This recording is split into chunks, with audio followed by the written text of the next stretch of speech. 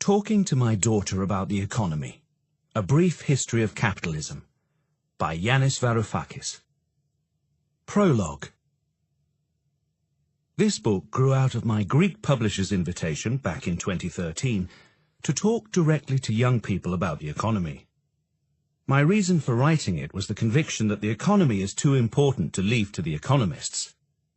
If we want to build a bridge, better to leave it to the experts, to the engineers. If we need surgery, better to find a surgeon to operate. But books that popularize science are important in a world where the President of the United States wages open war against it, and our children eschew science courses. Cultivating a broad public appreciation of science throws a protective shield around the scientific community that must produce the experts society needs. In this sense, the small volume here is quite different from those books. As a teacher of economics, I've always believed that if you're not able to explain the economy in a language young people can understand, then quite simply you're clueless yourself. With time, I recognized something else, a delicious contradiction about my own profession that reinforced this belief. The more scientific our models of the economy become, the less relation they bear to the real existing economy out there. This is precisely the opposite of what obtains in physics, engineering, and the rest of the real sciences, where increasing scientific sophistication throws more and more light on how nature actually works. This is why this book is my attempt to do the opposite of popularizing economics. If it succeeds, it should incite its readers to take the economy in their own hands and make them realize that to understand the economy, they also have to understand why the self-appointed experts on the economy, the economists, are almost always wrong. Ensuring that everyone is allowed to talk authoritatively about the economy is a prerequisite for a good society and a precondition for an authentic democracy. The economy's ups and downs determine our lives. Its forces make a mockery of our democracies. Its tentacles reach deep into our souls, where they shape our hopes and aspirations. If we defer to the experts on the economy, we effectively hand to them all decisions that matter. There was another reason I agreed to write this book. My daughter, Xenia, is an almost constant absence in my life.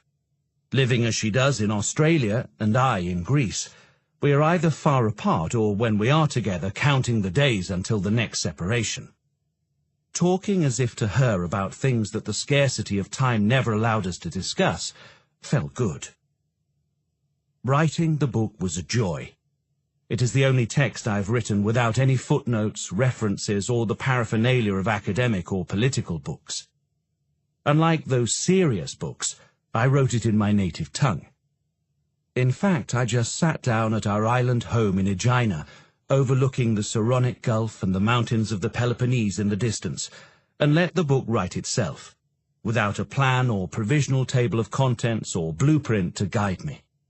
It took 9 days, punctuated by the odd swim, boat ride, or evening out with Danai, my forgiving and ridiculously supportive partner. A year after the book was published in Greek, life changed. The collapse of the Greek and European economies pushed me through the rabbit hole of a ministerial position in the midst of an almighty clash between the people who elected me and a global oligarchy. Meanwhile, thanks to my new role, this little book was being translated into many languages, its musings acquiring a large audience in France, Germany, Spain, and several other places. The only major language that it was not translated into was English. Now, with the help of Jacob Moe, who translated from the original Greek, and the good people at Penguin Random House, Will Hammond in particular, it is appearing in the language in which I usually write. Following swiftly on the heels of another book, Adults in the Room, which was exceptionally painful to write, documenting as it did the traumatic events of 2015, reworking this book into its English incarnation has been therapeutic, an escape from the trials and tribulations of one caught up in the vortex of a collapsed and sinking economy. It has allowed me to return to a long-lost self who once wrote in peace and quiet, without the constant assaults of the press, doing what I've always loved, seeking ways to disagree with myself in order to discover what my true thoughts are. The problem with our daily exchanges over the issues of the day is that we drift into a debate uninformed by the elephant in the room: capitalism. During the week in July 2017 that I worked on this English edition, again in Aegina, overlooking the same sea and the same mountains, I loved not writing about Brexit, Grexit, Trump, Greece, Europe's economic crisis, but instead talking to my daughter, in the abstract, about capitalism. For, in the end, nothing makes sense if we do not come to terms with this beast that dominates our lives. In view of what I've just written, readers may be surprised by the absence of any mention of capital or capitalism in the book. I chose to leave out such words, not because there's anything wrong with them, but because, loaded as they are with heavy baggage, they get in the way of illuminating the essence of things. So, instead of speaking about capitalism, I used the term market society. Instead of capital, you will find more normal words like machinery and produced means of production. Why use jargon if we can avoid it? Turning to my influences and sources, I have a confession. This book, courtesy of having been written as something of a stream of consciousness lasting a mere 9 days, is riddled with ideas, phrases, theories, stories that I've been consciously or unconsciously collecting, borrowing, plundering since the early 1980s to shape my thinking and to help me come up with teaching devices that shake students and audiences out of lethargy. A complete list is impossible, but here are some that come to mind. Besides the works of literature and the poems mentioned in the text, as well as the science fiction movies, without which I find it hard to understand the present, I shall mention 4 books. Jared Diamond's Guns, Steel and Germs, which underpins the story in the first chapter that explains the emergence of gross inequities and ultimately racist stereotyping. Richard Titmus's The Gift Relationship, whose discussion of the blood market underscores ideas first developed in Karl Polanyi's Great Transformation. Robert Heilbronner's majestic The Worldly Philosophers, and novelist Margaret Atwood's Payback, which I recommend unreservedly as perhaps the best and most entertaining book ever written on debt. Finally, it would be remiss not to mention the spectre of Karl Marx, the dramaturgy of the ancient Athenian tragedians, John Maynard Keynes's clinical dissection of the so-called fallacy of composition, and lastly, the irony and insights of Bertolt Brecht. Their stories, theories and obsessions haunt every thought I ever had, including the ones laid down in this book. Chapter 1. Why so much inequality? All babies are born naked, but soon after some are dressed in expensive clothes bought at the best boutiques, while the majority wear rags. Once they've grown a little older, some get annoyed every time relatives and godparents bring them yet more clothes, since they would prefer other gifts, such as the latest iPhone, while others dream of the day when they might be able to head to school without holes in their shoes. This is the kind of inequality that defines our world. From a young age, you seemed aware of it, even though it was not part of your everyday life, because, truth be told, the school we sent you to isn't attended by children condemned to lives of deprivation or violence, as the overwhelming majority of the world's children are. More recently, you asked me, "Why so much inequality, Dad? Is humanity that stupid?" My answer didn't satisfy you, or me for that matter, so please let me give it another try by posing a slightly different question this time. Why didn't the Aborigines in Australia invade England? Living and growing up in Sydney, as you do, your school teachers have spent many hours and lessons making you and your classmates aware of the hideous injustices perpetrated by white Australia on the country's original inhabitants, the Aborigines, of their splendid culture, which white European colonialists trampled underfoot for over 2 centuries, and of the conditions of shocking poverty in which they still live as a result of those centuries of violence, theft and humiliation. But did you ever wonder why it was the British who invaded Australia, seizing the Aboriginals' land just like that, almost wiping them out in the process, and not the other way round? Why didn't Aboriginal warriors land in Dover, quickly advancing to London, murdering any Englishmen who dared resist, including their queen? I bet not one teacher at your school dared to raise that question. But it's an important question, and if we don't answer it carefully, we risk thoughtlessly accepting either that the Europeans were ultimately smarter and more capable, which was certainly the view of the colonizers at the time, or that the Aboriginal Australians were better and nicer people, which is why they themselves didn't become brutal colonizers. Even if it were true, this second argument boils down to much the same thing as the first. It says there is just something intrinsically different between white Europeans and Aboriginal Australians, without explaining how or why, and nothing legitimizes crimes like those committed upon the Aborigines and others better than arguments of this sort. These arguments must be silenced, if only because they can emerge from within your own mind, tempting you to accept that history's victims deserved what they got because they were not smart enough. So the original question, why so much inequality between peoples, blends into another, more sinister question. Is it not simply that some groups of people are smarter and, as a result, more capable than others? If this is not the case, why is it you've never seen in the streets of Sydney the kind of poverty you encountered on your visit to Thailand? Markets are one thing, economies another.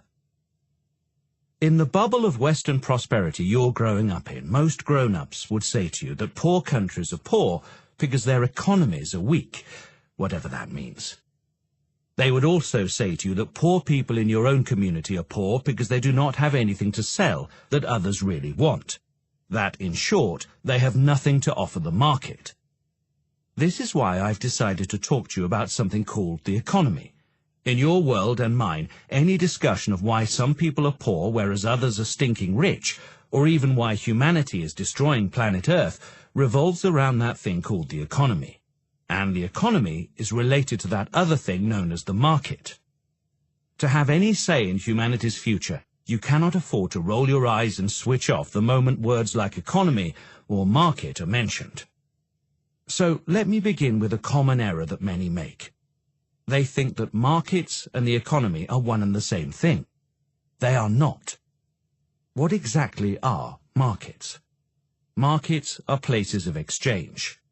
At the supermarket, we fill our trolley with things in exchange for money, which the seller, the owner of the supermarket or the employee paid with money from the register, later exchanges for other things that they want. Before money was invented, exchanges were direct. A banana would be exchanged directly for an apple, or maybe 2 apples. Today, with the internet in full swing, a market does not even have to be a physical place, like when you get me to buy you apps on iTunes or vinyl records from Amazon. Obviously, we've had markets since we were living up in the trees, since before we developed the capacity to grow food. The first time one of our ancestors offered to trade a banana for some other fruit, a market exchange of sorts, was in the air. But this was not a true economy. For an economy to come into being, something else was needed. A capacity to go beyond just gathering bananas from trees or hunting animals. A capacity to produce food or instruments that would not have existed without human labor. 2 big leaps: speech and surplus. Some 82,000 years ago, humans made the first big leap.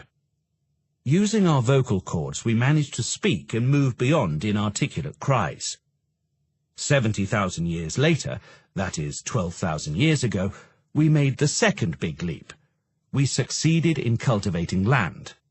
Our ability to speak and to produce food, instead of just shouting about and consuming what the environment naturally provided, wild game, nuts, berries, fish, gave rise to what we now call the economy. Today, 12,000 years after humanity invented agriculture, we have every reason to recognize that moment as truly historic. For the first time, humans managed not to rely on nature's bounty. They learned, with great effort, to make it produce goods for their own use. But was this a moment of joy and exultation? Not at all. The only reason humans learned to cultivate the earth was that they were starving. Once they had hunted down most of their prey with savvy hunting methods and multiplied in number so rapidly that produce from the trees was insufficient, humans were forced by dire need to adopt methods for cultivating the land. Like all technological revolutions, this wasn't one that humanity consciously decided to start.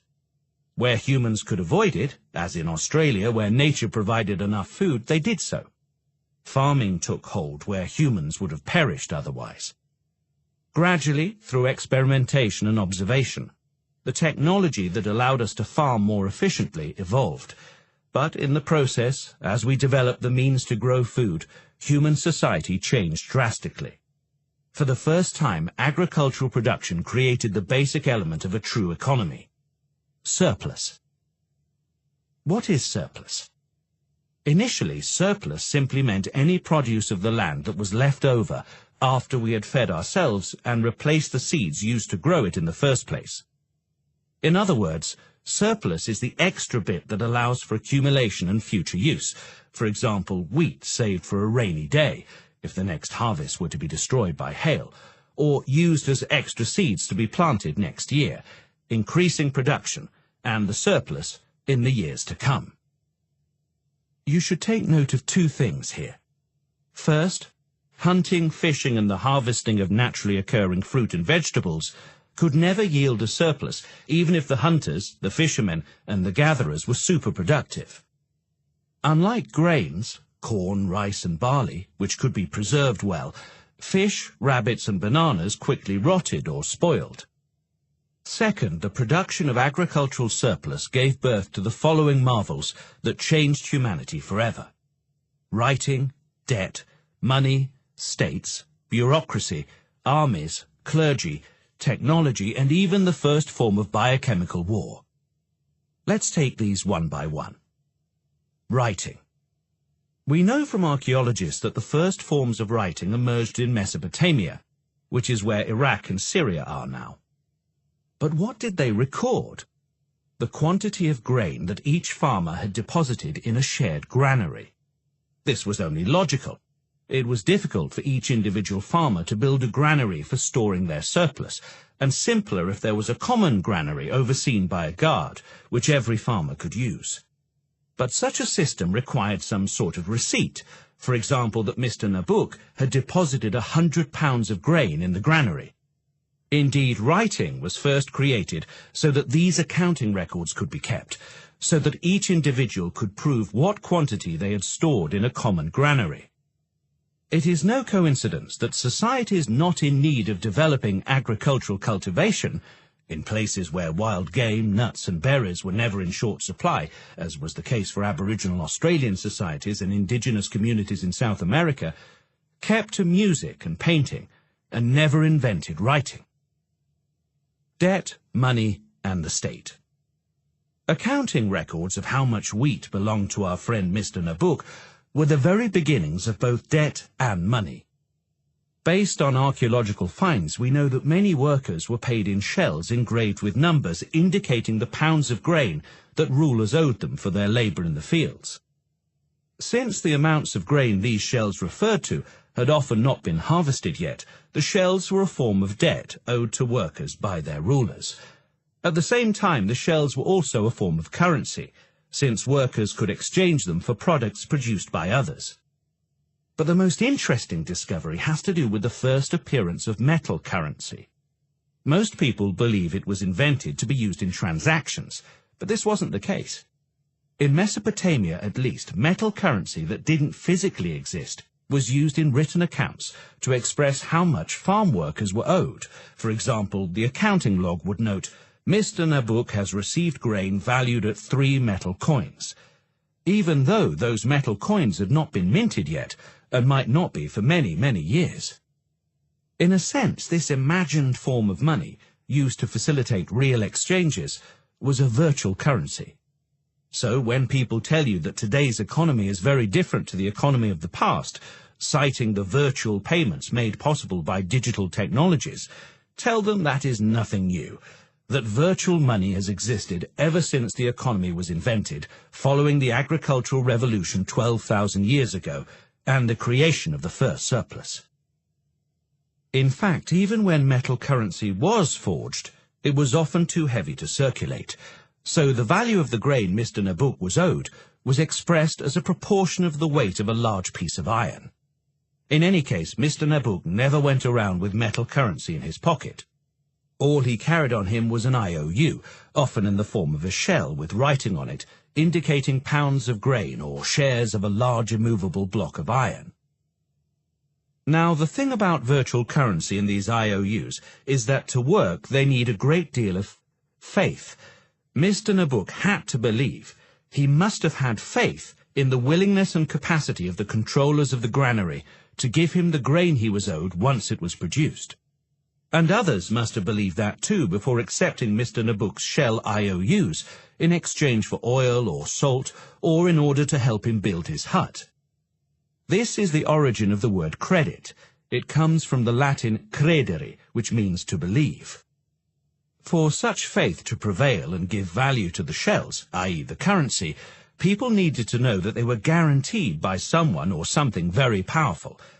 This might be a ruler descended from the gods, a mighty king of royal blood, or later something resembling a state or a government, an authority that could be trusted to have the future power to reimburse Mr. Nabuk with his share of the grain surplus, even if the individual ruler were to die. Bureaucracy, army, clergy. Debt, money, faith and state all go hand in hand. Without debt, there is no easy way to manage agricultural surplus. As debt appeared, money flourished. But for money to have value, an institution, the state, had to make it trustworthy. When we talk about the economy, this is what we're talking about: the complex relations that emerge in a society with a surplus. And as we examine these relations, what also becomes clear is that a state could never have been born without surplus, since a state requires bureaucrats to manage public affairs, police to safeguard property rights, and rulers who, for better or for worse, demand a high standard of living. None of the above would be conceivable without a hefty surplus to sustain all of these people, without them having to work in the fields. Nor could an organized army exist without a surplus, and without an organized army, the power of the ruler, and by extension the state, could not be imposed, and the society's surplus would be more vulnerable to external threats. Bureaucracies and armies were made possible by agricultural surpluses, which in turn created the need for bureaucracies and armies. The same was true of the clergy. The clergy? Yes, surplus begat organized religion. Let's see why. Historically, all the states resulting from agricultural societies distributed their surplus in an outrageously unequal manner, to the benefit of those with social, political and military power. But as strong as these rulers were, they were never strong enough to face down the vast majority of impoverished farmers, who, if they joined forces, could overthrow the exploitative regime in a matter of hours. So how did these rulers manage to maintain their power, distributing surplus as they pleased, undisturbed by the majority?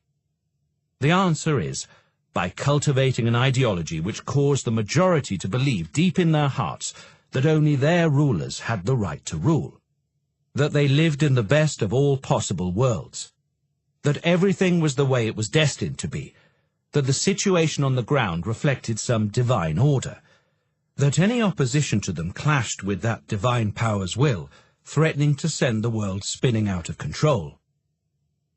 Without this legitimizing ideology, the power of the state didn't stand a chance. Just as the state had to exist in perpetuity, surviving the death of its ruler, the ideological crutch for state power needed to be institutionalized too. The people who performed and instituted the ceremonies that served this purpose were the clergy. Without a large surplus, there would be no capacity to create religious institutions with complicated hierarchies of clergy, since the holy men and women did not produce anything. At the same time, without organized religion, the ruler's authority over the generation and distribution of the surplus would be very unstable and prone to insurrections by the majority, whose share of the surplus was usually tiny. This is why, for thousands of years, the state and the clergy were one and the same. Technology and biochemical war. The human brain managed to bring about technological revolutions well before agricultural production came about. For example, the invention of fire, metal extraction from ore, the aerofoil, as in the Australian Aborigines' remarkable boomerang. But agricultural surplus gave technology a gigantic boost by simultaneously giving rise to new technological needs, the need for ploughs and irrigation systems, and by concentrating resources in the hands of a powerful few. The agricultural revolution catapulted human technology to a level that made possible the construction of the magnificent pyramids, the Parthenon, and the Inca temples, with the help, of course, of thousands of slaves. But surplus also creates deadly bacteria and viruses. When tons of wheat are piled into common granaries surrounded by throngs of people and animals, in towns and cities that lack basic waste disposal systems, the result is a massive biochemical laboratory in which bacteria and viruses rapidly develop and proliferate and cross from one species to another. Human bodies had not evolved to cope with the resulting devastating diseases, and at first many died, but slowly, over generations, the inhabitants of these societies managed to adjust to cholera, typhus, and the flu, and became more resistant to them. Of course, when they encountered tribes and communities that had not yet developed agricultural production, because of the millions of deadly microorganisms they now carried with them, a handshake was enough to wipe most of the tribespeople out. In fact, both in Australia and America, many more of the native populations died from contact with bacteria and viruses carried by invading Europeans than from cannonballs, bullets, and knives. In some cases, the European raiders even engaged knowingly in biochemical war. On one occasion, a Native American tribe was devastated when a delegation of European colonists gifted them blankets knowingly seeded with smallpox virus. Back to the question, why did the British invade Australia and not the opposite? Time to revisit the tough question I started off with. Why did the British invade Australia instead of the Aborigines invading England? More generally, why did all imperialist superpowers emerge in Eurasia and not one from Africa or Australia? Does it have to do with DNA? Certainly not. The answer lies in what I've just been telling you. We saw how, in the beginning, was surplus, and from agricultural surplus there emerged writing, debt, money, and states, and from these economies emerged technologies and armies. Simply put, the geographical conditions in Eurasia, the nature of the land and the climate, meant that agriculture and surplus and all that went with it took hold with great force, leading to the emergence of rulers of states in command of armies equipped with technologies such as guns, and made even more lethal by the biochemical weapons they carried in their bodies and on their breath. In countries like Australia, however, things were different. For a start, food was never in short supply, since 3 to 4 million people living in relative harmony with nature had exclusive access to the flora and fauna of a continent the size of Europe. As a result, there was no reason to invent the agricultural technology that allows for the accumulation of surplus, or for that technology to be adopted when the opportunity presented itself. Today we know, you at least certainly do, that the Aborigines had poetry, music, and myths of tremendous cultural value, but they didn't have the means to attack other peoples, or to defend themselves from the armies, the weapons, and the germs that agricultural surplus-producing economies engender. In contrast, the British, coming from Eurasia, had been forced by climate and need to generate large surpluses, and all that came with them, from seagoing vessels to biochemical weapons. As a result, when they arrived on the Australian coast, the Aborigines didn't stand a chance. And what about Africa, you might reasonably ask? Why did not a single African country grow powerful enough to threaten Europe? Why was the slave trade such a one-way street? Maybe the Africans weren't as capable as the Europeans after all. Nothing of the sort. Take a look at a map and compare Africa's shape to Eurasia's. The first thing you'll notice is that Africa extends more to the north and south than it does to the east and west, starting off at the Mediterranean, extending south to the equator, and then continuing until it reaches the temperate climates of the southern hemisphere. Now take a glance at Eurasia. It does just the opposite, beginning on the Atlantic and spreading east all the way to the Chinese and Vietnamese coasts on the Pacific Ocean. What does this mean?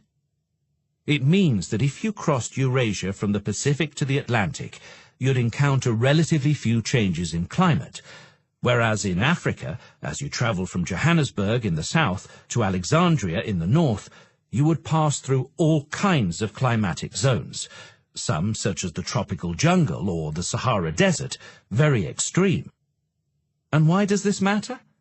Simply because African societies that developed agricultural economies, current-day Zimbabwe, for example, found it much harder to expand, since their crops didn't travel well, refusing to take root further north, by the equator, or even worse, in the Sahara. On the other hand, once the peoples of Eurasia discovered agricultural production, they expanded west or east almost at will. Their crops, wheat in particular, could be planted further and further afield, forming a single, fairly homogeneous farming realm from Lisbon to Shanghai. It was the perfect terrain on which to mount invasions, with one farming people hijacking another's surpluses and adopting their technologies, and to fashion entire empires. Another type of inequality. Geographical conditions predetermined that Africa, Australia and the Americas would be colonized by Europeans. It had nothing to do with DNA, character or intelligence. To put it simply but accurately, it was all due to the shape and location of the different continents. But there's also another type of inequality that geography cannot explain. Inequality within the same community or country.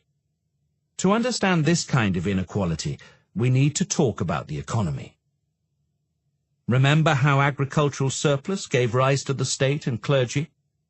Its accumulation both required and led to an over-concentration of power, and consequently wealth among the few who ruled over the rest, known as the oligarchy, which comes from the Greek words oligoi, the few, and archein, to rule.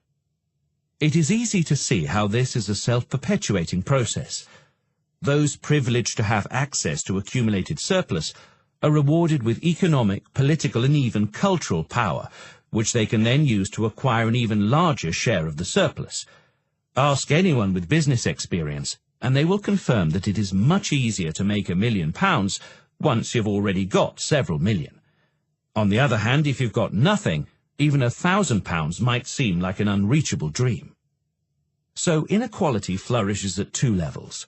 First, on a global level, which explains why certain countries entered the 20th and 21st centuries dirt poor, while others enjoyed all the advantages of power and wealth, often secured by looting the poorer countries. The other level is within societies themselves, although it's often the case that the few wealthy individuals in the poorest of countries are wealthier than many of the richest citizens of wealthier nations. The story I've told you thus far traces the origins of both types of inequality back to the production of economic surplus during humanity's first technological revolution, the development of agriculture. In the next chapter, let's continue the story of inequality with the next technological revolution, which brought us machines such as the steam engine and the computer, as well as the society you were growing up in, complete with levels of inequality that farming alone was incapable of achieving. But before that, a word of encouragement. Inequality as a self-perpetuating ideology. When I referred to the clergy and its role, I mentioned how ideology works to legitimize the unequal distribution of surplus in everyone's eyes, both the haves and have-nots. It works effectively to the degree that it creates a web of beliefs, something like a mythology. If you think about it, nothing is reproduced with greater ease than the faith of the haves that they deserve what they get. Since childhood, you've been caught up in a vicious logical contradiction that you barely noticed. On the one hand, you were appalled by the idea that some kids cry themselves to sleep because they are hungry. On the other, you were thoroughly convinced, like all children, that your toys, your clothes, and your house were all rightfully yours.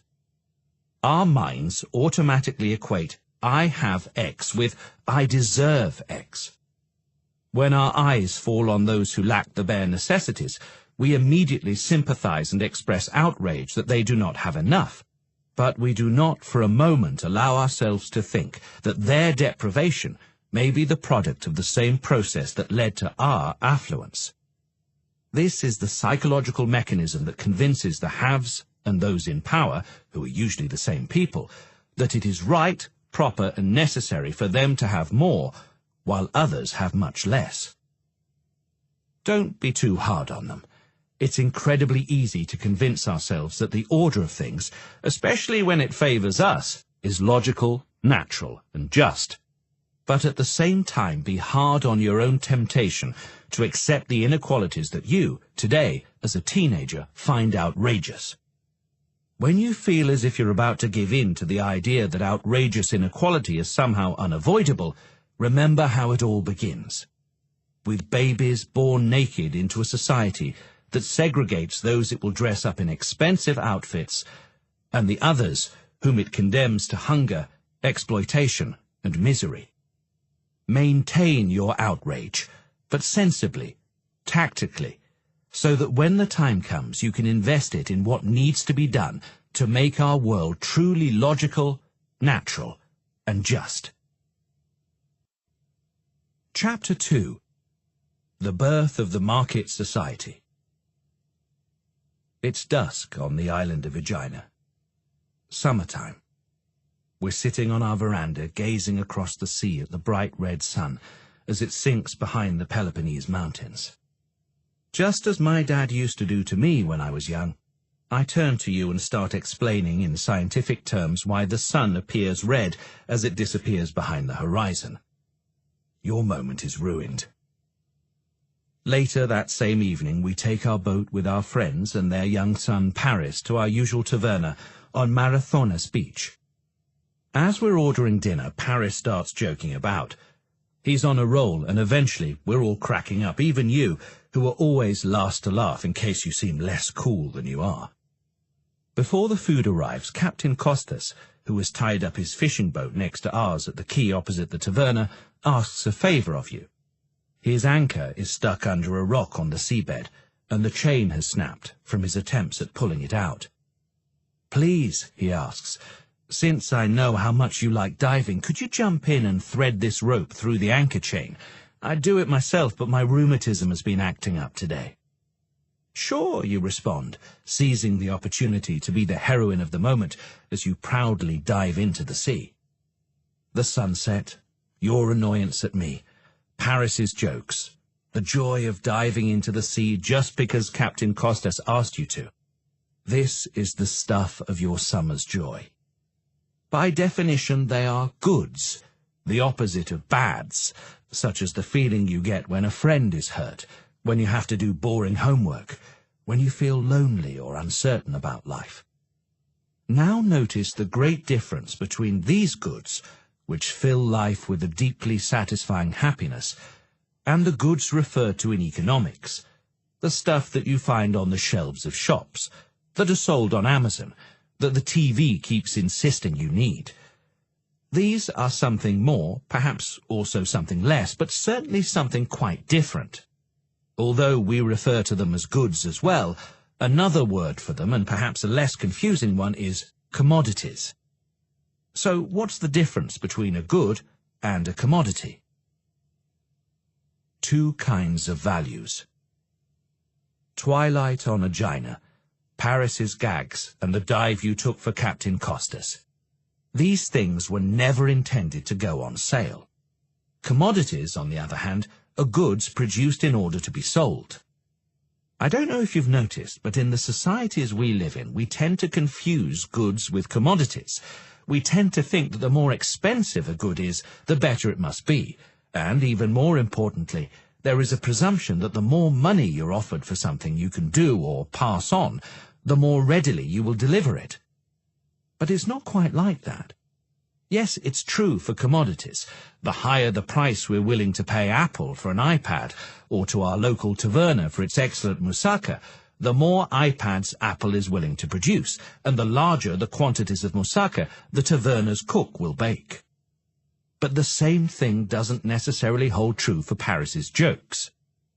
If we told Paris that we'd pay him to tell more jokes, and in proportion to how much he makes us laugh, he will most likely think it weird and become self-conscious. The prospect of payment could easily make him lose his sense of humour. Or let's take the example of you and Captain Costas. If he offered you money to dive, you might not take such joy from it. Suddenly, the value of the gesture made out of a sense of altruism and adventure would be lost, and it's quite possible that the small amount of money on offer would fail to make up for it. True, if Paris becomes a professional comedian when he grows up, or if you become a professional diver, then his jokes and your dives will become commodities, and you'll sell them for specific amounts of money.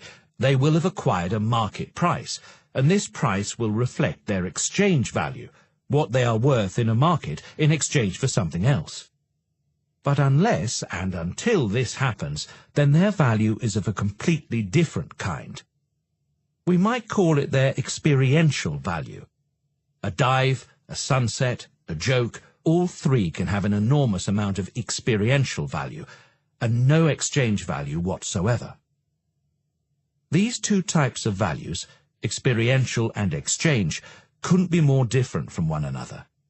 Yet very often in today's societies, just as all goods are thought of as commodities, so all values are measured, by economists at any rate, as if they were exchange values. Anything without a price, anything that can't be sold, tends to be considered worthless, whereas anything with a price, it is thought, will be desirable. One very good example of this confusion is the blood market. In many countries, donors voluntarily give blood free of charge because they feel compelled to help fellow citizens whose lives are at risk. In other countries, donors are compensated for the blood they give with money. Where do you think more blood is given? Before I've even finished asking the question, I bet you've already guessed the answer. It has been observed that in countries where blood donors are paid for the blood they donate, the quantity collected is significantly smaller than it is in countries where blood is donated voluntarily, without payment. It seems that payment discourages more donors who want to give their blood free of charge than it attracts donors who care for the money. Those who confuse goods with commodities fail to understand why blood donations decrease when donors are paid. They are baffled by the fact that potential blood donors decide not to give blood, just because they've been offered money in return. But what's happening here is easy to understand if you recall the dive Captain Costas asked of you. When he resorted to pleading with you to take a dive into the sea, at night no less, so you could help him with his anchor, that sense of being a good, heroic kid made you overcome your fear of the dark sea and the inconvenience of undressing and getting all cold and wet and salty. It's very possible you wouldn't have done it if he'd said, "I'll give you €5 to jump in the water." The same holds true in the case of donating blood. Many blood donors take pleasure from the idea of giving blood. But when they're offered a monetary sum for it, the shift from contribution to transaction ruins the pleasure, while the sum being offered isn't enough to make up for it, let alone the time and pain of having a needle stuck into one's arm. Oscar Wilde wrote that a cynical person is someone who knows the price of everything but the value of nothing. Our societies tend to make us all cynics, and no one is more cynical than the economist who sees exchange value as the only value, trivializing experiential value as unnecessary in a society where everything is judged according to the criteria of the market. But how exactly did exchange value manage this triumph over experiential value? The commodification of everything. Imagine the scene. It's Easter Sunday. We've been eating and drinking since morning. We grown-ups have been working 2 whole days preparing the food, the house and the table. Early in the evening, after the feast is finished and the house is a mess, I ask you to help me tidy up the house a bit. You can't be bothered and ask, "How much do you want, Dad, to let me off this chore? I'll get out my piggy bank and give you the money." How do you think I would respond? Quite simply, no price would suffice to alleviate my disappointment. In a family, among friends, in communities, people do things for one another. This too is a certain form of exchange, though not in the commercial sense, nothing like a market exchange. We're exchanging labor in the context of our own household, when I wash up the dishes and in return you take the rubbish out. It is a type of exchange more like an exchange of gifts at Christmas or solidarity among neighbors who help each other when need arises. These exchanges are personal and reflect long-standing, deep, familial, communal bonds and feelings. In sharp contrast, market exchanges are exactly the opposite, fleeting, cold, impersonal, as in when you order a book from Amazon with the click of a button. A long time ago, most goods were produced outside the circuit of commercial transactions. In other words, outside the market. They were produced in a manner closer to how we divide labor within our home. This, of course, does not necessarily mean that the world was a better, more ethical place. For centuries, if not millennia, women were given the worst tasks within patriarchal, sexist households. Not to mention the serfs and the slaves who did all the drudgery in real or virtual shackles. The very fact that most work, most production took place within the confines of the extended household gave rise to the word oikonomia, which comprises two words. Oikos, household, and nomoi, laws, rules, constraints. This is the etymology of economy, which literally means something like the laws of running or managing a household. A farming family would produce its own bread, cheese, sweets, meat, clothes, and so on. In good years, when the harvest was plentiful and there were crops to spare, surplus produce such as extra tomatoes or wheat was exchanged with products made by other farmers that they were unable to produce themselves, such as scythes or apricots. In lean years, when belts were tightened and deprivation occurred, these commercial transactions ceased, since there was no surplus to exchange for other stuff. For much of human history, a household economy mainly produced goods, but only occasionally produced commodities. Over the past 200 or 300 years, our societies have transitioned to a different phase of human history. More and more of our products have turned into commodities, while an increasingly smaller share of our productive efforts has ended up producing goods for personal consumption. If you take a look in our kitchen cabinets, for instance, you'll find plenty of stuff produced for its exchange value, which our family could not have produced on its own by any means.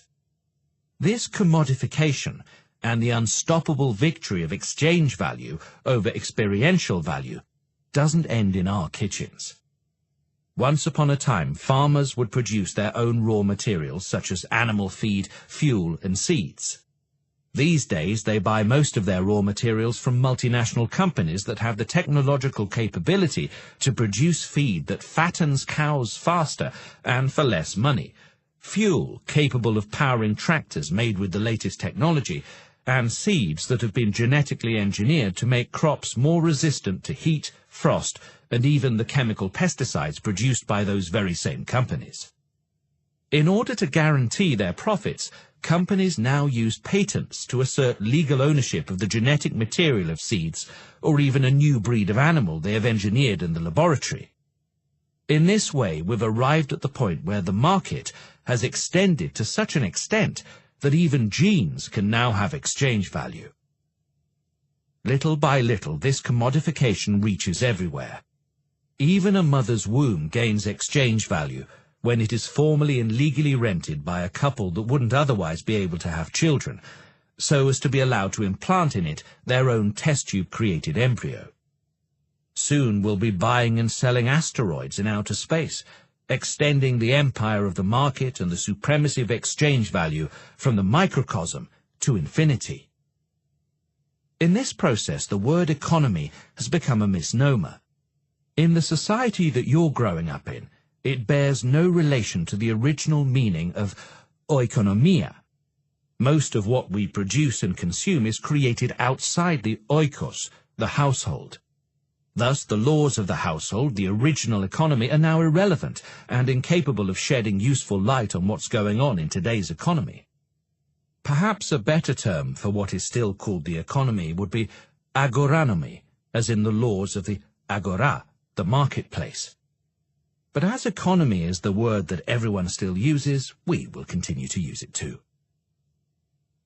A world removed from the logic of markets. According to the ancient Greek poet Homer, as you know, the protagonists of the Trojan War toiled, quarreled, and even gave their lives in the quest to obtain goods, such as glory, the spoils of war, honor, the benefits of being in their king Agamemnon's good graces, and more. Homer tells us that the warrior Achilles, upset by Agamemnon's decision to claim some spoils which he himself felt he had won in battle, went on a long strike, willfully refusing to participate in battles for most of the Trojan War. Even though Agamemnon knew very well that he desperately needed Achilles' help, he didn't think for a moment about proposing some sort of monetary incentive, offering him money in compensation for the spoils he had taken. If he had proposed such a thing, Achilles would have undoubtedly felt even more offended. It wasn't just ancient Greek poets that equated non-commercial goods with true goods. Ovid, a Roman poet, recounted the clash between the Greek warriors Ajax and Odysseus over who would get the weapons of recently slain Achilles, exquisite artifacts manufactured by the god Hephaestus himself at Achilles' mother's request. According to Ovid, the Greek generals agreed to hear both of their arguments before deciding who was worthy of wielding the fallen demigod's arms. Eventually, the arguments made by Odysseus, the ingenious architect of the Trojan horse, prevailed against those of the fearless warrior Ajax, who tragically took his own life after hearing of his peers' verdict. How might such a dispute over valuable artifacts have been resolved today? Most likely we would have held an auction, after which whoever had paid the most money would get to saunter off with Achilles' weapons. So why didn't the ancient Greeks think of auctioning them? The answer is that an auction would have been pointless and offensive, since what mattered to Ajax and to Odysseus was not the exchange value of the weapons. What mattered to them was a different kind of value altogether, the honor of being thought by their peers to deserve Achilles' arms. If ownership was decided according to who made the highest bid in an auction, then carrying off Achilles' weapons would be, if anything, a humiliation. Every time the winner of the auction looked at his arms in their tent, they would be reminded of their failure to win them on merit. The reason for this difference between their world and ours is the difference between a society with markets and today's market society. Back in Homer's day, only a tiny minority of products passed through any kind of market. Commodities, markets, and exchange value did exist, and played an important role in antiquity. The ancient Phoenicians, Greeks, Egyptians, Chinese, Melanesians, and countless other trading peoples traveled thousands of miles carrying all sorts of products from one end of the world to the other, taking advantage of variations in exchange value from place to place. But these societies weren't governed by the logic of the market. To understand how and why Homer's characters, or people in the Roman Empire or during the Middle Ages, behaved, we would need to understand first and foremost their cultural or experiential values. Just as the behavior of Achilles, Odysseus, and Ajax makes little sense to a Korean or American businessman today, so the behavior of people today would be baffling to the warriors of antiquity. For to understand why people around us behave the way they do, you must realize that their behavior is embedded in market societies where exchange value rules supreme. Life in market societies can only be understood in economic or rather agronomic terms. Of course, culture, customs, and faith are still important. Yet even these remnants of a world in which the markets were marginal and experiential values still ruled tend to make themselves felt via their influence on markets. This is why I'm going on and on talking to you about the economy. The question now is, how and why did societies with markets become market societies? The genesis of market societies. The process of production requires three basic elements. Raw materials that ultimately must be extracted from nature, for example iron ore, tools and machines with which to work them, fences and buildings in which to house it all, a whole panoply of infrastructure. All this is known as the produced means of production, or, as economists call them, capital goods. Land or space, such as a farm, a mine, a factory, a workshop or an office, where this production takes place. Labour, to breathe life into the product. In earlier societies, none of these factors of production were commodities. They were goods, but not commodities. Take human labour, for example. People always worked, perhaps even harder in the past than today. Labour, human toil, was everywhere. But what we now refer to as the labour market, think of the back pages of a newspaper in which employers post job offers, was unknown, unthinkable even. In times of slavery or feudalism, the slaves and the serfs worked hard, but did not sell or rent their labour to their masters. Masters simply took a large percentage of their harvest by force, often backed by the threat of violence. As for their tools, the produced means of production, they were either manufactured by the serfs themselves or by craftsmen who worked on the same fief, fed by the serfs in exchange for the tools they crafted. More or less like what happens at the family dinner table, where everyone contributes something. Finally, land wasn't a commodity either. You were either born a landowner, in which case you wouldn't even think of selling your ancestors' acres, as doing so was considered an abomination, or born a serf, and as a result destined to never own land yourself. Market societies came about when most productive activity began to be channeled through markets, and these three factors of production were thereby transformed into commodities, acquiring exchange value in the process. Workers were set free to offer their labour for money in newly formed labour markets. Tools began predominantly to be made and sold by specialist craftsmen. And, of course, land finally took on exchange value as a result of being bought, sold and rented in newfangled real estate markets. So how did this great transformation happen? Why, all of a sudden, did the three factors of production turn into commodities? Global trade.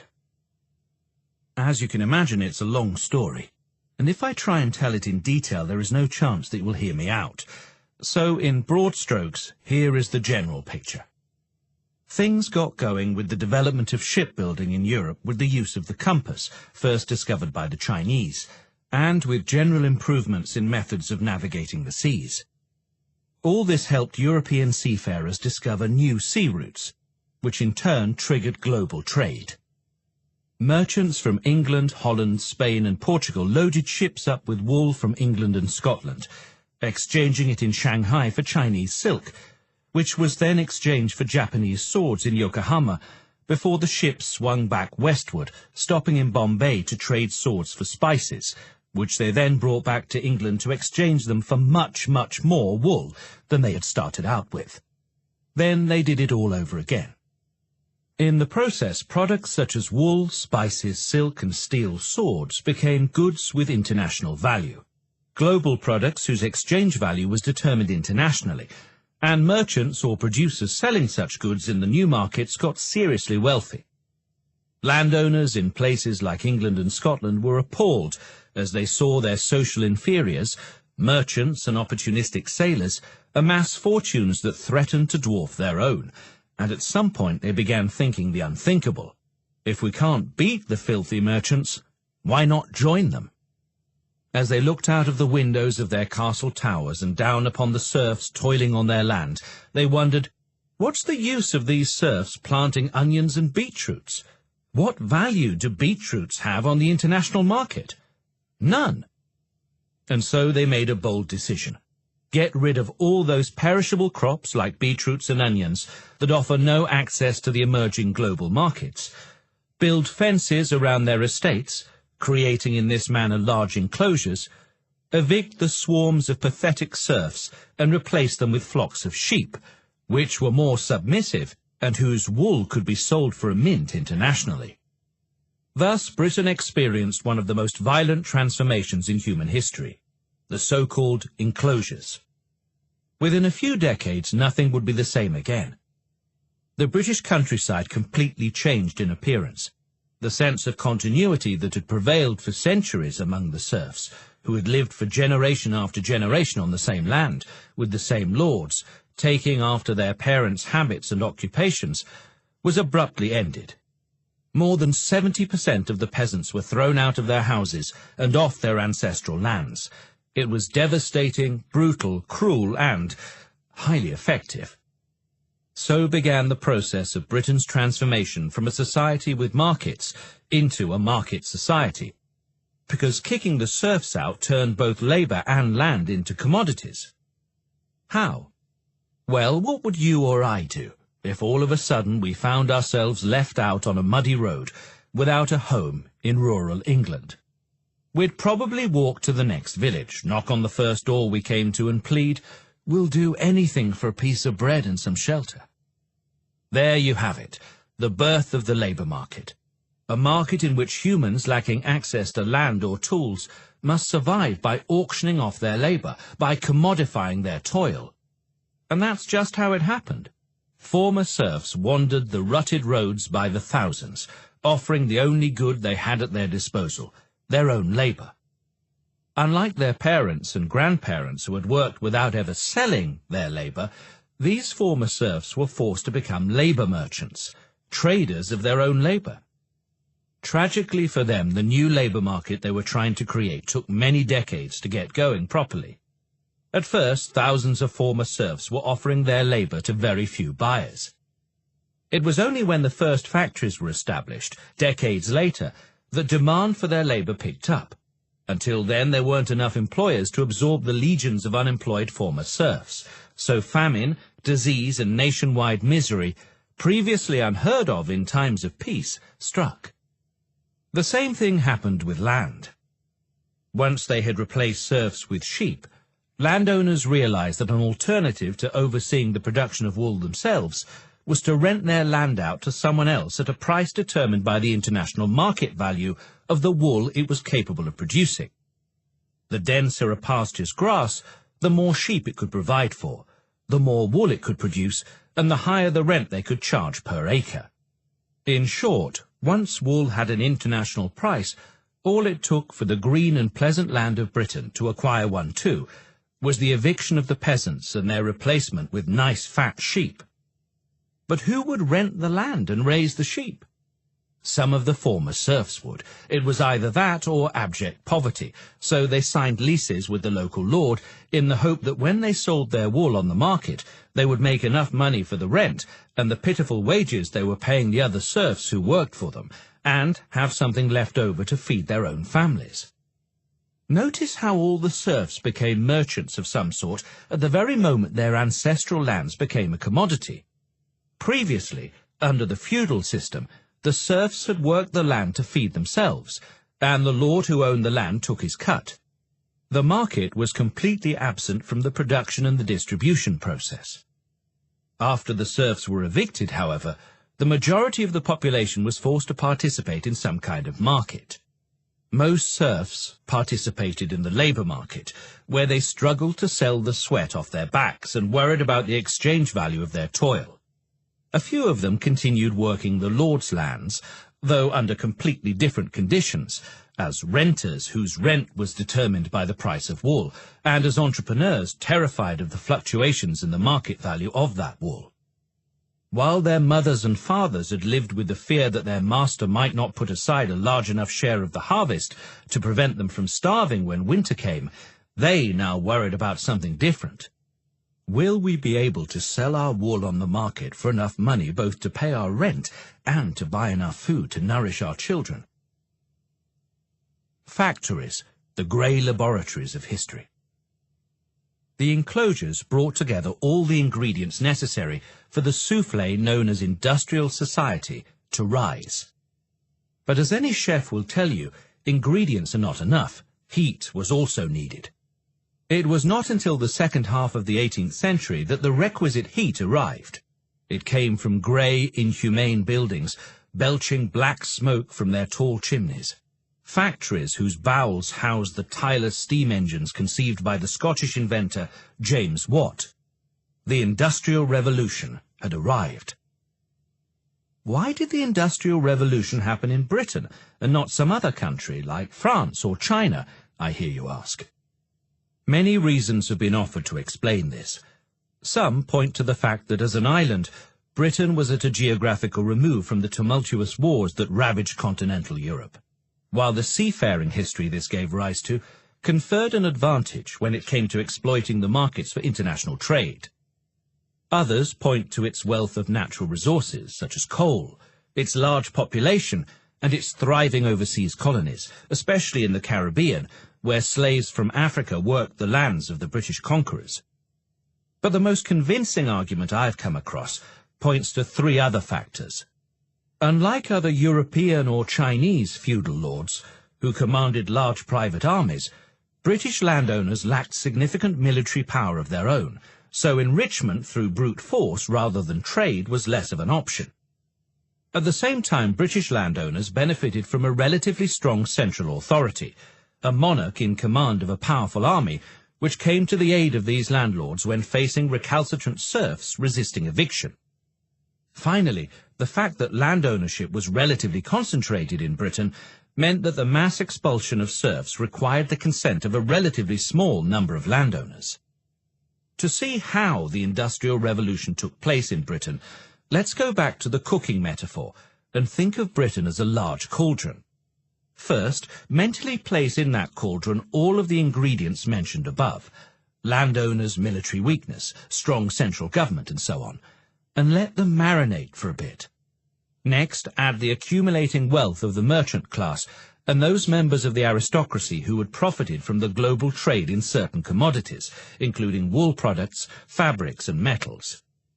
Then add hordes of unemployed former serfs begging on the streets for a piece of bread, for work, for anything at all.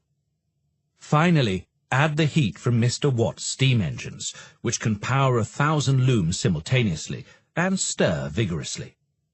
With a little luck, the Industrial Revolution will rise out of your cauldron in the form of the first factories. And it was here, in these dark satanic mills, as William Blake called them, that the descendants of the wretched former serfs eventually found jobs as industrial workers, sweating away for the first time in history, side by side with the new steam engines. The Great Contradiction. The triumph of exchange values over experiential values changed the world both for the better and for the worse. On the one hand, with the commodification of goods, land and labour, came an end to the oppression, injustice and wretchedness of serfdom. A new concept of freedom was born, along with the possibility of abolishing slavery and the technological capability to produce enough goods for all. On the other hand, it prompted unprecedented new forms of misery, poverty, and potential slavery. With the advent of market societies and the exclusion of serfs from arable land, these landless former cultivators became either industrial workers or farmers who paid rent to landowners. In both cases, they were now free to the extent that they no longer could be forced to work against their will. But their freedom came with new chains. While the waged labourers were free to do as they pleased, they were now entirely at the mercy of the markets, free only as long as they managed to find employers for their labour or buyers for their wool. Without land, they were free to go wherever they wanted, but were also at risk of the absolute deprivation of homelessness. Those who did manage to find jobs worked over 14 hours a day in the suffocating factories of Manchester, in the Welsh and Yorkshire coal mines, in the shipyards on the River Clyde. Newspapers at the time reported 10-year-old children in England and Scotland who lived chained to steam engines day and night in order to extract as much work from them as possible. Pregnant women worked away in the Cornish tin mines, some of them forced to give birth unassisted in the shafts. Around the same time, in colonies such as Jamaica and what was to become the southern United States, production continued to rely on the labour of slaves abducted from their homes in Africa and sold for their exchange value. Nothing like this had ever happened before in human history. It may be true that humankind was globalizing from very early on. After all, as you know, all humans trace their ancestry to Africa. But the type of globalization that spawned the Industrial Revolution and was reinforced by it gave rise to the great contradiction, the coexistence of unimaginable new wealth and unspeakable suffering. As a result, the inequalities brought about by the agricultural revolution, which we encountered in the previous chapter, increased spectacularly. Money makes the world go round. You've heard the expression quite often. Though it's an unbearably cynical and miserably pessimistic view of humanity, it may, unfortunately, be largely true. But even if money is the be-all and end-all of life these days, what I'm really trying to tell you here is that it wasn't always so. Money may have always been an important tool that helped people achieve their goals, but it wasn't a goal in and of itself to the extent that it is today. Under the feudal system, a landowner would have never thought of selling his castle, no matter how much money he was offered. He would have thought it immoral and disgraceful. If he had been forced to do so out of need, he would have considered himself a humiliated and despicable failure. Today there is hardly a castle, painting, or yacht that won't be sold if the price is right. In the triumph of exchange values over experiential values, as societies with markets evolved into market societies, something else happened. Money was transformed from being a means into an end. It is now time to offer you a simpler, more succinct explanation of how this came to be. Humanity invented the profit motive. But wasn't the profit motive always part of human nature? No, it was not. Greed, yes. An irrepressible urge to amass power, gold, works of art, fashionable friends, land? Absolutely. But profit is quite different to all that, and no, it was not an important driver of history until fairly recently. And now let me try out on you an even more puzzling idea. The rise of profit as a major incentive for people to do things came hand in hand with a new role for debt. Chapter 3. The Marriage of Debt and Profit. Hell is where I am. This is the demon Mephistopheles' answer when he appears suddenly before Dr. Faustus, the protagonist of Christopher Marlowe's famed play, and Faustus asks if he has been suddenly transported to hell. Wherever I go, I'm still in it, Mephistopheles explains. I know that you haven't yet read this dark tale of how Faustus sold his soul to Mephistopheles. The reason I've not introduced you to it before is not because of its macabre and disturbing narrative. After all, the fairy tales of the Brothers Grimm, which you have read, are much worse when it comes to gore and unpleasantness. No, the reason is that it is all about a concept that is truly inappropriate for children. Debt. Here's what happens in Marlowe's tale. Mephistopheles approaches Dr. Faustus with a tempting proposal.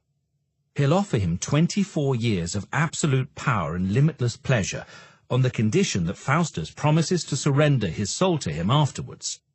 Faustus thinks about it and decides that 24 years of omnipotence and bliss are enough, and that Mephistopheles can do as he pleases with his soul when the time is up. So he agrees. Mephistopheles smiles and asks him to sign a contract, which Faustus signs not in ink, but in his own blood.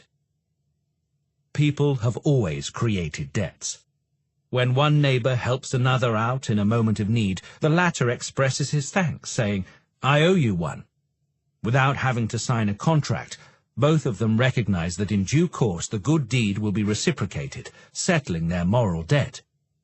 But this kind of solidarity is different from debt as we understand it today in two ways. First, because of the contract, and second, because of something called interest. A contract turns an informal agreement such as lend me a hand today and I'll lend you a hand tomorrow into a legal obligation with specific terms that take the form of exchange values, often but not always expressed in money. Within that contract, known as a loan agreement, it is most often the case that whoever receives the loan, the debtor, will eventually pay the person giving the loan, the creditor, something extra in addition to repayment of the loan itself, usually more money. This particular form of profit derived from the giving of loans is called interest. So here is the difference.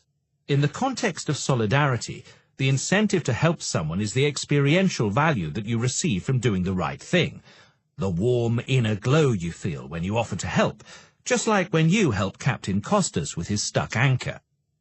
But in the case of a loan agreement, of a legal contract, your incentive is to earn some surplus exchange value in return, to profit from the payment of interest. In Dr. Faustus's case, Mephistopheles was not interested in solidaristic exchanges. Sick and tired of dragging people who deserved damnation to hell against their will, the demon wanted to snare a far greater prize, a good person who freely chooses their eternal torment. He does so by indebting the good doctor in a free and fair agreement. As the clock marches second by second to midnight, at the end of Faustus's 24 years of bliss, the doctor naturally sinks deeper and deeper into despair and regret at the contract he had signed, realizing the terrible interest he must pay. The story of Faustus and his debt to Mephistopheles is important because it reflected people's worries at a time when their societies were transforming from societies with markets into market societies.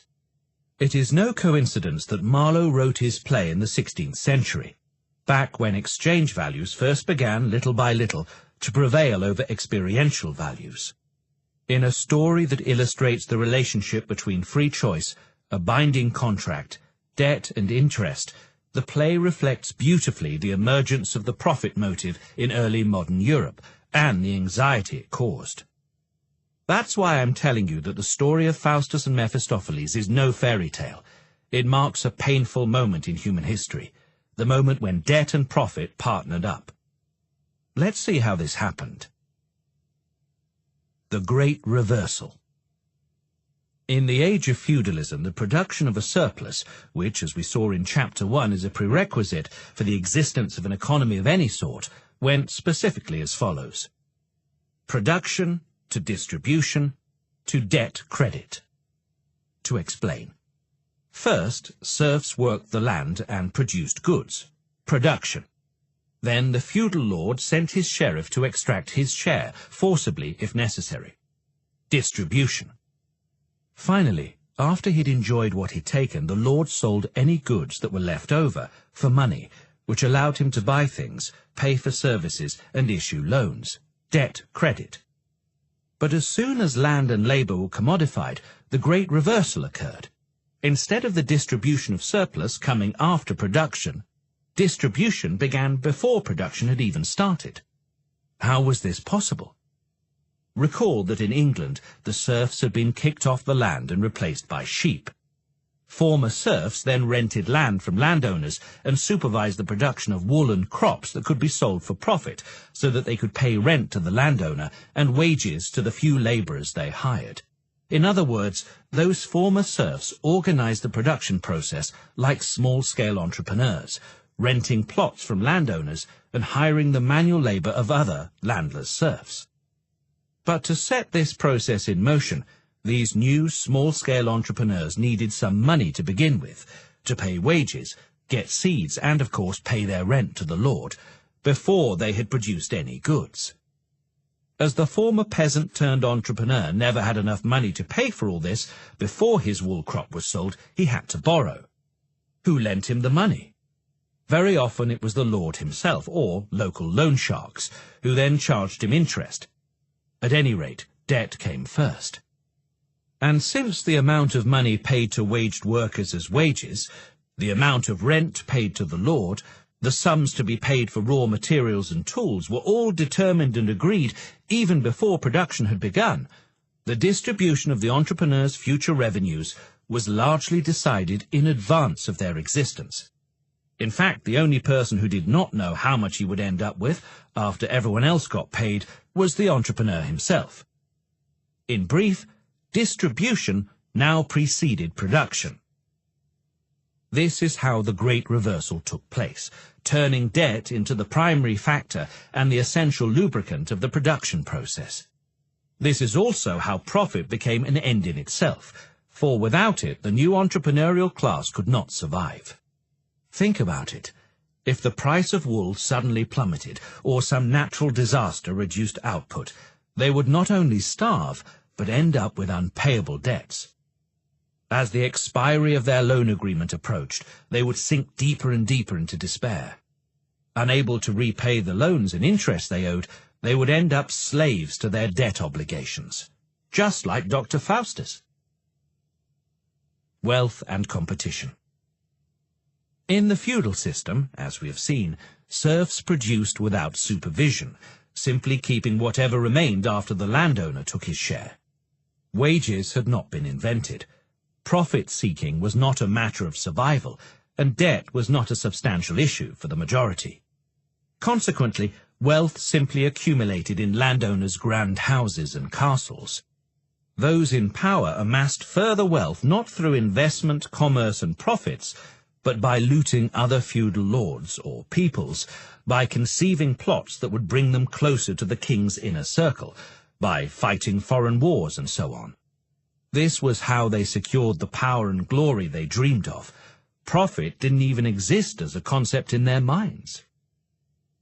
However, with the arrival of business enterprises intent on making profits, a new source of wealth was created. Imagine water flowing from a tap into your bathtub. This is the money coming into your business. Now imagine the bath plug has not been put in properly. The water flowing out is what you're spending to keep the business going.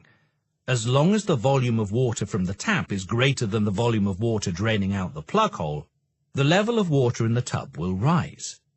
The greater this difference between the water flowing in and the water flowing out, the greater the profit. The higher the water level rises in the tub, the more wealth is accumulated. In the feudal system, the dominant position of the aristocratic class was assured by their political, military, legal, and customary advantages. Rarely was there any incentive to improve their technologies so as to increase productivity and increase the rate of wealth accumulation. In contrast, nothing and no one could or wanted to guarantee the emergent entrepreneurs their survival. Indeed, the prevailing political, legal, and customary system was geared against them. This is why the only way they could ensure their survival was to profit, and because, unlike an aristocrat, anyone could become an entrepreneur, assuming they were willing and able to take on the necessary debt, every entrepreneur was immediately set against every other in a mortal competition for resources, clients, and survival. Whoever could sell at the lowest price would attract the most clients. Whoever paid their hired workers the least would stand to gain the most, and whoever could increase the productivity of their labor fastest would win both races at the same time. New technology could confer competitive advantage, and entrepreneurs had every incentive to take it up.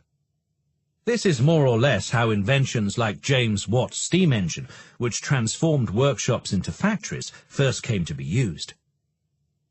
Of course, the technology came at a price. To buy it, very often more money had to be borrowed. With additional debt came greater potential for profit, but also a faster route to ruin should things go wrong. As the entrepreneurs' debts, profits, and angst grew and grew, the competition between them became fiercer and fiercer. They had to pay their workers as little as possible, lest they end up bankrupt. Incredible new wealth thus grew side by side with burgeoning debt and deepening poverty. While the rich got richer, the bankrupt were ushered into the hell of the workhouse, and masses of workers faced ever harsher working conditions. Do you see now how debt, not coal, was the real fuel that powered the engine of the Industrial Revolution, generating mountains of wealth for a few and unspeakable misery for the rest? In market societies, all wealth is nourished by debt, and all of the unimaginable riches created over the past 3 centuries ultimately owe their existence to debt. Debt, as Dr. Faustus shows us, is to market societies what hell is to Christianity. Unpleasant, yet indispensable. Dr. Faustus versus Ebenezer Scrooge. Returning to Faustus, you should know that the version of the story which most people read these days, and the one most performed in theatres, isn't Marlowe's play The Tragical History of Dr. Faustus, but Faust, a much later version written by the German poet Goethe.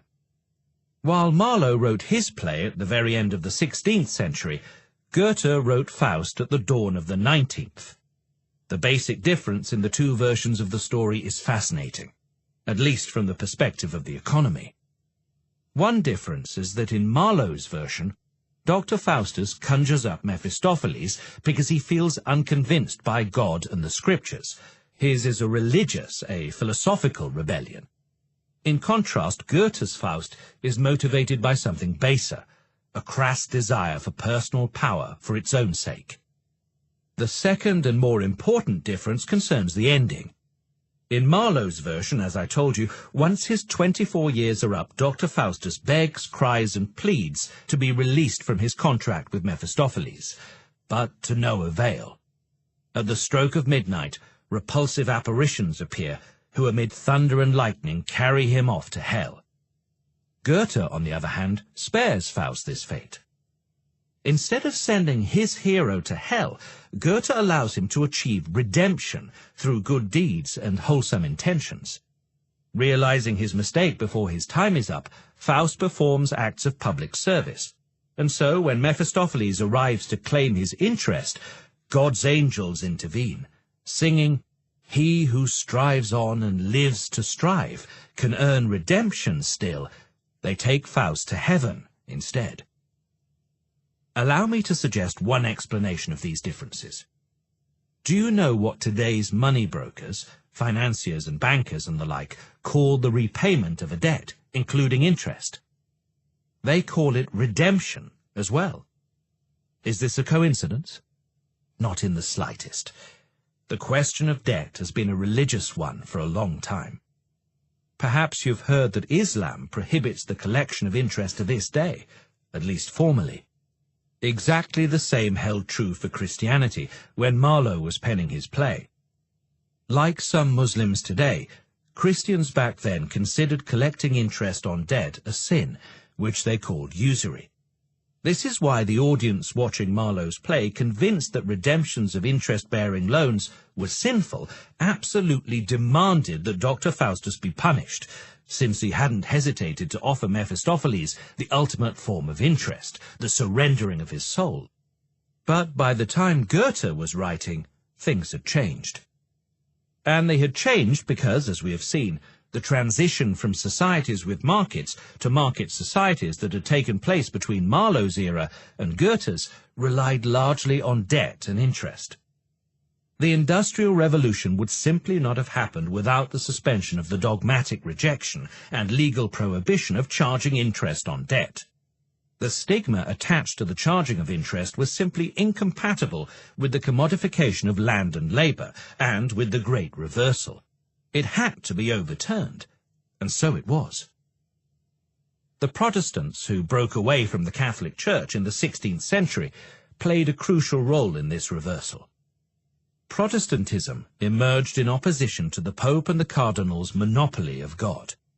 Protestants insisted that anyone could speak personally with the divinity, unmediated by an authoritarian, stifling church. Suddenly, the person, the individual who's the director of his own affairs, became the pillar of that reformed church. And who was the ideal example of this newly empowered, autonomous person? In an era when exchange value and the profit motive were triumphing, Protestantism's iconic hero was none other than the merchant, the entrepreneur. Unsurprisingly, the new Protestant ethic embraced interest-bearing loans and profiteering as part of God's plan. The fact that Protestants and Catholics engaged in over 100 years of war demonstrates what a violent societal shift this was. Thus, by the time Goethe's audiences were being edified by performances of his Faust, Europeans were far more forgiving to the indebted, as long as they paid up the original sum plus the interest due. In a sense, Goethe's story of Faust was the inverse of Charles Dickens's story of Ebenezer Scrooge in A Christmas Carol. In Dickens's famous morality tale, the penny-pinching Scrooge accumulates and saves wealth for his entire life, collecting mountains of interest, but spending only the bare minimum.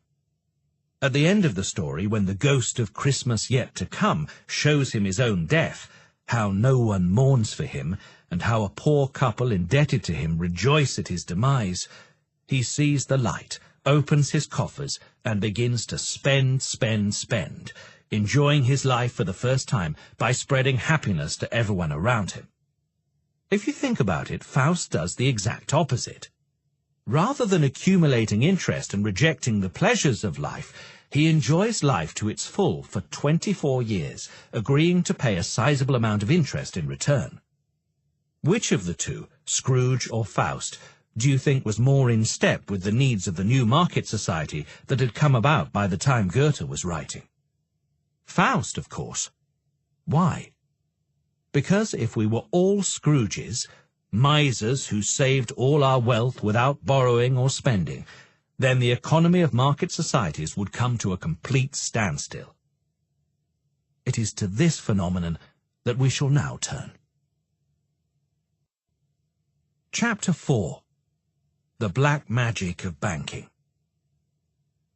Like any ecosystem, a modern economy cannot survive without recycling.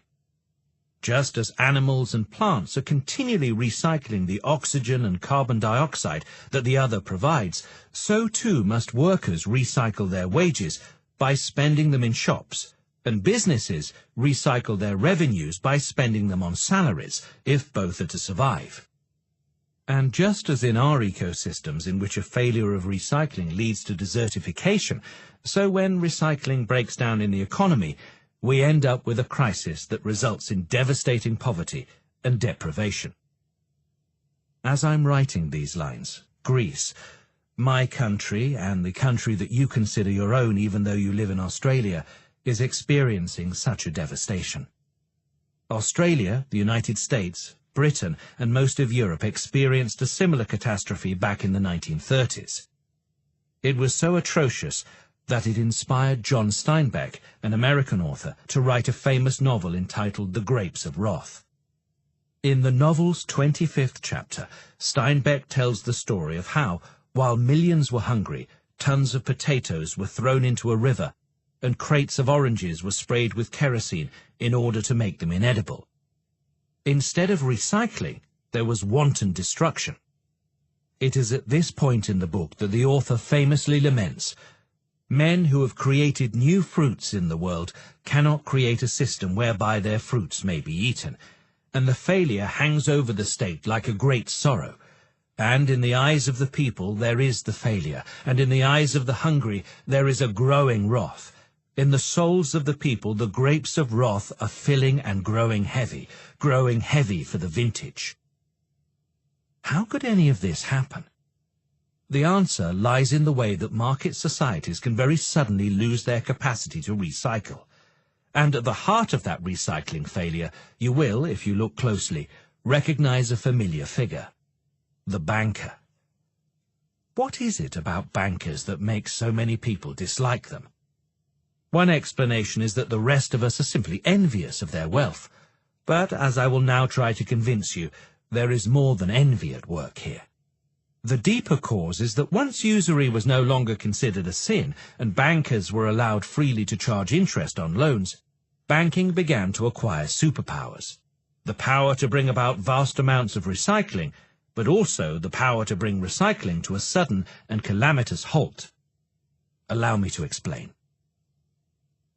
Entrepreneurs as time travelers. Let's say an entrepreneurial wool farmer takes out a loan from a landowner in order to buy the commodities, labor, land and machinery needed to get the production process going and start a new business. What exactly is taking place here? In one obvious sense, the entrepreneur is borrowing money from the landowner in the expectation that when the wool he hopes to produce is finally sold, he will be able to repay the loan.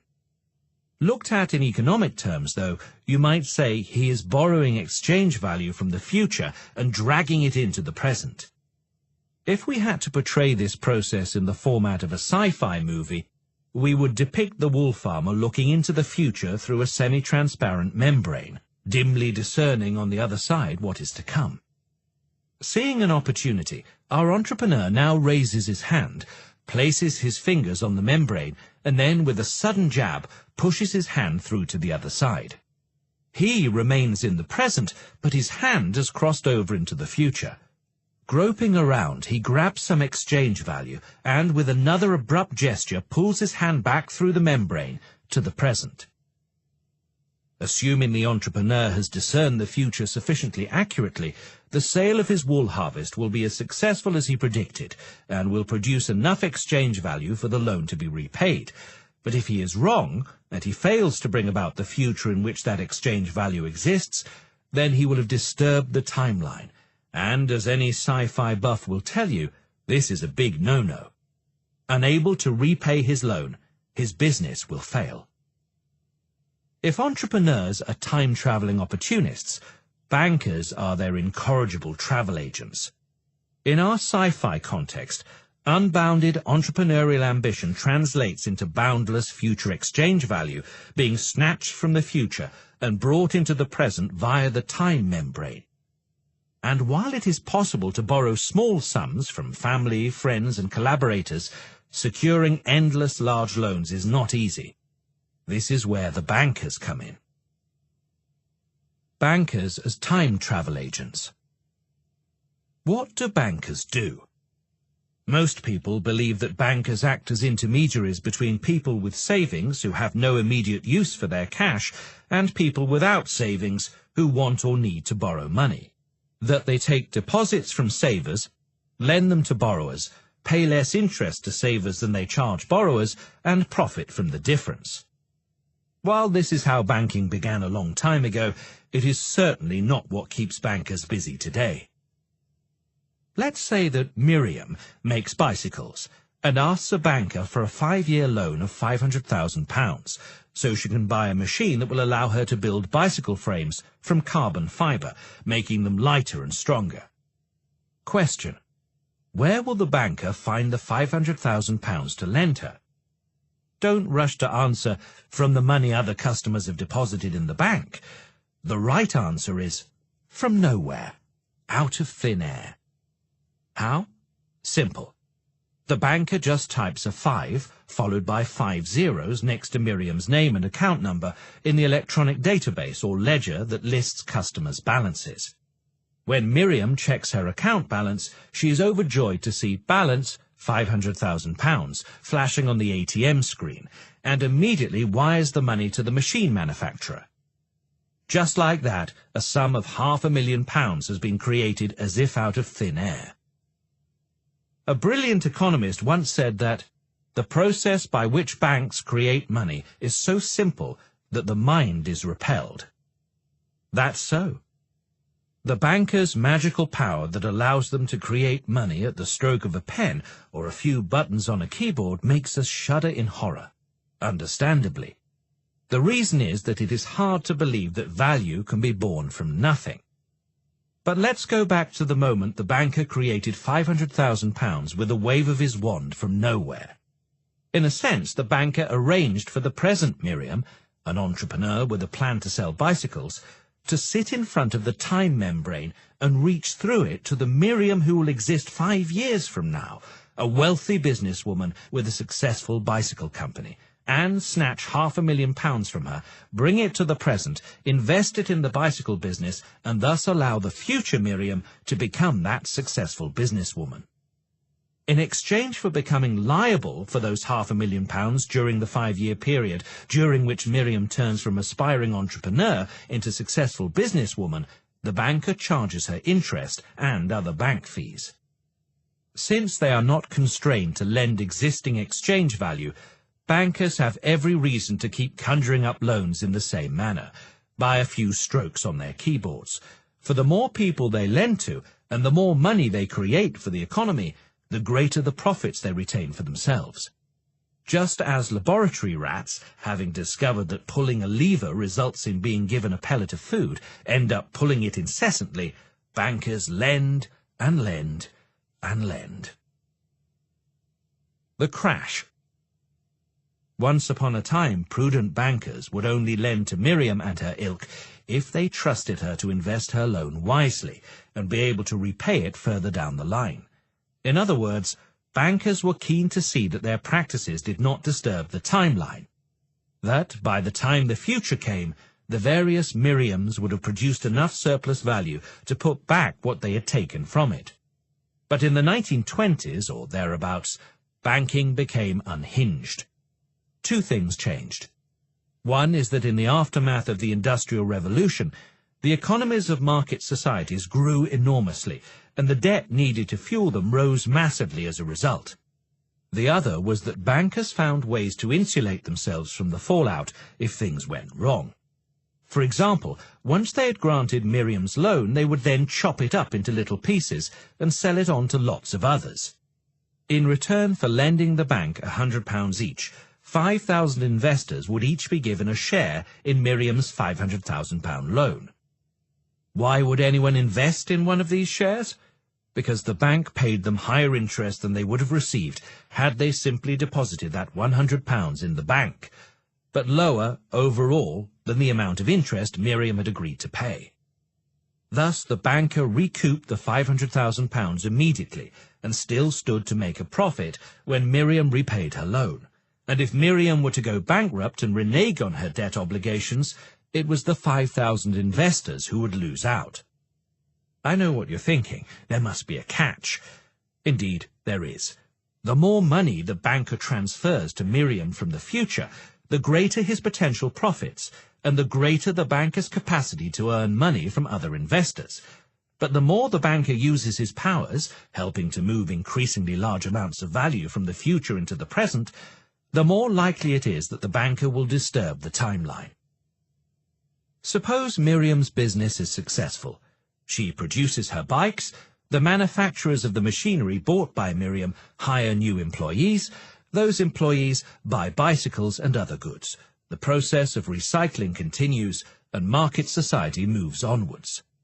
But the more stable everything seems, the greater the incentive bankers have to use their magical powers more often and more freely, and though they barely notice, eventually their spells cross into the realm of black magic.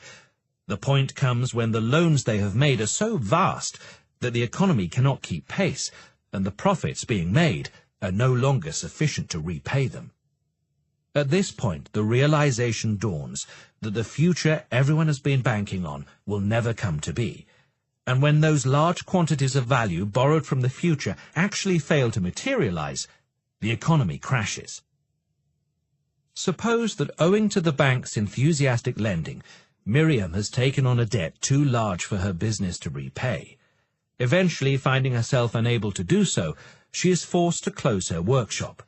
It turns out that with the help of the bank, she has been defrauded by her earlier self. Suppose Miriam is not alone, and a whole raft of businesses close down, and a whole host of workers now find themselves unemployed.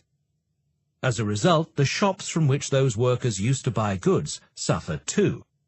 As more shops and businesses close, the banks find themselves stuck with more and more loans that entrepreneurs like Miriam can't repay. A rumor starts to spread that the banks are in trouble. Worried at the thought of losing their savings, some people who have entrusted their money to the bank in return for modest interest payments demand to withdraw their money in cash. Hearing this, other savers follow, fearing the same.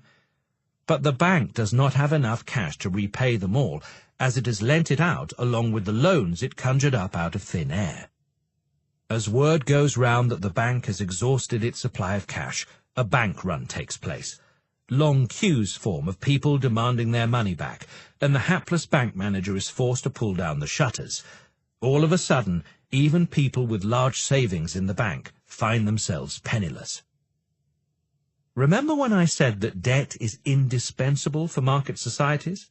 That there can be no profit without debt, and that without profit there is no surplus? Now allow me to add this. The very same process that generates profit and wealth generates financial crashes and crises. After a crash comes the slump. Everyone owes everyone, and no one can pay. Savers are told that their money has been lost, as the bank they deposited it in is bankrupt. Even those with money stashed away cut down, fearing an uncertain future. The recycling process on which the economy relies starts to go into reverse. More entrepreneurs like Miriam lose their customers, cancel orders of new machinery, and have to lay off workers. The fired workers cannot buy goods from the entrepreneurs who are still in business, pushing surviving companies towards the brink. Offices and factories close. Soon large numbers of workers who would love to work are unemployable, as employers who would love to employ them fear that the goods they would produce will find no buyers. Meanwhile, families cannot repay the loans with which they bought their houses. The banks confiscate their houses to sell them in a desperate bid to retrieve some of the missing millions. But with so many houses on sale and so little money in people's pockets, rows and rows of sad houses remain empty and house prices collapse. Widespread insolvency, mass unemployment, wrath. This is the nemesis that follows hot on the trail of the banker's hubris. Its wretched vengeance falls indiscriminately, and so affects the poor and the innocent above all. Who can put an end to this dizzying doom spiral? The not-so-new role of the state. Once the economy is caught up in this destructive vortex, only one thing can help: the state. Since the 19th century, when market societies experienced their first slumps, the state, under pressure from its more powerful citizens, has been forced to intervene. But how? Invariably, the first thing the state has to do is intervene in the banking system itself. From the moment panic spreads, one bank collapsing after the other, the only way to halt the destruction is for the state to put an end to this chain reaction by lending money to the banks so that they can remain open. But where can the state find so much money in such a short time? You may have heard of something called a central bank. Each country, or to be more accurate, each currency, has one. Central banks have different names in different countries. In Britain, it is called the Bank of England. In the United States, it is known as the Federal Reserve. In Australia, the Reserve Bank. In continental Europe, it is known simply as the European Central Bank. Whatever its name, a central bank is something like a state-owned bank, whose customers are all the other banks, and it is from this central bank that the money comes, in gargantuan quantities. The question that I can see forming on your lips is, but where do the central banks get their money from? And I'm sure you can now anticipate the answer. From nowhere, from thin air. Yes, that's right. Just as Miriam's banker conjured up numbers in her bank account, the central bank does the same, only this time it puts it in the account that Miriam's bank holds with the central bank. And just as the bank that lent to Miriam was effectively agreeing to be liable for her debt until the time when she became good for it, so the state, with its yet greater power to command confidence and trust, effectively declares that it will be liable for the bank's debt until it returns to health. The difference is that when the central bank conjures up money out of nothing, borrowing exchange value from the future, its motivation has nothing to do with profit-making. Its purpose is to save the bankers from themselves and to prevent the economy from being devastated by their black magic. By acting as the lender of last resort to normal banks, an interesting relationship emerges. The central bank acquires some authority over them. In theory, the central bank can decide which banks to save and which to let fail, and so, again in theory, central banks should be able to place restrictions on the bankers' practices in the hope of restraining their black magic.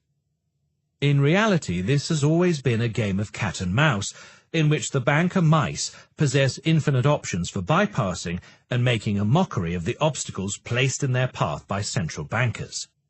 However hard central bankers have tried to stop bankers from starting uncontrollable fires, the bankers have almost always got away with arson, forcing panicking central bank officials to create rivers of new money with which to extinguish the flames. Realizing how little trust the weary public have in central banks' ability to constrain normal banks, and in order to settle their nerves and prevent bank runs, Governments have had to go one step further. They have guaranteed the public's savings as well, promising to reimburse them if the bank where they deposited it goes bust. Naturally, the only way that the state central bank can do this is to conjure that money from thin air as well. From thin air, I know. However often I may have used this expression, you will continue to find it weird, puzzling, unsettling. Most people, if not everyone, feel the same, and many assume that this is a new phenomenon, that before the technology arose which allows bankers and governments simply to type extra numbers on their digital ledgers, money was something more real, more tangible, more honest. This is a badly mistaken view. Remember Mr. Nabuk, the Mesopotamian farm worker whose labor was paid for with shells, and that on those shells a bureaucrat working for the ruler had written numbers indicating how much grain Mr. Nabuk was due to collect once the harvest was in? In truth, there is no great difference between these inscribed shells and the money issued by a central bank. Mesopotamian rulers could, in principle, write any number they chose on as many shells as it pleased them to give out, not unlike what a central bank can do. What mattered then and what matters now is simply that the numbers on those shells or the figures on those ledgers are believable, that the productivity of the land and the wealth and stability of the state make those promises of grain and currency trustworthy. It is in this sense that the role of the state is not so new. What is, however, terribly modern and only true for market societies is the fact that private bankers, and not just the authorities, now have the same privilege of conjuring up money from thin air as well. Bankers and the state, a toxic relationship. You may now be wondering, if bankers know that the state will come to their rescue in their time of need, what incentive do they have to limit the loans they dish out during the good times? Wouldn't a better solution be for the state to rescue the banks, so that people's savings and the economy's payment system are preserved, but not to rescue the bankers themselves?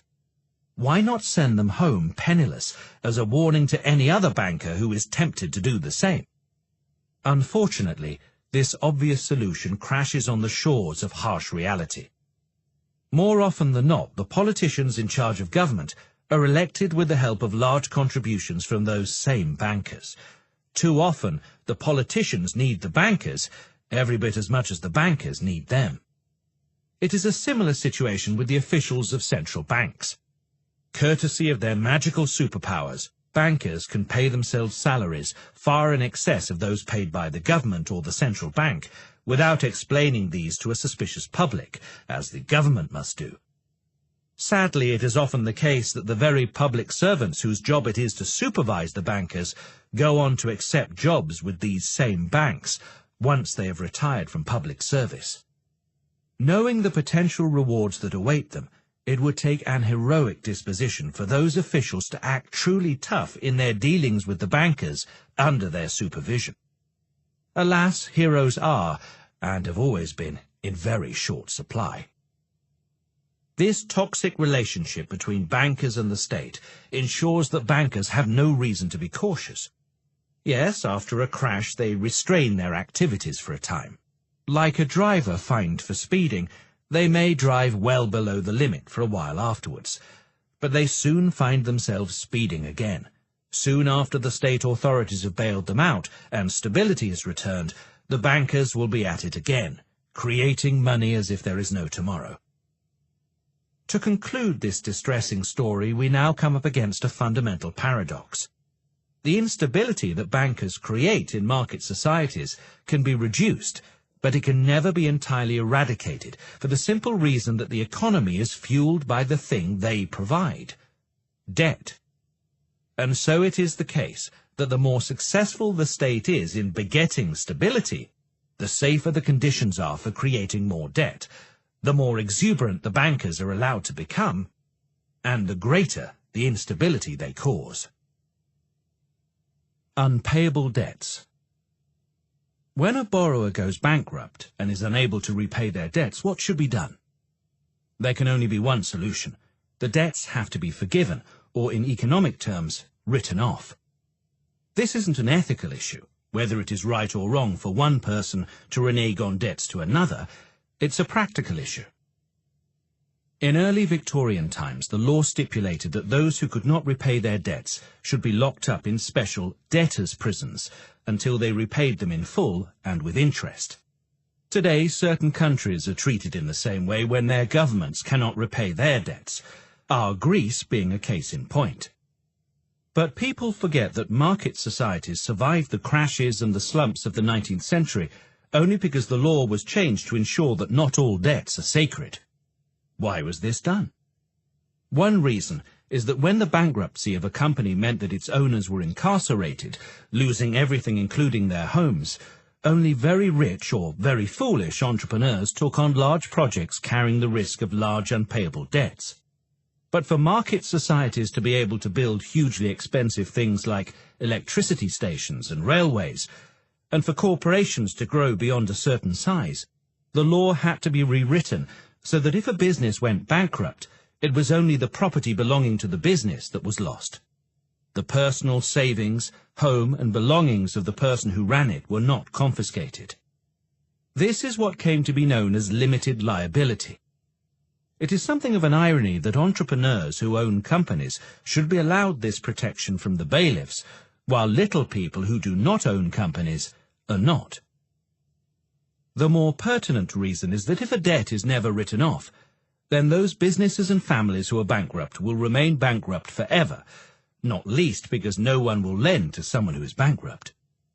The unpayable debts hanging over them mean that they cannot ever hire workers, buy houses, or send their children to university.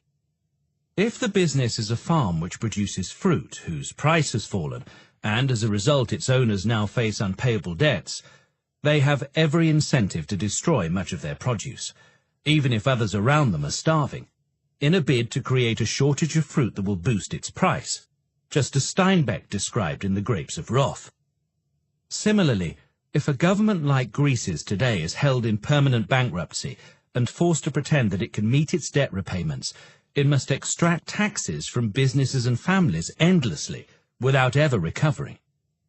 No company, no family, no country can recover if it remains forever in the clutches of an unpayable debt. This is why in Scripture it is stipulated that debt should be periodically culled, just as forests need some of their fallen branches to be burned in order to prevent devastating bushfires. Naturally, those who are owed money, the creditors, kick and scream when they hear such words, and of all creditors, it is the bankers who protest against the idea of debt relief the loudest. Bankers pull every string they can to convince politicians to legislate against debt forgiveness.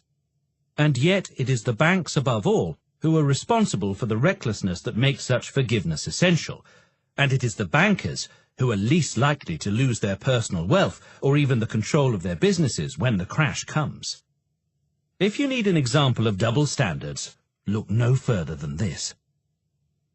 A world in which the bankers are rescued, but all other debtors, including governments, are not. This is the worst of all possible worlds. In fact, it is a sterile world in which the economy produces only instability, failure, and the grapes of wrath.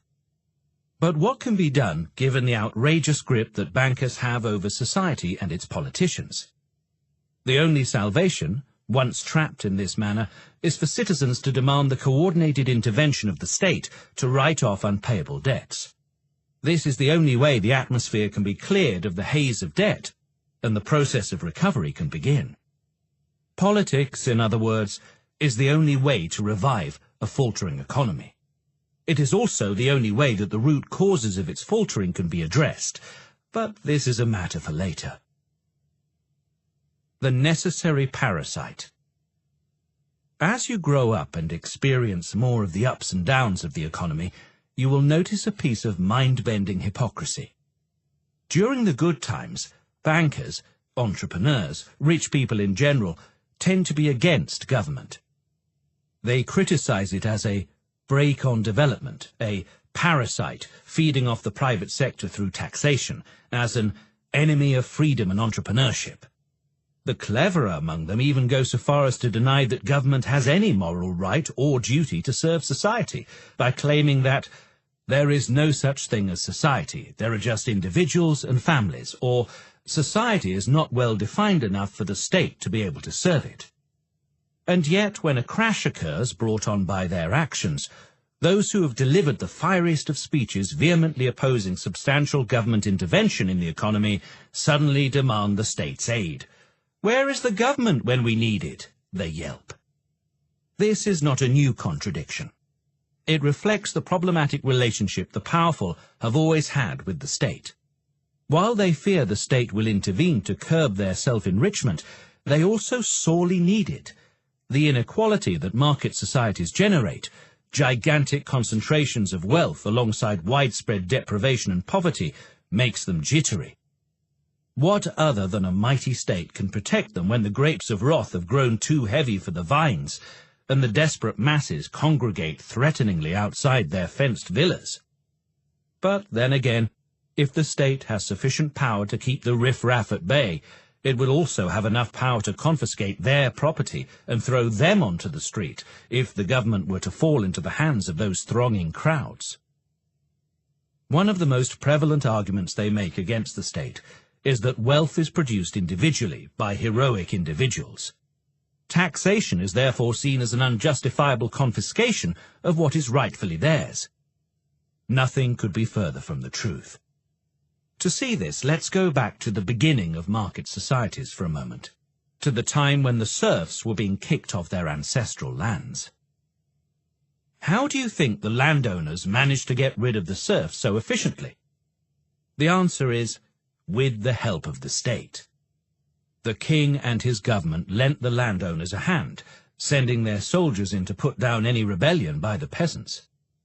And how do you think the new order underpinning market society was maintained? How were the majority living under conditions of abject dehumanization in the slums of Manchester, Birmingham and London kept under control, when a few streets away the minority lived in the lap of luxury? To put it simply, private wealth was built and then maintained on the back of state-sponsored violence. State-sponsored violence isn't the only thing governments have provided for the powerful since then. Whenever the state has used its revenues to pay for roads, tunnels and bridges over which goods can be transported, to maintain the hospitals and schools that deliver workers' health and education, to support the downtrodden and unemployed, to police the towns and cities, or to organize in any way the peaceful and stable functioning of society. Whenever it has done any of these things, and many more besides, the state has provided the conditions in which individuals, especially the most powerful ones, have been able to pursue their path to wealth.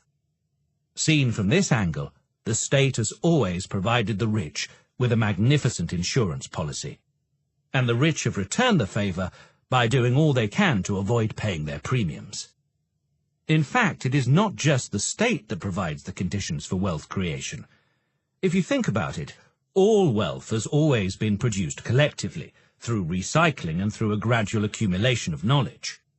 Workers need entrepreneurs to hire them, who need workers to buy their goods. Entrepreneurs need bankers to lend to them, who need entrepreneurs to pay interest. Bankers need governments to protect them, who need bankers to fuel the economy. Inventors cannibalize the inventions of others and plagiarize the ideas of scientists. The economy relies on everyone. Public debt, the ghost in the machine. While consistently demanding that the state continue to provide the conditions in which their wealth can grow, every time the high and mighty have received the bill for the state's services from the tax office, they have grunted, moaned, whinged and protested. And since the powerful have great influence over the state, this has led to a curious phenomenon. The taxes asked of them have always tended to be low in relation to the amount the state has actually spent, directly or indirectly, on their behalf. As for the workers, their wages have for most of history barely been sufficient to feed themselves and their children, so their taxes have never amounted to a sufficient sum either. So where has the additional money come from? The answer is public debt. And who has provided the government with the requisite loans? The bankers, of course. And where have the bankers found the money? I hardly need tell you that they have conjured it from thin air, just as they did with Miriam's loan. You can start to see how paying low taxes works doubly in the bankers' favour. Yet, watching television, listening to politicians worry themselves sick over the size of the national debt, making all sorts of promises to rein it in, you might be fooled into thinking that government debt, or public debt as it is known, is an awful thing, something like the smallpox virus, in need of permanent eradication. The argument made by those who consider the state an obstacle to private business is that a government that spends beyond its means and can't balance its books is heading for disaster. Don't fall for that nonsense. While it is true that too much public debt can cause major headaches, too little is also a problem. Even Singapore, whose government is forced by law not to spend more than the money it receives in taxes, finds it essential to borrow money. Why? Because a market society's bankers need public debt as surely as fish need water to swim in. Without public debt, market societies can't work. When the government borrows, say, £100 million from a banker for, say, a 10-year period, in return it provides the banker with a piece of paper, an IOU, by which it legally guarantees to repay the money in 10 years' time, as well as pay an additional yearly amount to the banker in interest, say £5 million a year. This IOU is called a bond, implying that the government is now bound for 10 years to whoever possesses this piece of paper. Given that the rich refuse to cough up the kind of taxes that would make government borrowing unnecessary, the state issues bonds and sells them to banks and rich people in order to pay for the things that keep the whole show on the road: roads, hospitals, schools, police, and so on. By spending this money on its various projects, buying supplies, paying salaries, the government directly boosts the whole recycling process of the economy, from which everyone benefits, including the banks. But this is far from being the only reason that government bonds are useful to bankers. The one thing that bankers hate most is cash, money sitting around in their vaults or on their spreadsheet, not being lent in return for interest. But, as has hopefully become clear by now, banks become precarious and vulnerable if even a few depositors want their money back all at once. At that point, bankers need to have access to something they can sell in a jiffy, so as to pay demanding depositors. Government bonds are perfect for this. To the extent that everyone trusts the government will be true to its word, its bonds will always be in demand. Indeed, they are exceptional in this way. No other debt can be recycled quite as easily. This means that bankers love government bonds. Not only is a bond a loan that earns a nice rate of interest very safely, so much so in fact that it can also be used as collateral for taking out further loans from other banks, it can also be used as a commodity, a piece of property exactly like a painting or a vintage car that can be sold immediately if the banker is in urgent need of cash. Bonds are, in bankers' parlance, the most liquid of assets. As such, they lubricate the banking system to keep its cogs and wheels turning. In fact, in bad times, when bankers pick up the phone to the government and demand that the state central bank bails them out, it does so not just by creating new money, as we have already seen, but also by issuing even more bonds, and using them to borrow more money from other bankers, often foreign ones, to pass on to the local bankers. You can begin to see why public debt is something much, much more than ordinary debt. It is a manifestation of our market society's power relations, the necessary response to the refusal of the rich to pay their share. It is also a shock absorber that allows accident-prone bankers to avoid many of the major mishaps that would otherwise occur in its absence. It is like an elastic band holding everything together, capable of stretching during the bad times to prevent the system from breaking. Since the first human looked up at the night sky and wondered why she felt overwhelmed by its enormity, we have felt certain that there is something deep inside us, something indeterminate, that gives us our capacity for wonder, dread, hope. Philosophers and writers have referred to that something as the ghost in the machine, the intangible power that makes us who we are. allow me to suggest that when you hear politicians, economists and commentators talk about public debt as if it is a curse, you remind yourself that it is a lot more than that. It is the ghost in the machinery of market societies that makes them function, however well or badly they do. And when the powerful or their spokespersons demonize the state, scoffing at government and public debt, remember that they need the state as badly as they need their kidneys and livers. But there is more. The black magic of banking destabilizes market societies. It massively amplifies wealth creation during the good times and wealth destruction during the bad times, constantly skewing the distribution of power and money. But to be fair, bankers are just that, massive amplifiers. The root causes of market society's fundamental instability lie elsewhere, buried deeply in the weird nature of two peculiar commodities, human labor and money. Let us now turn to these and place them under the revealing lens of an ancient myth. Chapter 5. Two Oedipal Markets. In 1989, my friend Vasily, newly graduated with a PhD in economics, was struggling to find a job and coming up with nothing. As each month passed, Vasily dropped the bar a little further, applying for increasingly lowly jobs.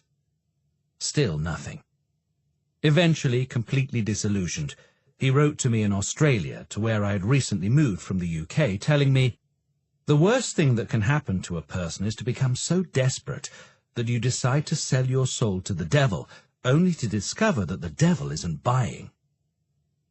That's exactly how the unemployed feel when, pressured by the great need, they resign themselves to working for peanuts, only to find that no one wants to hire them. I hope and trust that you will never find yourself in this position, but you should know that millions of people do. I also hope that you won't be influenced by those who stubbornly deny that this happens. But to explain why they do, let me tell you a story involving Andreas, another friend. Andreas was complaining to me that he couldn't sell his gorgeous summer house on the island of Patmos. I replied that I'd buy it for €10. He laughed, appreciating my pedantic point that there is a big difference between not being able to sell something and not getting the price you want for it. However, it is this same point that underlies the conviction of certain people that there is no such thing as unemployment, only workers who refuse to sell their work at a low enough price.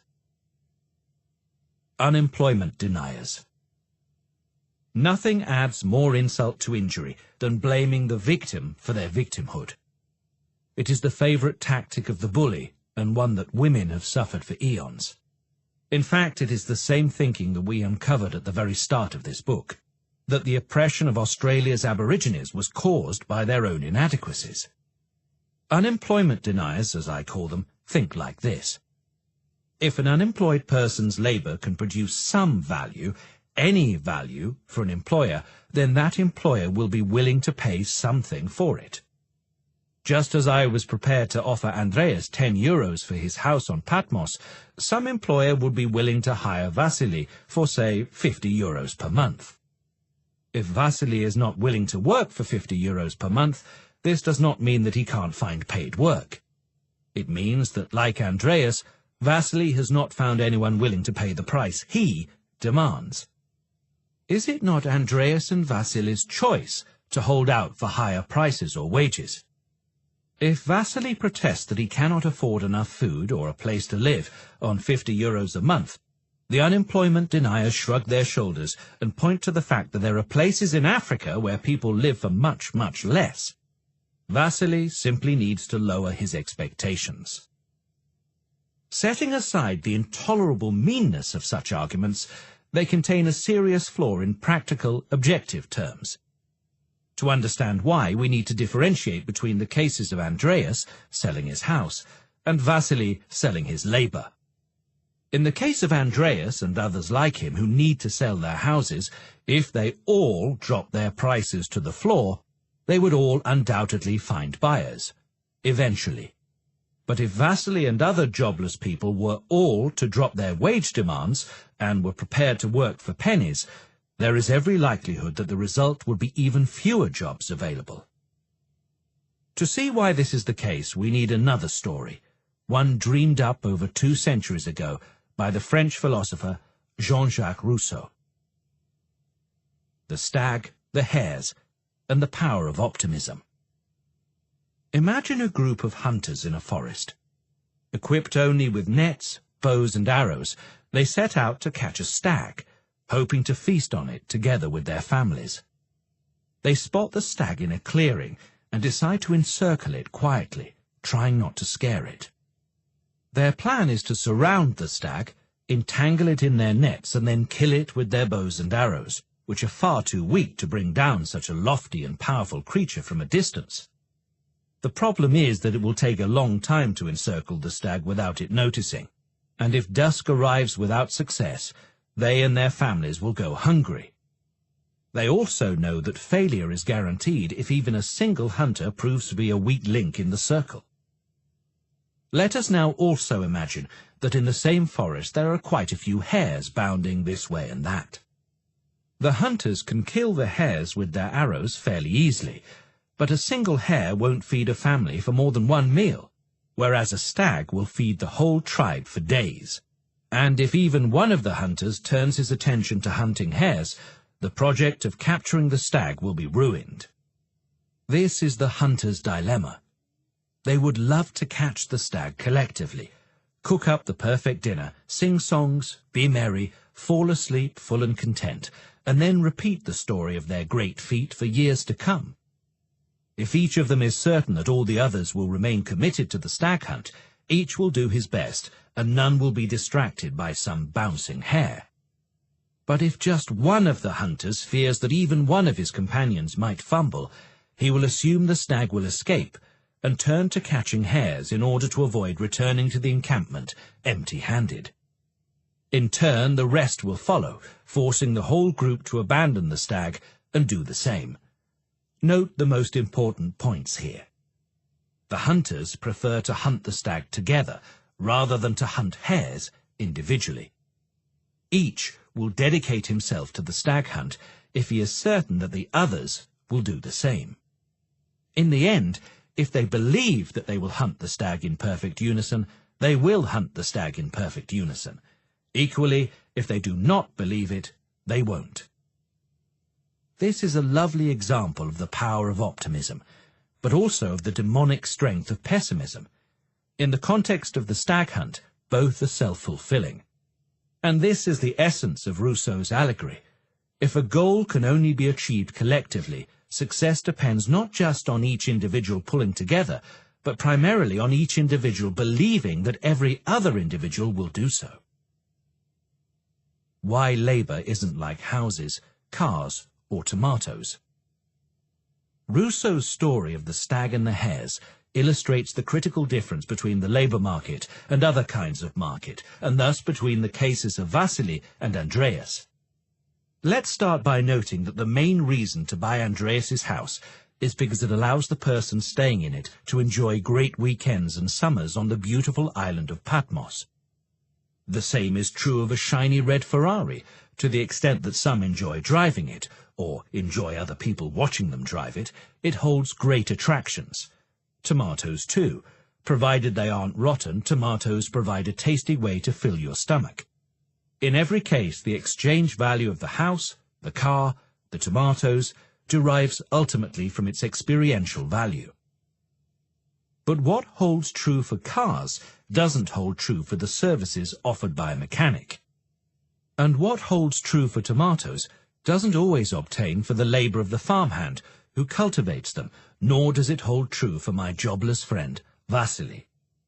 Because, unlike the house in Patmos, the red Ferrari, or the tomatoes, no one wants the labor of the mechanic, of the farmhand, or of Vasily for its own sake. Consider Maria, who owns a business that manufactures refrigerators, and who might be interested in hiring Vasily. Clearly, her decision to hire him has nothing to do with any experiential value she expects to derive from having Vasily around at her factory. it is determined purely by a comparison of two exchange values. On the one hand, the increase in her revenues that she anticipates will result from the additional fridges that Vasily will help manufacture, and on the other hand, the exchange value she will forfeit by paying Vasily a monthly salary as well as the various other expenses that come with having an extra employee. Suppose she thinks that by hiring Vasily, her plant will be able to produce 5 more fridges per month. Whether she hires him depends on whether she is confident that there are enough customers out there willing to buy those extra 5 fridges for a total sum that surpasses their additional cost to her from hiring Vasily. In other words, it all depends on her confidence that there are at least 5 people out there not just in need of a fridge, but who have the means to pay a high enough amount for it. If the various Marias who own businesses are all confident that market conditions will be good, and that there will continue to be enough customers with money to spend, then each of them will hire the various Vasilys, who in turn will see their income grow, allowing them to buy refrigerators, bicycles, or whatever it may be.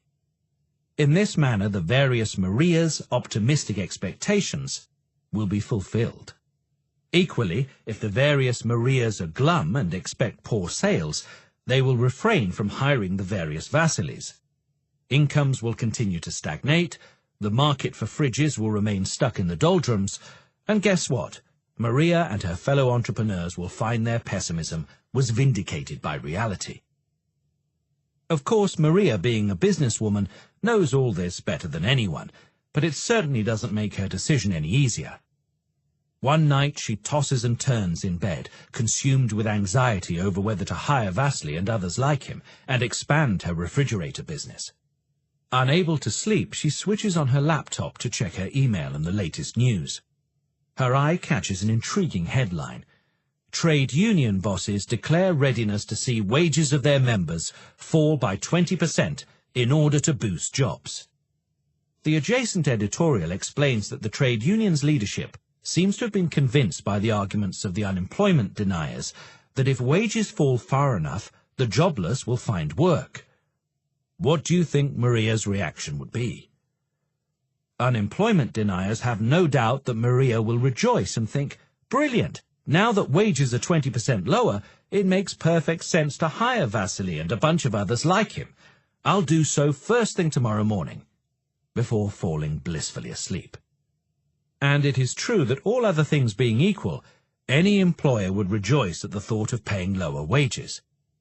The trouble is that those dastardly other things just refuse to remain equal. And the main other thing that changes drastically when wages fall across the board is the capacity of customers to pay. If Maria is like most smart businesswomen, she is more likely to think the following. Oh my God! For trade unions to be considering a voluntary wage cut of 20%, imagine how tough things must be getting out there. Much as I'd love to pay 20% less in wages, now that all of those workers will be getting paid so much less, who will have enough money to buy my fridges? And if Maria is an especially smart businesswoman, which it so happens she is, she might even think, even if I was still confident of there being enough people out there to buy my fridges, this piece of news is bound to shake the confidence of other entrepreneurs, and if they stop hiring, then there certainly will be fewer customers. So I had better do the same.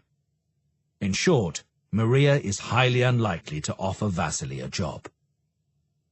Just like Rousseau's hunters, entrepreneurs struggling to remain profitable in a market society are playthings of their collective expectations. When the group is optimistic, their optimism is self-fulfilling and self-perpetuating, and when it's pessimistic, their pessimism is also self-fulfilling and self-perpetuating. The fact that they know this to be the case only makes it all the more certain that it is, and just like Rousseau's hunters, they may end up chasing hares, even though they would rather not. This is why the unemployment deniers are wrong, because the labour market is based not just on the exchange value of labour, but on people's optimism or pessimism about the economy as a whole, and so across-the-board wage cuts may well result in no new hirings or even layoffs. Labour and money, two devilishly different commodities. Major economic crises, like the ones that broke in 1929 and 2008, have taught us that in addition to the black magic of banking, market societies are plagued by two other demons. We have just had a brief glimpse of one of them, lurking in the labour market. Let us now look at the second, which is to be found in an equally peculiar marketplace, the money market. The money market? What's that? Who buys and sells money? The answer is that nobody actually buys and sells money in the money market, unless you're talking about exchanging one currency for another, which is a separate matter. No, in the money market, what they do is lease their money, just as in the labour market, in fact, where, strictly speaking, workers lease their time rather than sell themselves. In the previous chapter, we saw what happens when entrepreneurs like Miriam borrow money, and how their debts fuel the economy. We also saw how the eagerness of bankers to issue loans can so easily send the economy over a cliff. And we also know why entrepreneurs need to borrow in the first place, for every new business needs debt to get going. What we did not discuss is what determines how much an entrepreneur like Miriam decides to borrow. There are people who insist that money is a commodity like any other. By their logic, the answer is simple. How much Miriam borrows is determined by how much she needs and how much she can afford. In Miriam's case, she needs £500,000 to buy a machine to manufacture bicycle frames. Whether she can afford that £500,000 will be determined by the price of leasing the money. In other words, by the amount of interest the bank would charge her for the loan. It follows from this that taking the money market as a whole, the lower the interest rate, the lower the price of money, the more that people like Miriam can borrow. The higher the interest rate, the higher its price, the less that will be borrowed overall. It is for this reason that in times of crisis the central bank tries to reduce interest rates in order to make borrowing cheaper and help the Miriams of this world get their businesses up and running or back on their feet. Unfortunately, the people who think this way tend to be the same people I called unemployment deniers, for their reasoning is similarly flawed. Let us return to that night when Maria was tossing and turning in her bed, tortured by the dilemma of whether to hire Vasily or not.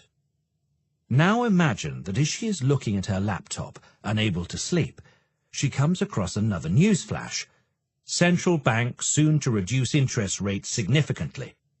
How will Maria react? Will she think, great, time to borrow more money so that I can hire more workers and produce more fridges? Or is she more likely to think, for the central bank to be cutting interest rates so drastically, things must be looking terrible. Forget it. As you may have gathered, we are back to Rousseau's allegory of the stag hunt. In the middle of a slump, just as a blanket wage reduction may do nothing to boost employment, but even have the opposite effect, so too can the announcement of an interest rate reduction be interpreted as an act of desperation, inspiring pessimism among entrepreneurs and scaring them away from the stag hunt in pursuit of hares instead. I hope now you can see what I mean when I say that deep in the bowels of the two most fundamental markets of any market society, the money market and the labour market, demons work feverishly away, impeding the economy's recovery from its slump. But to make clear how tragic this is, and perhaps to annoy you a little, as I know how you feel about my inability to resist an old Greek tale, here is another story that will hopefully bring to mind the consequences of these demons for each individual. The Oedipus complex of labour and money markets. You've heard of Oedipus Rex, Sophocles' famous play. It's based on the myth of Oedipus, who killed Laius, the king of Thebes, without knowing that he was his father, and then married the king's wife, without knowing, of course, that she was his mother. What makes Sophocles' play truly fascinating for our purposes is the manner in which the playwright handles the story's central theme, the power of prophecy. Let's begin at the beginning. Laius of Thebes learns that his wife Jocasta is pregnant and asks the oracle to predict what will become of their child. The oracle answers with a horrifying prophecy. Laius will be killed at the hands of the son born to him by Jocasta. Terrified, Laius orders Jocasta to kill the child as soon as she gives birth, but naturally she can't bring herself to kill her baby, so she hands him over to a servant, ordering him to do what she cannot. But neither does the servant have the heart to kill a helpless infant, so he takes the baby boy to a mountain top, leaving him there to die alone of hunger and exposure. Soon, however, a kind shepherd discovers the child, names him Oedipus, and takes him to Corinth, where he is adopted by the childless king. Years later, Oedipus, suspecting that the king of Corinth is not his biological father, asks the oracle to tell him more about his parents. The oracle does not answer him, but responds instead with another prophecy, just as horrifying as the first. You will marry your mother. Terrified, Oedipus decides to flee far from Corinth to avoid that fate. During his despondent journey he passes Thebes. There he encounters King Laius by chance at a crossroads, where they get into a fight over who has the right of way. In what must surely be literature's first case of road rage, Laius is killed by his son, and so the first prophecy is fulfilled. Later, Oedipus saves Thebes from a monster called the Sphinx, lifting its curse on the city by solving the Sphinx's riddle. According to a third prophecy, whoever did so would become the city-state's monarch, and so Oedipus is crowned king of Thebes, and, as custom ordains, marries the late king's widow, Jocasta, his mother, thus fulfilling the second prophecy. What does this myth have to do with labor and money markets? Everything, for it demonstrates how terribly self-fulfilling prophecies can be.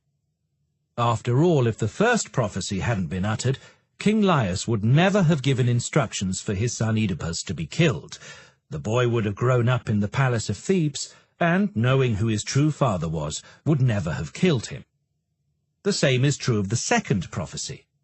If the oracle hadn't foretold that Oedipus would marry his own mother, he would never have left Corinth, and therefore never encountered either his father at the crossroads or the Sphinx, and, having never solved its riddle, he would not have been crowned king of Thebes, and would certainly never have married his mother. It is this same power of prophecy that makes the labor and money markets, and all the people who make up those markets, prone to self-destruction, with terrible effects for millions.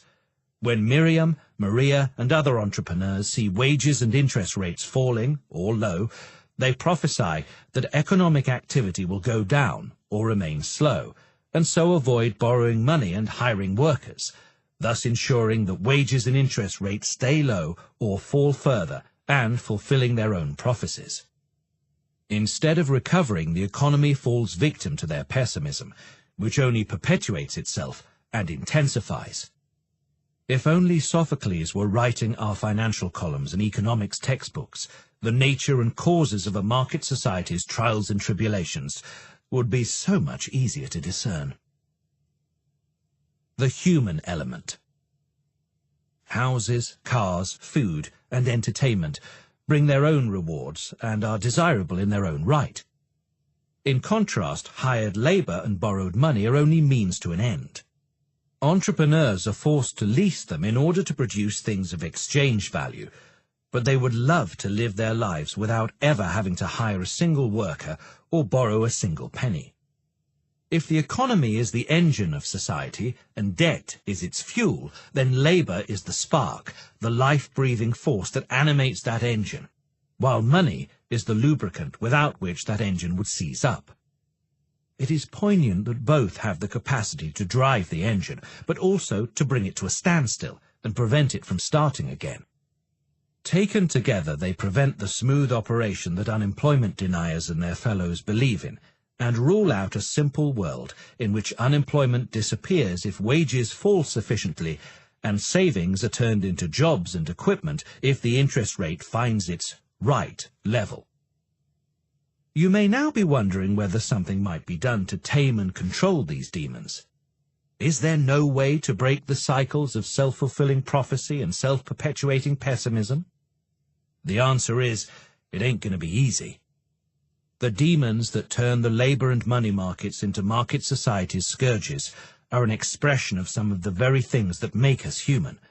Our ability to reflect on our own and others' behavior, to inhabit others' minds and predict their actions, and to know that for all our cleverness and wisdom, we and others rarely resist the short-term impulse for self-preservation, however self-defeating it may ultimately prove to be. To reconcile the messy, contradictory, irrational and perverse behavior of humans with the smooth functioning of an idealized economic machine would require a rethink and a reorganization of society every bit as radical as the transformation of the Great Reversal that took place in 18th century Britain. Nevertheless, we are in the midst of one right now. It is the process of mechanization and automation, of digitalization and artificial intelligence. Unfortunately, it would appear to be taking us in the opposite direction to a solution, for its aim is not to reconcile human and machine, but to replace the first with the second. But while the human spirit may be the greatest victim of this change, it is likely to prove our salvation too. Chapter 6. Haunted Machines. On a pitch-black night in the very early years of the 19th century, a group of friends, including the author Mary Shelley and the poet Lord Byron, gathered at a mansion in the Swiss countryside. All night long the sky flashed with lightning and the rain poured down. In the trembling candlelight, amid the various creaks and groans the villa emitted as it weathered the tempest, our group of writers decided to hold a contest. Each of them would write a horror story, and then they would judge whose was the most terrifying of all. Mary Shelley came up with the story of Dr. Victor Frankenstein, a good doctor who had set out to conquer death in an era where it lurked around every corner. Cholera, common flu and malnutrition were decimating populations. Victor, a formidable scientist, was determined to defeat death. When his beloved wife fell ill, his determination grew greater. To conquer death, he first needed to understand it, to work out what underpinned life and turned flesh and blood into a living human. So he began experimenting with corpses, stitching together their best-preserved parts, the organs of one, the head of another, the hands of a third, and so on. His idea was to use the magical power of electricity to breathe life into his creation, for if he could fashion a living body from these raw materials, he thought, conquering death would be nigh. Suddenly, Dr. Frankenstein's creation stirred. It tortuously came alive, rising from the operating table, standing up and walking on its own. Then, almost immediately, it began searching for affection. Victor, consumed by fear and loathing at what he had made, dashed off, abandoning his creation to its own devices. Incapable of integrating into a hostile society, the monster Victor had created murdered scores of people as revenge for the abandonment and loneliness his creator had forced on him, among them Victor's own wife. Finally, once the good doctor had tracked it all the way to the North Pole, in the hope of destroying it and thus taking responsibility for the menace to humanity he had fashioned, the monster turned on his creator, killing Dr. Frankenstein in an act of desperate self-preservation. The Frankenstein Syndrome. At the time Mary Shelley was writing, the Napoleonic Wars in continental Europe had not yet ended. While market society was emerging in Britain, as well as in Amsterdam, the other centre of fully-fledged commercial society, everywhere else it remained only a distant possibility. Nonetheless, while Byron, Shelley and their friends may have been romantics, they had their finger on history's pulse. Shelley's far-seeing novel reflected the anxiety of a sensitive writer about the effects that technology would have on society.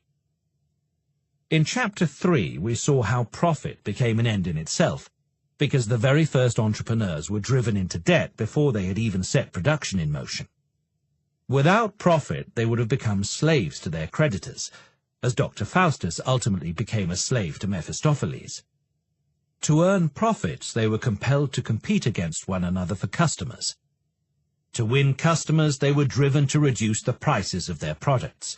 To reduce prices, they tried perpetually to squeeze more products out of the same quantity of waged labor. If feats of mechanical engineering or technological inventions conferred an advantage in this struggle for survival, Then they were swiftly adopted. James Watt's steam engine and the many other inventions that have followed became integral to market societies only because of the profit motive and the competition between profit-seeking entrepreneurs that market societies beget. Suppose for a moment that Watt had lived in ancient Egypt under the pharaohs and had invented his steam engine then. What would have become of it? Imagine that Watt secured an audience with the pharaoh to demonstrate his invention. The most he could have expected was that the ruler of Egypt would have been impressed and placed one or more of his engines in his palace, demonstrating to visitors and underlings how ingenious his empire was.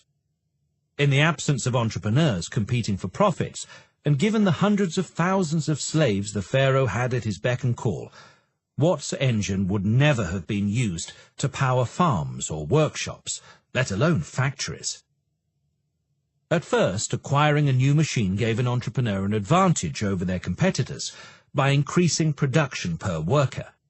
But of course, as soon as every other entrepreneur did the same, that advantage was cancelled out.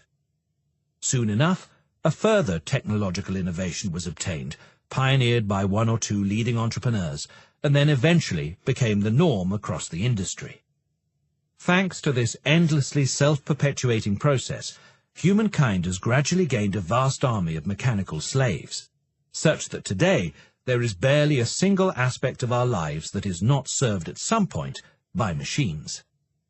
As they work away ungrudgingly for us, we may begin to dream of a time when every tiresome job is finally mechanized, allowing us to live a more comfortable life in a society without work or chores, a society a little like the one in Star Trek, in which humans explore the universe, engaging in philosophical discussions on the bridge of the Starship Enterprise, their food automatically popping out of a hole in the wall, a replicator, along with almost anything else the crew need or desire, from clothes and tools to musical instruments and jewelry. But hold on, reality is not turning out that way, is it? Our creations, the machines installed in every factory, field, office and shop, have helped produce a great many products and have changed our lives utterly, but they have not eradicated poverty, hunger, inequality, chores, or the anxiety about our future basic needs. Might they yet do so? In some senses, the opposite seems to be happening. Machines work away, producing astonishing products in vast quantities. But instead of this making our lives easier, we've become more stressed than ever.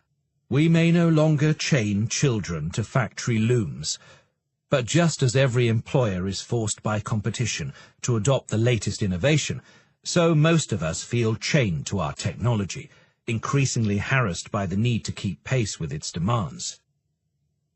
Many of us now have lower quality jobs than we used to, and feel more insecure than ever, and more anxious still about our children finding a job that will allow them the privilege of slogging away precariously at a mindless task in order to keep a roof over their heads.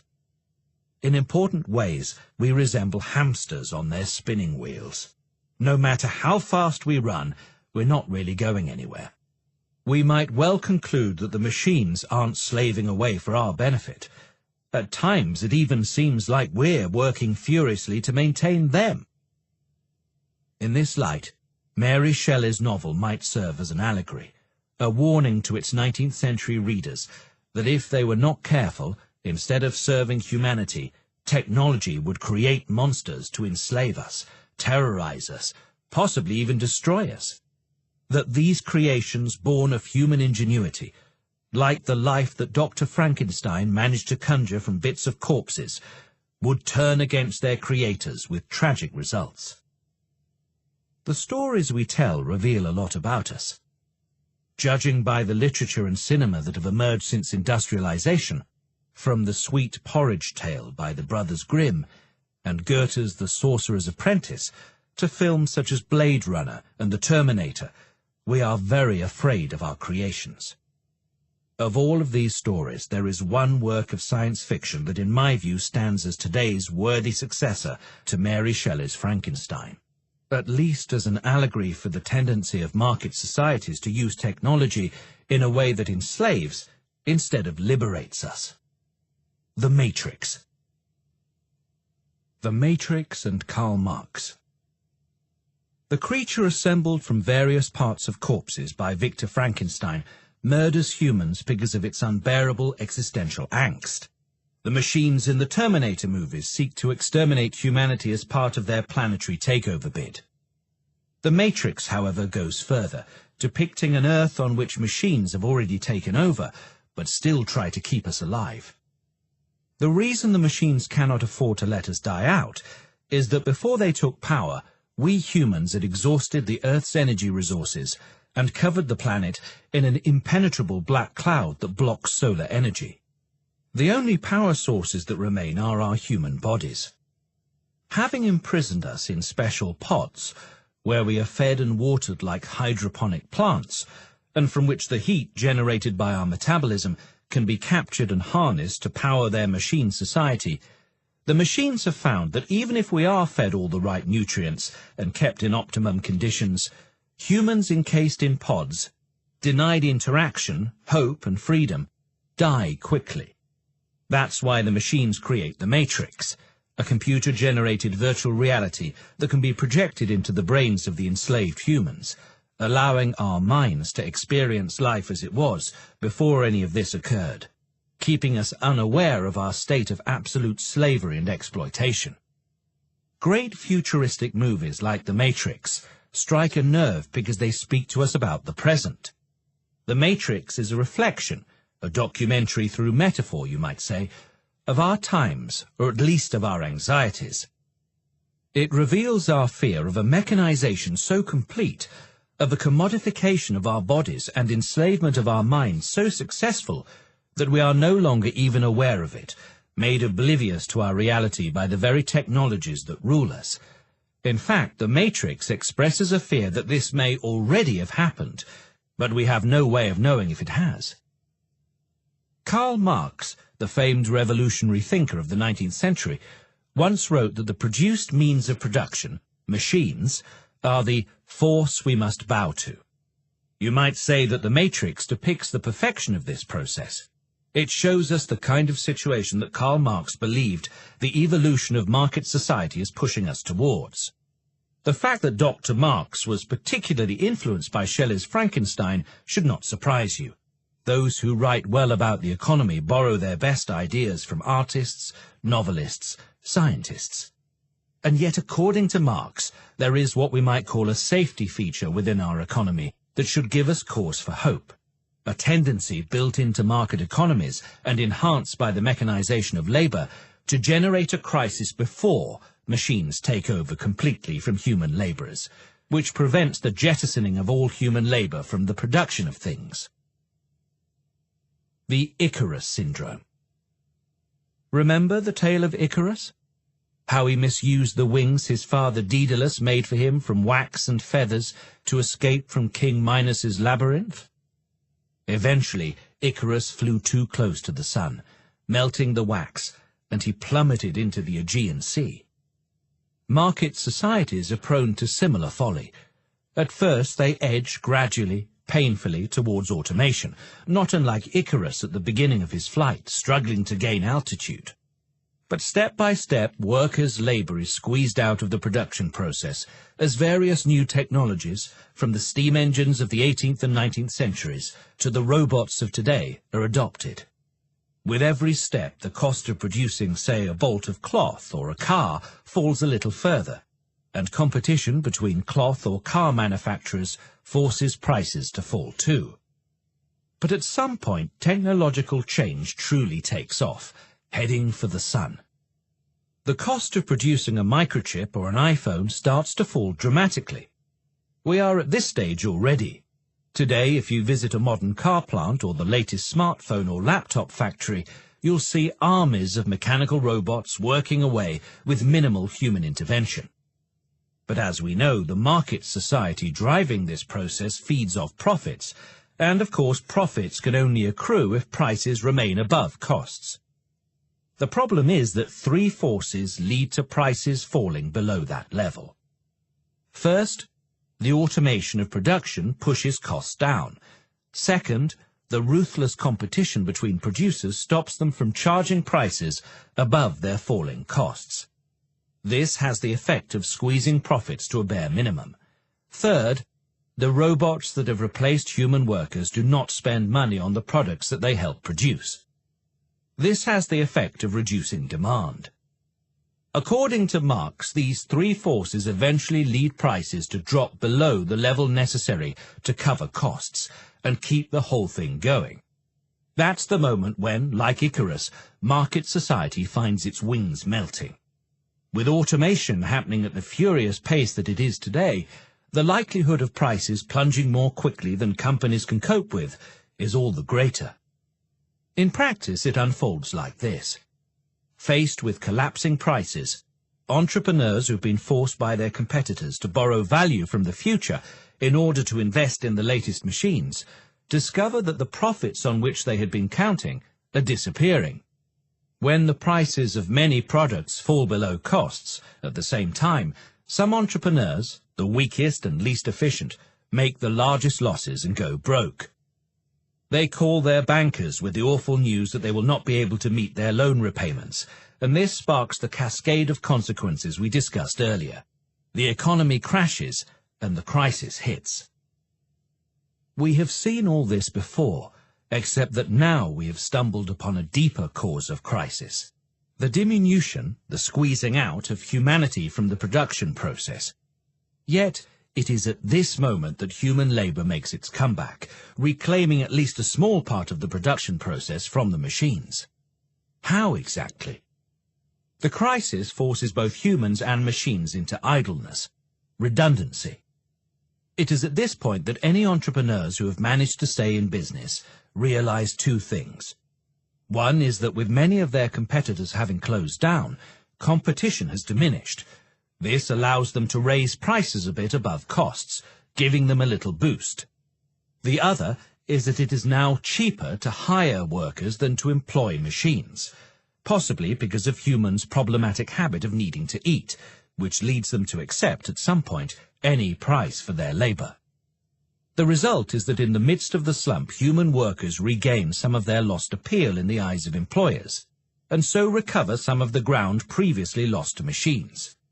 Indeed, during the worst global slump in living memory, which followed the crash of 2008, workers made this kind of comeback in large swathes of the international market economy. It is sometimes said that the most vengeful gods grant us our most intense desires.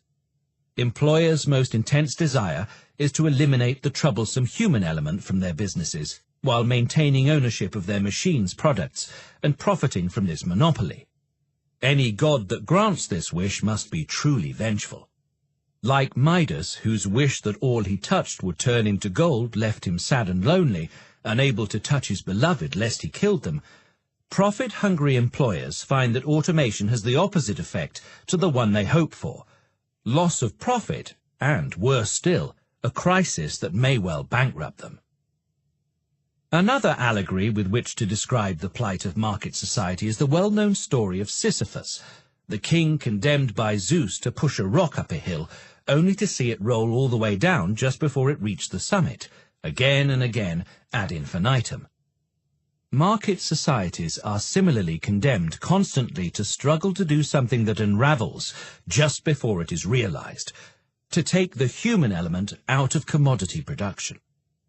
I don't know about you, but I find something soothing in this irony. Resistance is never futile. At around the time when Mary Shelley was writing Frankenstein, a band of English workers known as the Luddites protested against the loss of their jobs to the new steam-powered looms in cotton and wool mills by destroying the machines. The Luddites are among history's more misunderstood protagonists. Their quarrel was not with the machines themselves, even though they wrecked quite a few of them. They were opposed to the fact that so few own the machines. It was the social arrangement, not the technology, they objected to. What the Luddites could not achieve, limiting the machine's onward march, has been achieved, at least sporadically, by market society's Icarus moments. Those moments in history when a crash brought about by the combination of automation and bankers turned into a slump. This means that while automation continues to gather pace at an astonishing rate, It is only part of the picture. If you were to catch a plane to Bangladesh today to visit a t-shirt making facility, you would be startled to find thousands of workers, not machines, piecing together garments. The scene would be strikingly similar to the one depicted in Charlie Chaplin's 1936 movie, Modern Times. In it, Chaplin's character is a factory worker on a continuously moving assembly line, an innovation that had revolutionized production since its invention in 1913. Forced to work faster and faster to keep up with the machines, he soon starts to behave something like a machine himself, spirals out of control, and causes such chaos that he ends up out of a job and in jail. Judging by the continued existence of sweatshops at the same time as futuristic robotic factories, Marx seems to have been right, at least in one respect. Our market society's particular take on technological innovation is not just a question of replacing workers with robots. It also involves mechanizing human workers when their wage makes them more attractive than robots. And here we encounter another irony that should provide some hope for humans in the race against machines. Employing humans always comes with the advantage that workers, unlike machines, recycle their wages, however small they may be, helping to ensure there is a market for the t-shirts and other products they assist in producing. By the same token, if those wages fall, as happens when work becomes more mechanical and less skilled, there will come a point when they are too low to support the sales of the goods they help produce. Looked at in this light, it is in the interests of all market society, including even employers in the overall balance, for workers to resist their own mechanization. For it is this alone that puts the brakes on the profit-destroying process of automation. It is another paradox hidden in the foundations of market societies that although most employers are dead against it, the workers' capacity to organize themselves, especially through trade unions, to demand shorter hours, higher wages, and more humane conditions, is the antidote to the Icarus syndrome. In Star Trek, our heroes often find themselves confronting the hordes of the Borg, a mechanized collective entity whose aim is to turn every species they encounter into one of their own, and whose message to humans is, "You will be assimilated. Resistance is futile." On the contrary, resistance is never futile. Machine slaves or machine masters.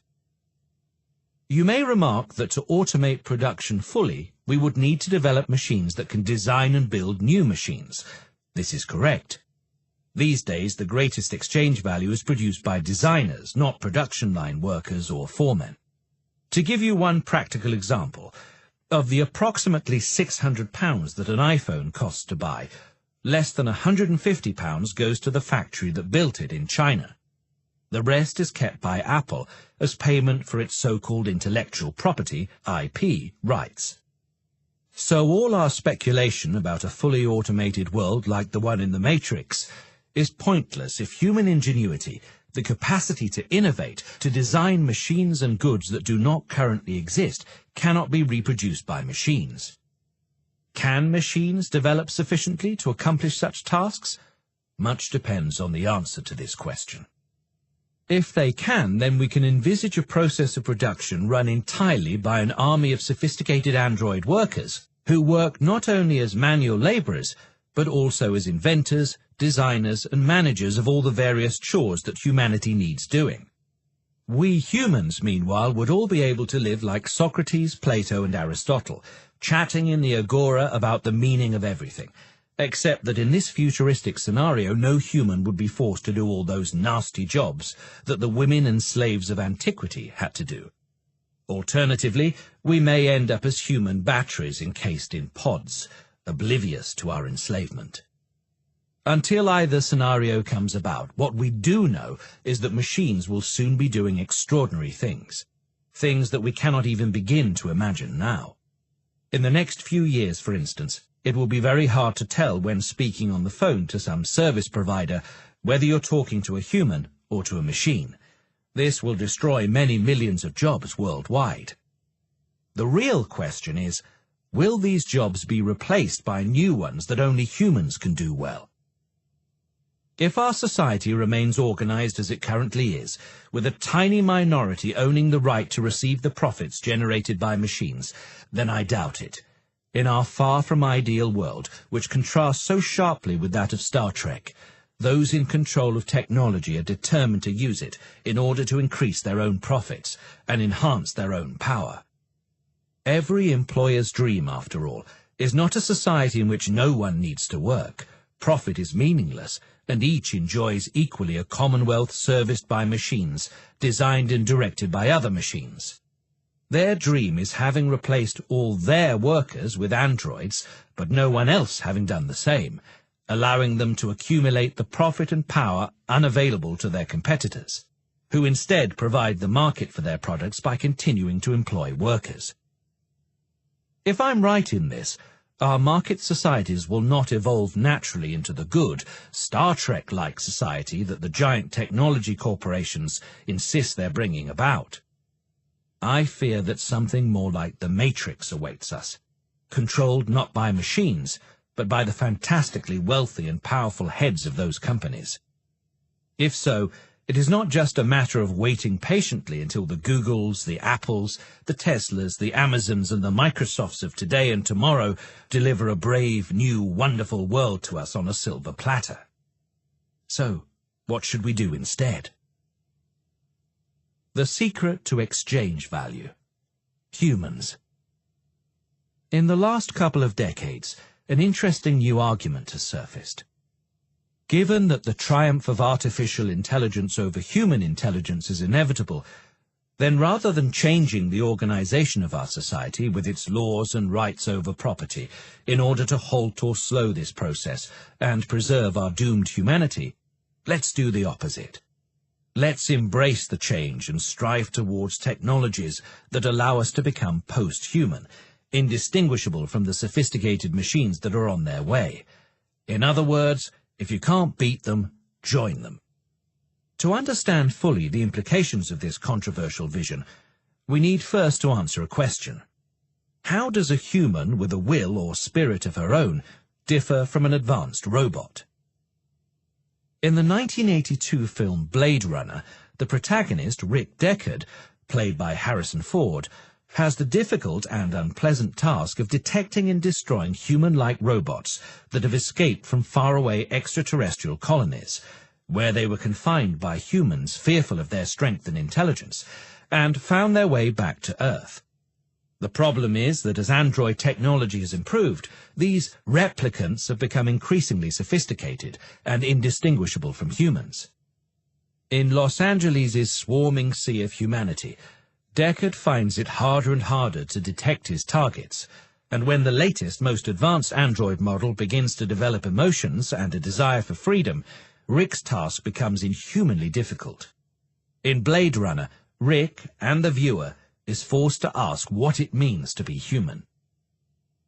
Now, suppose you were deaf and had a hearing aid fitted, or say that your foot was replaced with a bionic one. Would you still be human? Of course you would.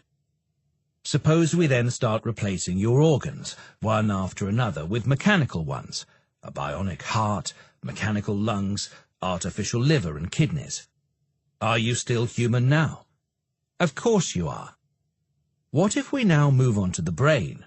What if, for example, we place a microchip in a strategically located part of your brain, as is done to alleviate the symptoms of patients suffering Parkinson's disease, in order to improve your reflexes? Again, I suppose behind all this technology, you will be the same old Zinnia. But what if we then replace another bit of your brain? And another. And another. To cut to the chase, if we keep going, at some point, something will be replaced in you that means you are no longer you, and ultimately there will come a point when you will indeed have become an android. We might not be able to define exactly which component, when replaced in you or me, tips us over the edge. It's enough to know, if only by its absence, that it exists. Now, suppose we did this not just to you, but to all of the humans in the world as well. This would be as if everyone in the world of Blade Runner was actually a replicant, including Rick Deckard. Or indeed as if we had not been enslaved by the Matrix, but had become the machines that run it. a desirable state of affairs for those who envision a post-human future. Leaving aside whatever squeamish sentimental objections you might have to such a future, I'm afraid that in purely economic terms, a society of androids like this would be impossibly flawed. Let us return to the Matrix and ask what is the main difference between the economy there and our kind of economy. The answer is that in our economy, everything relies on exchange value, whereas in that of the Matrix, the very concept of exchange value is nonsensical, meaningless. Yes, there is a complex economy in the world of the Matrix. An entire army of machines is required to maintain it, continuously replacing their own machine parts with improved ones, designing new technologies, producing new machines, and updating the Matrix. But without any self-aware humans equipped with judgment and free will, it no longer makes sense to speak of the machine's exchanges as having any value, for there is no one there to value them. Consider for a moment an old mechanical clock. Each of the gears and springs inside it operates independently and in unison to produce the right time of day. It's a system full of complicated exchanges of energy, but to say that its parts create exchange value for one another is surely silly. Inhabiting the world of the Matrix, or a post-human world populated only by replicants, would be like inhabiting the insides of a clock or your laptop, a system of interrelating machine components operating without human intervention, capable of building marvelous structures, patterns, cities even, but incapable of producing exchange value. These city-states would be more like beehives than societies, their members more like bees than citizens. It could no longer be said to be a market society. It might not even be a society at all. Sources of hope. Like it or not, it is only a matter of time before technology actually creates human replicants capable of doing the vast majority of work. But while the post-human world is as unappetizing as it is incapable of supporting an economy, the solution cannot be the opposite either.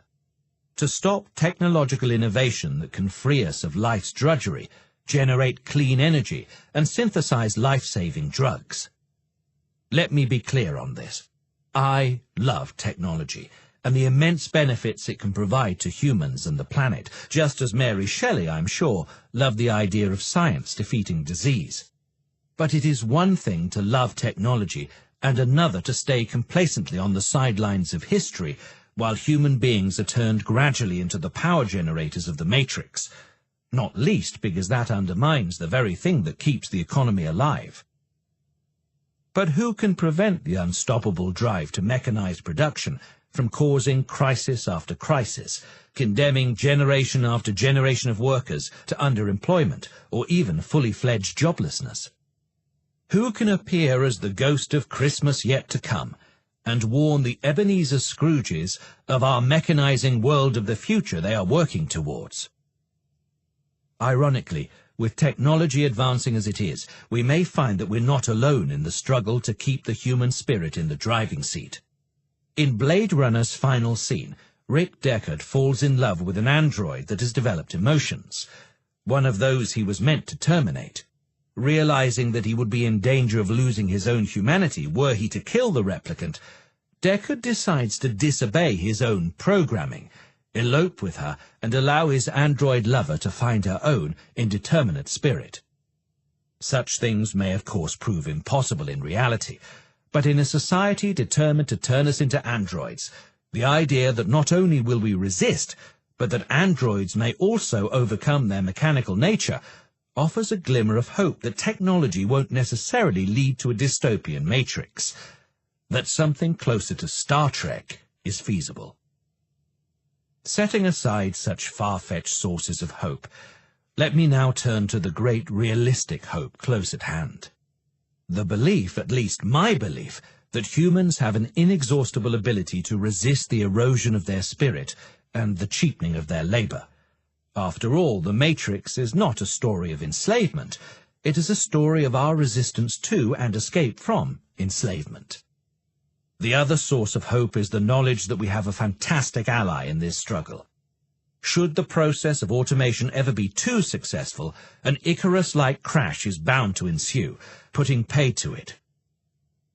We must, of course, never forget that crises destroy the lives of millions, of whole generations, and are never to be wished for. At the same time, our economy's periodic earthquakes offer opportunities for a revival of human labor. Bankruptcies and crises make it cheaper, at least for a while, for surviving businesses to employ destitute workers in place of expensive new robots. Every crisis is pregnant with a recovery, and vice versa. A new and different great transformation. There is another benefit that crashes bring too. Well before you were born, during the so-called good times when turbocharged bank-created debt was powering the almighty bubble that eventually burst in 2008, conversation at dinner tables, in the media, in Parliament, was delusional. Middle-class people talked endlessly of the rising price of their home, their successful investments, their conviction that crises were a thing of the past. It was a sad and infuriating period. Though I was appalled and outraged at the suffering that followed the 2008 crash, I remember also how relieved I was when the bubble burst. At last the truth of our situation was clear. Humility could return. Of course it is maddening that the only way we can preserve the human spirit and common sense is through periodic sacrifices on the blood-stained altar of economic crises. This is why we need to get on with a new and different great transformation, ensuring that the labor of machines is used wisely and benefits all. So what might that look like? Here is one idea for how to align humanity's interests with the rise of the machines. Very briefly, this simple, practical measure would be for a portion of the machines of every company to become the property of everyone, with the percentage of profits corresponding to that portion flowing into a common fund to be shared equally by all. Consider what effect that would have on the course of human history. Currently, increasing automation reduces the portion of total income that goes to workers, diverting more and more money into the pockets of the rich who own the machines. But, as we have seen, this ultimately diminishes demand for their products, as the majority have less and less money to spend. But if a portion of the profits were to go automatically into the bank accounts of the workers as well, then this downward pressure on demand, sales and prices would be alleviated, turning the whole of humanity into the beneficiary of the machine's labor. As long as highly skilled human labor remains necessary to design the machines that build other machines, full automation of the production process will not happen. In this scenario, the effect of distributing profits, as I've described, would be to ensure that prices remain more or less stable, while incomes rise, with the result that products become increasingly more affordable. And if it ever happens that the production process does become fully robotized, with humans no longer needing to work on the design or the manufacture of the robots that make other robots, then all prices and all incomes will gradually recede, until every product is like the air we breathe, so plentiful that no one needs to pay for it, however precious it may be. Then and only then we shall be able to boast, as Star Trek's Captain Picard does, that people are no longer obsessed with the accumulation of things. We've eliminated hunger, want, the need for possessions. We have grown out of our infancy. Even though it may seem to you that I have lost the plot, and succumb to a science fiction fantasy, as many will tell you I have, don't worry, I'm in excellent company. In his essay on the economic possibilities for our grandchildren, one of the most highly regarded economists who ever lived, John Maynard Keynes, wrote the following: "The love of money as a possession will be recognized for what it is, a somewhat disgusting morbidity, one of those semi-criminal, semi-pathological propensities which one hands over with a shudder to the specialists in mental disease." Even though he wrote this back in 1930, when the idea of fully robotized production was a lot more far-fetched than it seems today, Keynes sounds very much like Captain Picard, don't you think? To put it as clearly and plainly as possible, We urgently need, as a species, a way to make full use of our technological potential, without periodically destroying the livelihoods of great swathes of humanity and ultimately enslaving ourselves to the few. To do this, we must first and foremost redistribute between us the riches that the machines we have created can produce through part ownership of those machines. I can think of no other way of turning human society from the slave of its creations into their master. What stops us from doing this? The fierce opposition of the tiny but very powerful minority who own the existing machines, land, office blocks, and of course the banks. What do we do in the face of their resistance? In the final 2 chapters, I hope to convince you that the answer to this most important question is the same whether we are examining the rise of machines, as we have in this chapter, or the lifeblood of the economy, money, as we shall in the next chapter, or the lifeline of our species, the environment, as we shall in the final chapter. Bear with me. The answer will come soon enough. Chapter 7. The Dangerous Fantasy of Apolitical Money. During the Second World War, the German authorities treated their prisoners of war differently, according to where they came from. Russians, the Roma, and certainly the Jews, they murdered. British, Commonwealth, American, and French prisoners of war, on the other hand, they accorded the basic rights laid down by the internationally agreed Geneva Conventions. In 1941, Richard Radford, an officer in the British Army, was captured by German forces and placed in a camp for Western prisoners of war. When the war ended, Radford took the time to record his experience of life in the POW camp through the prism of his training as an economist. In the camp, prisoners of different nationalities were kept in different buildings, between which they were usually free to move about.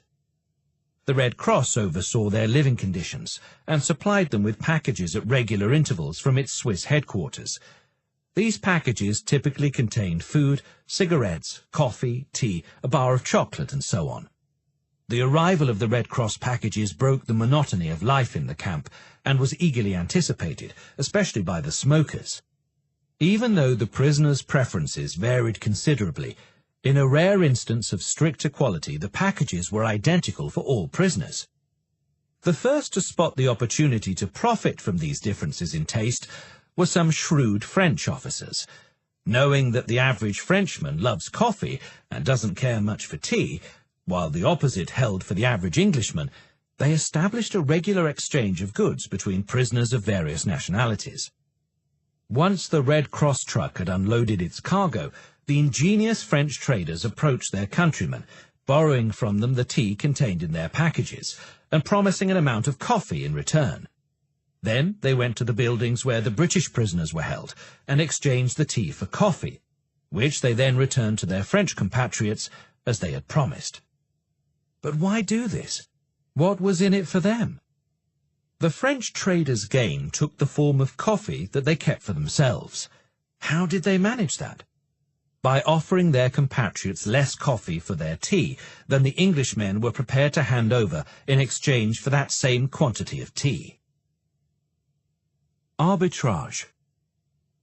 In economic terms, the French traders were effectively paying their countrymen a lower price for the tea they bought from them than the price they charged the tea-loving Englishmen. Of course, the price was measured, denominated, not in pounds, marks, or dollars, since the inmates of the camp had no actual money, but in ounces of coffee. In economic parlance, this practice of buying for a lower price in one market and selling for a higher price in another is called arbitrage.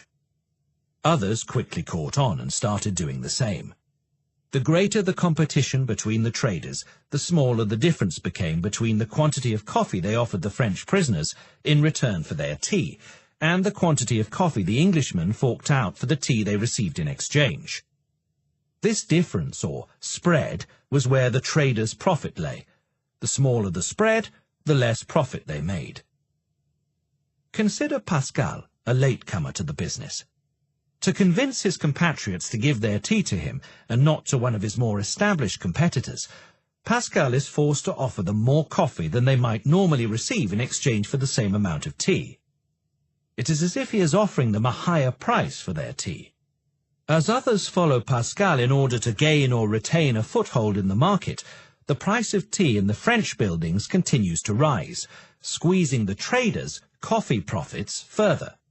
At the same time, similar bargaining over prices is taking place in the English buildings, until finally it becomes common knowledge in the French buildings how much coffee their tea will buy in the English buildings, and it becomes common knowledge in the English buildings how much tea their coffee will buy in the French buildings. At this point, Pascal and all the other French traders can no longer get away with paying a little bit less coffee for their compatriots' tea than they receive from the English. Everyone knows what their tea and coffee is worth. In other words, thanks to their efforts, the traders have helped establish the price of tea, and in the process done themselves out of a job. Very quickly, all sorts of goods were being traded across the camp, with most of the POWs participating in this spontaneous multinational market in which each person sought to acquire as many comforts as they could in the camp's adverse conditions.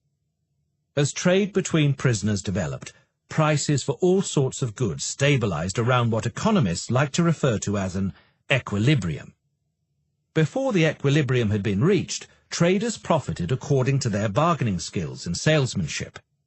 One might buy a chocolate bar for 10 grams of coffee, while another might manage to sell a chocolate bar for 15 grams of coffee. But as trading continued and competition shrank the spreads, prices stabilized, profits collapsed, and skilled traders lost all advantage. Now they had to conjure up new types of trade, new markets, in other words, if they were to exploit their trading skills. This stabilization of exchange values, or relative prices, was helped along by the presence of notice boards around the camp, on which traders posted offers. For example, I'm selling 100 grams of coffee for 10 chocolate bars. Prisoners could thus see at a glance the sort of prices available, and would know not to accept 9 chocolate bars for the same amount of coffee, helping to establish stable prices all over the camp. Have you noticed in movies or on TV those large screens that traders have in the trading rooms of banks or the stock exchange? These are so-called Bloomberg screens, on which the shifting prices for oil, gold, company shares and government bonds appear in real time and are essentially more advanced versions of the notice boards in Radford's POW camp. Their job is to facilitate trade and to eliminate spreads, getting rid of opportunities for arbitrage in the process. The emergence of a carcinogenic currency, cigarettes. In time, transactions in the camp became more complicated, and the system of direct exchanges, tea for coffee, coffee for chocolate, proved a drag. Imagine, for example, that a Canadian is offering 100 grams of coffee in exchange for 10 bars of chocolate. A Frenchman who wants the coffee, doesn't have any chocolate, but does have tea, would have to do some research before proposing something like, I want your coffee, but I don't have chocolate. I do have tea, though, and I know this Scottish guy in Building C5 who's offering 15 grams of tea per chocolate bar. So how about you give me that 100 grams of coffee, and in return I give you 150 grams of tea, which you can then exchange with the Scotsman for 10 bars of chocolate. That's how things were in the beginning. But soon a significant change came about. One particular commodity became established as a go-between that could mediate the sale of all the other commodities. In effect, it became a currency.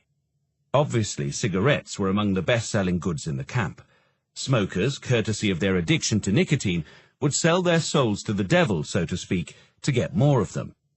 As a result, non-smokers were at a great advantage, since their packages contained cigarettes too, cigarettes that had no experiential value for them, but packed great exchange value.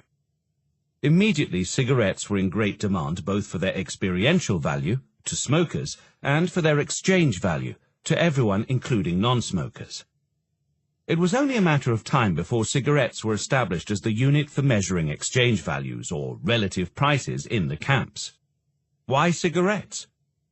Which goods end up evolving into a unit of currency has always depended partly on chance and partly on their having some basic properties, They must be durable so that they do not perish, unlike, say, bread or fish. They must be convenient to carry, preferably pocket-sized. They must be easily divisible into smaller portions, and their appeal must be evenly spread throughout the community. Radford's account relates how cigarettes were transformed from a simple carcinogenic good into a special commodity with 3 distinct properties and roles. First, they were sources of the nicotine that smokers craved. Second, they functioned as a means of exchange and a measure allowing for an easy, immediate comparison of prices. Third, cigarettes could be stashed away, offering prisoners the opportunity to create a nest egg of exchange value in the harsh conditions of the POW camp. This last use of cigarettes as a store of exchange value is perhaps the most interesting, as its repercussions extended beyond the realm of convenience and trade facilitation. By giving prisoners the opportunity to save for a rainy day, new opportunities and new risks emerged. One obvious opportunity was the possibility of lending one's saved cigarettes to another prisoner in return for interest. The risk that this brought was the possibility that the borrowing prisoner might not pay them back, known as the risk of default. For example, the borrower might spend all the cigarettes or even smoke them all and be unable to return them to the creditor. But another risk came from elsewhere. The exchange value of money, inflation and deflation in the POW camp. When I was your age, I recall hearing a grown-up saying something that I could not get my head around. I just did not get it, however hard I tried. Even when I thought I had understood it, I tried to explain it to a friend and realized that I hadn't. What was it that this grown-up had said? That a 1,000 drachma note, the currency we had back then, cost only 20 drachmas to produce. How can it be worth 1,000 drachmas, I kept wondering, when it only cost 20? Maybe you're smarter than I was, but humour me nevertheless, as I attempt to explain this puzzle in the context of Radford's POW camp. Periodically, the Red Cross would place a few more cigarettes in the prisoners' packages, but keep the quantity of chocolate, tea and coffee the same. When the extra cigarettes arrived at the camp, each cigarette now bought less coffee, less chocolate and less tea. Why? Because overall a larger number of cigarettes now corresponded to the same amount of coffee and tea. Each individual cigarette corresponded to less coffee and less tea. The opposite also held true. The fewer cigarettes there were in comparison to the other goods that the Red Cross placed in the packages, the greater the exchange value or purchasing power of each cigarette. In short, the purchasing power of a unit of currency has nothing to do with how much it costs to produce, but rather its relative abundance or scarcity. Imagine that a prisoner has been hoarding his cigarettes in order to make a large purchase, when suddenly the Red Cross sends tons of cigarettes to the captives. Suddenly the exchange value of his cigarettes drops, and his parsimony and abstinence have been to no avail.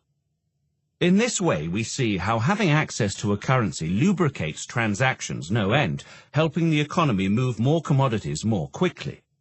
On the other hand, for a currency to function, it requires trust and faith.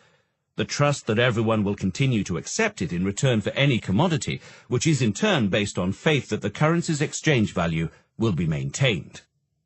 It is no coincidence that in your second language, Greek, the word for coin, nomisma, straddles the verb to think, nomizo, and the noun for law, nomos. Indeed, what gives value to coins and paper money is the legal obligation to accept them across the realm, and the belief that they are and will remain valuable. One night, Allied bombers hammered the area where the camp was located. The bombs landed closer and closer, some falling in the camp itself. All night long, the prisoners wondered whether they would live to see daybreak. The next day, the exchange value of cigarettes had gone through the roof. Why? Because over the course of that endless night, surrounded by exploding bombs and consumed by anxiety, the prisoners had smoked cigarette after cigarette. In the morning, the total number of cigarettes had shrunk dramatically in relation to the other goods. If previously 5 cigarettes had been needed to buy 1 chocolate bar, now only 1 cigarette was needed to buy that same bar. In short, the bombardment had caused what is known as price deflation. a decrease in all prices as a result of a reduction of the quantity of money in relation to all other goods. The opposite, a general increase in prices as a result of a larger quantity of money in the overall system, is known as price inflation. Interest rates, the price of money in the camp. For all of 1942, when it was still impossible to tell how the war would end, and the prisoners feared it might be many years before they'd be able to return to their homes, prices in the camp were relatively stable.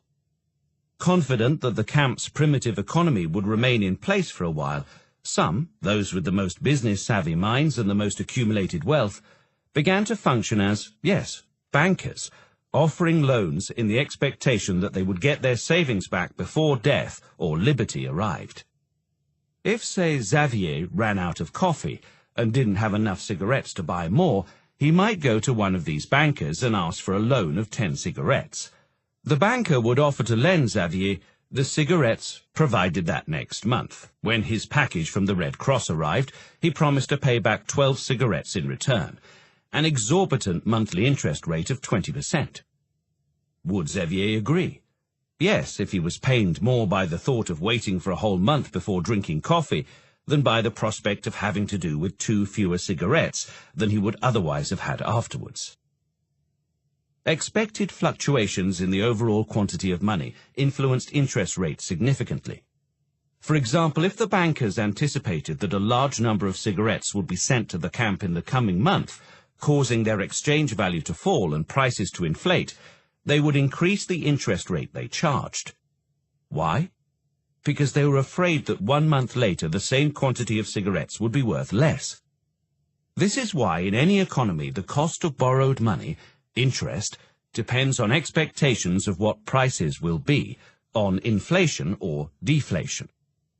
To give an example, a banker predicts that the exchange value of each cigarette will fall by 10%. In other words, that inflation will occur and the price of goods expressed in cigarettes will rise by 10%. In the past, he was ready to lend 10 cigarettes in return for 12 next month. Now he calculates that a monthly interest rate of 20% will result in an increase for him not of 20%, but of 20% minus 10, which is only 10%. This figure is known, intuitively enough, as the real interest rate. Understandably, if the banker wants to maintain his same level of profit, he won't be prepared to loan the cigarettes for 20% anymore. What would he accept? A rate of 30% per month, adding 10% to his normal interest rate in order to make up for the 10% less that his money will be worth. If you hear somebody in some boring news report remark, "Interest rates will probably rise because inflation seems to be picking up," you now have no excuse not to understand what they're going on about. Radford's POW camp is all you need. Great expectations. The weather and other natural phenomena do not give a monkeys about what we think of them or what we predict they will do. If it is to rain, it will rain regardless of what the Met Office has said or what you and I expect. But as we know from Rousseau's Stag Hunt and from the 2 Oedipal markets, the economy, unlike nature, is influenced, buffeted, and indeed shaped by what we think of it.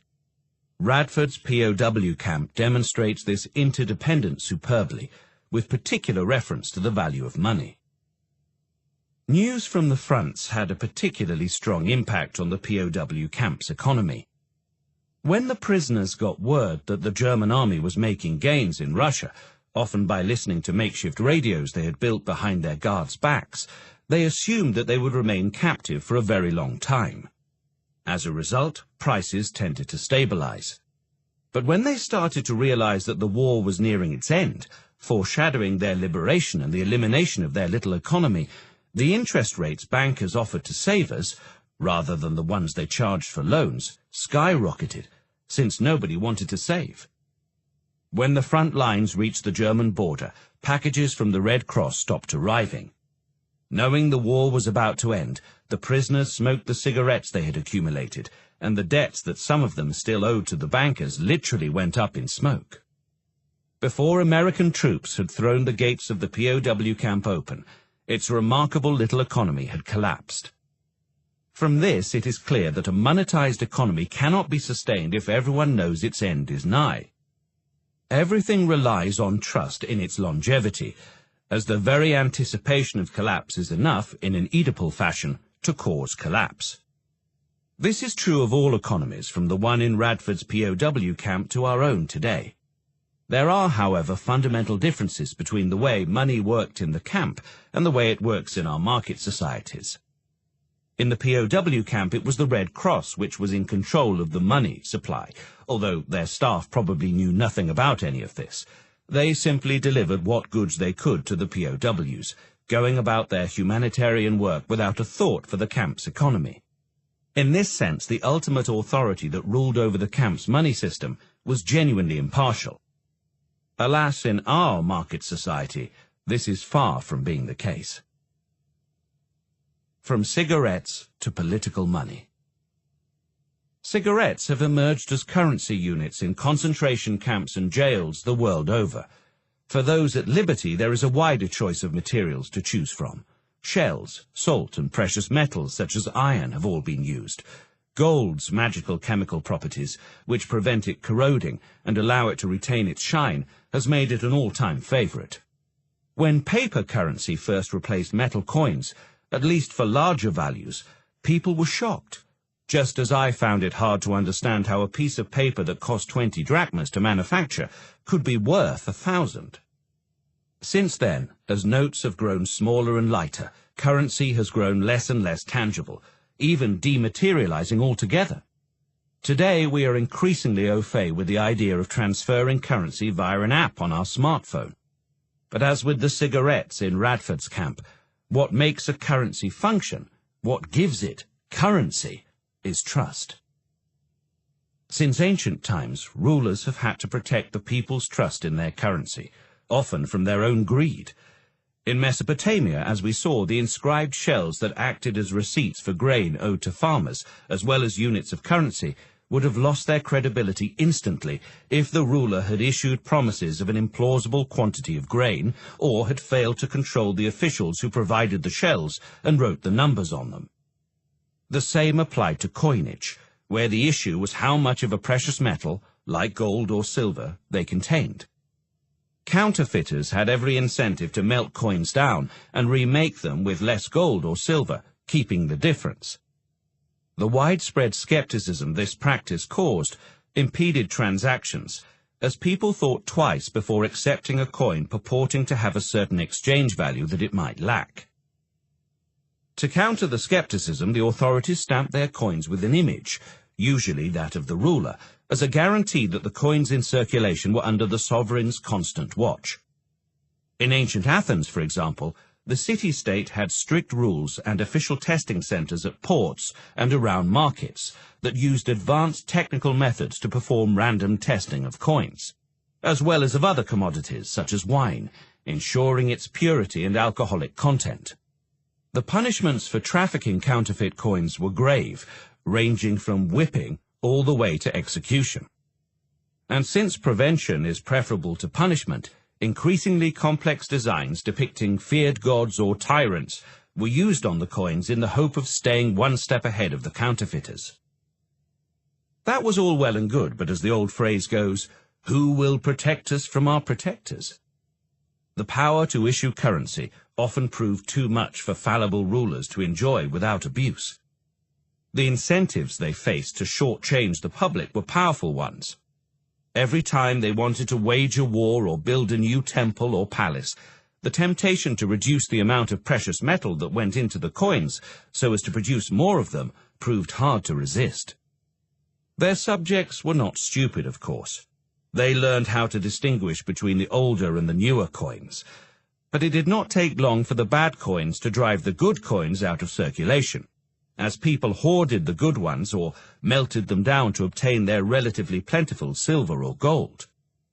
But with so much additional and debased currency in circulation, each coin came to be worth less wheat, less corn, less meat.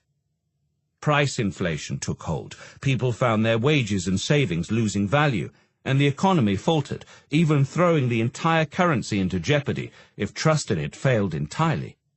The decline of the Roman Empire, for instance, was riddled with such episodes.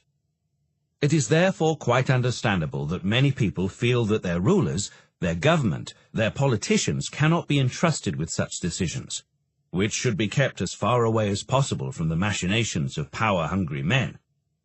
And yes, it was and remains mostly men who have stuck their snouts into the common trough. Times have thankfully changed to some extent. Through a series of insurrections, the rule of law was imposed upon the rulers by the ruled, limiting the extent to which the king could plunder his subjects, impose taxes at will, confiscate their land, and incarcerate them when they resisted. Taxes became something much more than a levy on the poor for the further enrichment of the powerful.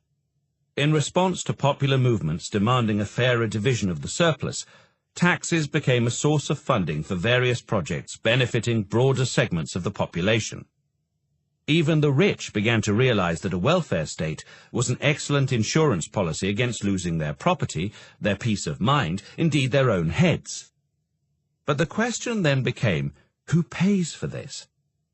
As we have previously noted, the rich never like to pay the necessary taxes, and the poor cannot afford to. So what then? One option, as we saw in Chapter 4, was deficit-financed state expenditure, or public debt. Another was to create more money, either via the banks or via the central bank that the state instituted to fund itself and to fund the bankers in their hour of need. Both options have their demerits. Politicians dislike increases in public debt because their opponents go to town against them, accusing the government of condemning their children to a future of higher taxes in order to pay it off.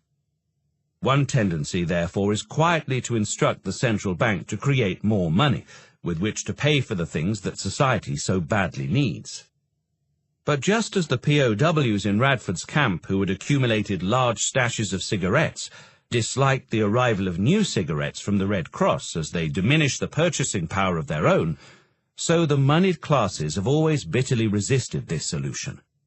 Citing the fall of the Roman Empire, attributed partly to the failing Roman emperor's debasement of the currency, the wealthy went on a campaign to depoliticize central banks and make them independent of government, taking away the politicians' power to instruct the central bank to increase the money supply. But leaving aside for now the question of whether it is really desirable to depoliticize money in this way, is it even possible? The difference between the POW camp economy and monetized market economies. To answer this question, let us begin by noting another difference between Radford's POW camp economy and our own. In the camp, currency was money and money was currency, the stock of cigarettes acting as the stock of currency, and the stock of currency being the only money that existed. However, outside the POW camp's barbed wire, the volume of money massively exceeds the quantity of coins and paper notes in circulation. Why is this? The short answer is, thanks to the banker's magical power to create money from nothing. As you will remember, when Miriam received her loan of £500,000, it simply appeared in her bank account. It never took the form of currency, of coins or paper notes, but it was money nonetheless, which she used in order to purchase the equipment that she needed for her bicycle workshop.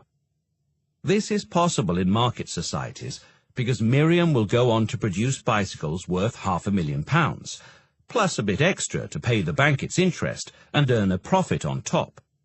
In the POW camp, by contrast, there was no production, only consumption, and without production there is no way of turning debt into profit in this way. Such a thing would have been more or less impossible. From this perspective, the camp's economy was a fully fledged market, but nothing like a market society, since nothing that the POWs consumed was produced within it. Let us also recall how this magical power of the bankers to create money and the overall demands of a market society generate an urgent need for public debt, the ghost in the machine, as I described it. It is public debt that pays for the infrastructure on which the whole functioning of the economy depends, that boosts the recycling process when it slows, that provides overexcitable bankers with their most liquid of assets, that is, the elastic band that holds everything together when they get carried away. In turn, public debt engenders a new urgency in the state to collect taxes, if only to keep repaying part of the public debt. The crucial difference between the economy in Radford's POW camp and the economies of market societies is that in the former, debt and taxes were unrelated to the supply of money, whereas in the latter, they are inextricably linked. After all, physical currency did not originally come about in order to facilitate exchanges, as it did in Radford's camp. It was invented to record debts that the rich rulers used in order to pay poor farmers like Mr. Nabook, and to collect taxes. Hence, while rulers have always been tempted to debase the currency in order to profit themselves, they have always been restrained from doing so by the knowledge that it would reduce the value of the taxes they received. If money were to be depoliticized, if its supply were to be separated from the world of politics, then we can now see that all of the following decisions would have to be made independently of politics. How much government spends and on what? How much tax the state collects and from whom? What bankers should be allowed to get away with? How to deal with bankers when they go bankrupt? To the extent that these decisions are the very definition of politics, then they can be undemocratic if they are taken by the oligarchy, but they can never be apolitical. Once more, let me remind you why money in Radford's POW camp was apolitical. Because its supply came from an independent source, the Red Cross, which did not know it was providing Radford and his fellow POWs with a currency. Everywhere else, the authorities in control of the money supply know full well the power they have over our economy. In such a position, given that they know the likely consequences of their decisions, the question is not whether they should act dispassionately. They cannot. The question is whether they should act in the interests of the many or the few. It is the case that the central banks of almost all of the world's economically advanced democracies are formally independent. In each of these countries, has money been depoliticized now that the central bank is no longer under the purview or influence of elected politicians?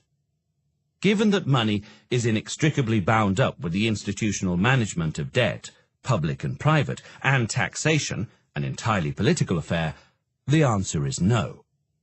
What really happens when the central bank becomes independent of elected politicians is this. Rather than having a central bank as neutral as the Red Cross, we end up with a central bank whose decisions remain as political as ever, except that they are no longer supervised by Parliament. As a result, they end up more dependent than ever on the political and financial might of the powerful, unelected few, the oligarchy and the bankers. An attempt to depoliticize money. Bitcoin. Now let me take you back to 2008, to that moment in recent history when you were only 4 and when the bankers' bubble burst spectacularly. The loss of so many jobs and homes and hopes imbued Western societies with unprecedented distrust of the money lords, the private bankers, the politicians in charge of our market economy, and the theoretically independent central bankers in charge of the money supply. As central bankers from the 20 richest countries, the so-called G20, got together to agree on how to rescue the bankers, citizens around the world were incensed. Some began to dream of a new kind of currency, one not dissimilar to the cigarettes in Radford's POW camp. Denationalized, apolitical, and beyond the reach of the high and mighty. A currency created by the people, for the people, which neither bankers nor the state could manipulate. Who would issue the currency and regulate its quantity and quality, if not a government or central bank? Such questions were unanswerable before the digital age. But since the internet arrived, the vision of a democratic, safe and honest digital currency with no physical form, existing only in our computers and smartphones, independent of any central control, has been growing in progressive minds with an anti-authoritarian bent. The challenge has always been this. Unlike a banana or $100 note, which I cannot eat or spend twice, anything digital is just a string of numbers sitting on a hard drive and can therefore be copied and multiplied by anyone. If there's nothing to stop me or you from creating as much currency as we want, how can we keep tabs of how much each of us has the right to spend? Without a solution to this problem, a digital currency would immediately be destroyed by mistrust and hyperprice inflation. A brilliant answer to this question was sent in an email to an online chat room on the 1st of November 2008, a few weeks after the crash hit. The email was signed by Satoshi Nakamoto, a pseudonym hiding a person or team whose identity hasn't been uncovered to this day. In this email, Nakamoto presented a dazzling computer program, an algorithm, that solved this problem and would become the basis for a new decentralized digital currency, the so-called Bitcoin. Before Nakamoto's email, all other solutions required a central authority of some kind. Banks and credit card companies like Visa or MasterCard deal with the problem by creating a central digital spreadsheet. Every time you pay for something on Amazon using my credit card, a number of dollars is taken out of the entry in that central spreadsheet, or ledger, next to my name and account number, and is put next to Amazon's name and account number on the same central spreadsheet. Before every purchase I make, the central system checks to see that there are sufficient funds next to my name, ensuring I never spend the same money twice. The beauty of Nakamoto's algorithm was that it did away with the ledger run by a central authority, but still managed to ensure that a single currency unit could never be copied or spent twice. Who would take responsibility for policing transactions then? I'm sure you want to ask. The fascinating answer is everyone. The whole community using Bitcoin would share in the task by each making available a small part of their computer's capacity for this purpose. Everyone would observe everyone else's transactions, ensuring their validity, while at the same time no one would know whose transactions they were observing, safeguarding privacy. Many people around the world were enthused and signed up. Bitcoin experienced some terrible teething problems. Despite the fact that nobody was able to crack Nakamoto's algorithm, a handful of malevolent entrepreneurs exploited people's fears that their computers might be hacked, with the hackers escaping with the strings of digits that are their hard-earned bitcoins. These entrepreneurs offered Bitcoin-rich customers a service, safeguarding their bitcoins by storing, electronically, their strings of digits on super-safe servers, charging a small fee in return. Yes, you guessed it. One or two unscrupulous safeguarders then disappeared into the night with other people's bitcoins worth several $million. What is truly interesting about this story is that it reminds us why money is, and must always be, political. That money is political is not something Bitcoin supporters dispute. Their love for Bitcoin and other so-called cryptocurrencies stems from what they see as its anarchic, anti-establishment, counter-authoritarian nature. This is as political as it gets. What Bitcoin supporters would not like, however, is what I'm going to say next. That money can be kept separate from the state and from the political process, leading to the formation of our governments and their policies, is a dangerous illusion. The dangerous fantasy of apolitical money. When the scandal over the large-scale theft of bitcoins erupted, many saw in it proof the currency was flawed because no one protects people using it from fraud and theft. If robbers break into a normal bank and leave with millions, the law ensures that your deposits are safe. But with Bitcoin being outside the jurisdiction of any state, no one will come to your rescue. This lack of a state-backed insurance scheme for users is a serious fault, no doubt. We might dislike it, but the state is ultimately our only insurance policy against organized crime. However, this is not the most serious weakness of stateless currencies like Bitcoin. Their greatest and most dangerous weakness is that because they are founded on the notion that no intervention in the money supply should be possible, lest this intervention be manipulated by governments or bankers, it is impossible to adjust the total quantity of money in the system in response to a crisis. And this makes a crisis worse, as we have seen. Bitcoin's algorithm specifies that the number of bitcoins in existence is essentially fixed. To be more precise, the quantity grows slowly until it reaches a maximum number, 21 million bitcoins to be precise, sometime in 2032. But this is very problematic for two reasons.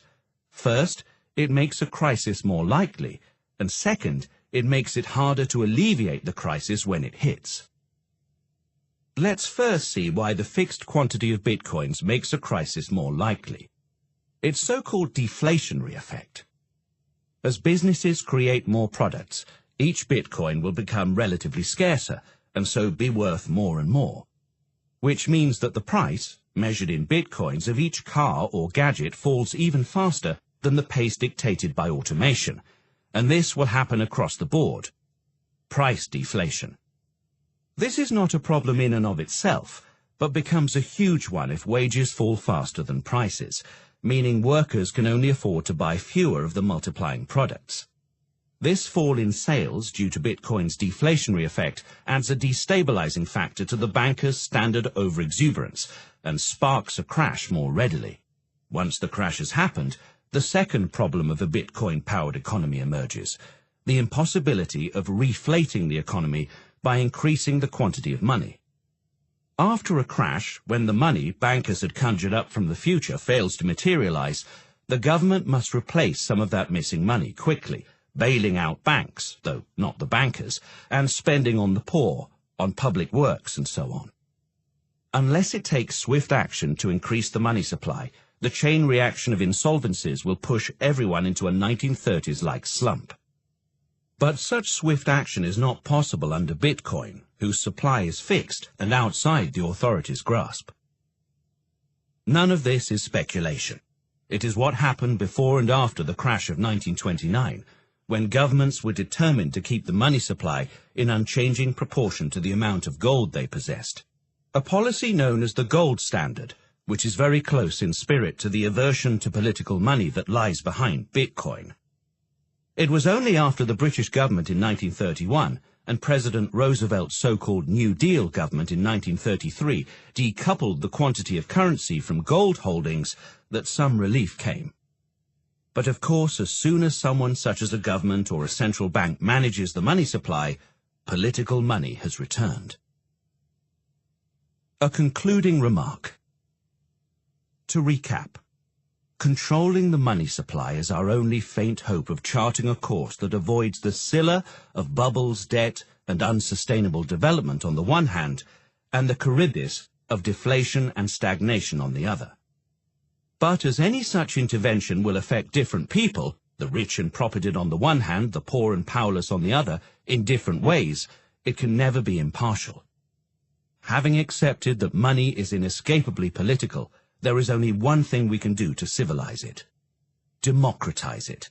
Give the power to control it to the people on the basis of one person, one vote. It is the only defensible way we know. Of course, to democratize our money, we will need to democratize our states first, and this is a tall, tall order, but it may not be impossible. When I finished writing this chapter, I asked your grandfather, my dad, if cigarettes had ended up becoming currency units in the camps on the islands of Makronissos and Ikaria, where he spent several years as a political prisoner during the Greek Civil War of 1946-9. I suppose I was asking partly in order to find out how universal Radford's POW story might be. His answer surprised me, I must say. No, your grandfather said. We shared whatever packages each of us received. Once, despite the fact that I didn't smoke, I asked my aunt to send me cigarettes. As soon as I received them, I passed them on to others who smoked, without expecting anything from them in return. That's how it was. We helped each other out. There is a lesson somewhere here, but I shall leave it to you to tease out. Chapter 8. Stupid Viruses. In The Matrix, a small band of humans have managed to escape their enslavement by the machines and are at large, resisting the machines' efforts to recapture them. Their leader is a man called Morpheus. At one point in the film, Morpheus is captured by the machines within the virtual reality of the Matrix, which appear in the human form of a character called Agent Smith. Before Agent Smith brutally interrogates Morpheus, he explains why humans sicken him. You see, every mammal on this planet instinctively develops a natural equilibrium with their surrounding environment. But you humans do not. There is another organism on this planet that follows the same pattern. Do you know what it is? A virus. Human beings are a disease, a cancer of this planet. You are a plague, and we are the cure. Judging from the three great monotheistic religions, Judaism, Christianity, and Islam, we humans think very highly of ourselves. We like to think that we've been fashioned in the image and likeness of God, of that which is perfect and unique. As the only mammal endowed with the gifts of speech and reason, we consider ourselves to be demigods, masters of the earth, and to have the ability to adapt our environment to our desires instead of our having to adapt to it. That's why we get flustered by the thought of a machine, one of our creations, turning round and speaking to us as Agent Smith speaks to Morpheus. Worst of all, deep down, we're afraid that Agent Smith is right. I might even go so far as to say that he's being particularly lenient on us. After all, there are some viruses that do not destroy their host cells, whereas we seem wholly intent on destroying our host environment. We've driven plants and animals to mass extinction, destroyed 2/3 of the planet's forests, created acid rain that poisons its lakes, eroded the soil, and dammed or drained rivers completely, pumped our atmosphere full of carbon dioxide, which is acidifying our oceans and killing its reefs, melting the ice caps, raising sea levels, destabilizing the climate, and endangering entire peoples. We've so jeopardized the biosphere, our only refuge, that we resemble, and in a literal sense actually are, astronauts who poison their own oxygen supply. Who can doubt that Agent Smith is right? You'll tell me, and you've got every right to, that Agent Smith doesn't exist, that he's the figment of some screenwriter's imagination. Just as Christopher Marlowe created Dr. Faustus and Mary Shelley created Dr. Frankenstein in order to awaken our consciences and raise the alarm, maybe the existence of Agent Smith as a fiction proves that we are not a mere cancer or virus threatening the planet, that we're a species with a conscience, one capable of self-criticism and reflection. The question is whether we shall prove capable of making these noteworthy virtues count. Exchange value versus planet Earth. Market societies made their appearance as exchange values were triumphing over experiential values. As we have seen, it was a triumph that produced unimaginable wealth and untold misery, and led to mass mechanization, exponentially increasing the quantity of products humanity could fabricate, while turning workers and employers alike into the machine's mechanized servants. It accomplished something else, too. It put us, as a species, on a collision course with Earth's capacity to maintain life. Picture the scene. It's summertime on the island of Aegina. Suddenly, 3 firefighting aeroplanes pass over our house, heading towards the Peloponnese. We look out after them, and there it is in the distance. Black smoke rising over the Parnon mountain range into the sky like a charmed snake, gradually covering the blazing midday sun and creating a strange dystopic sunset. There's no need to turn on the news to know that a major disaster is unfolding before our eyes. But while our hearts are sinking, in economic terms, the health of market society will be rising fast. Not in spite of the forest fire, but because of it. Yes, I know it sounds absurd, but it's true. According to a variety of measures, the economy benefits from our biosphere's suffering.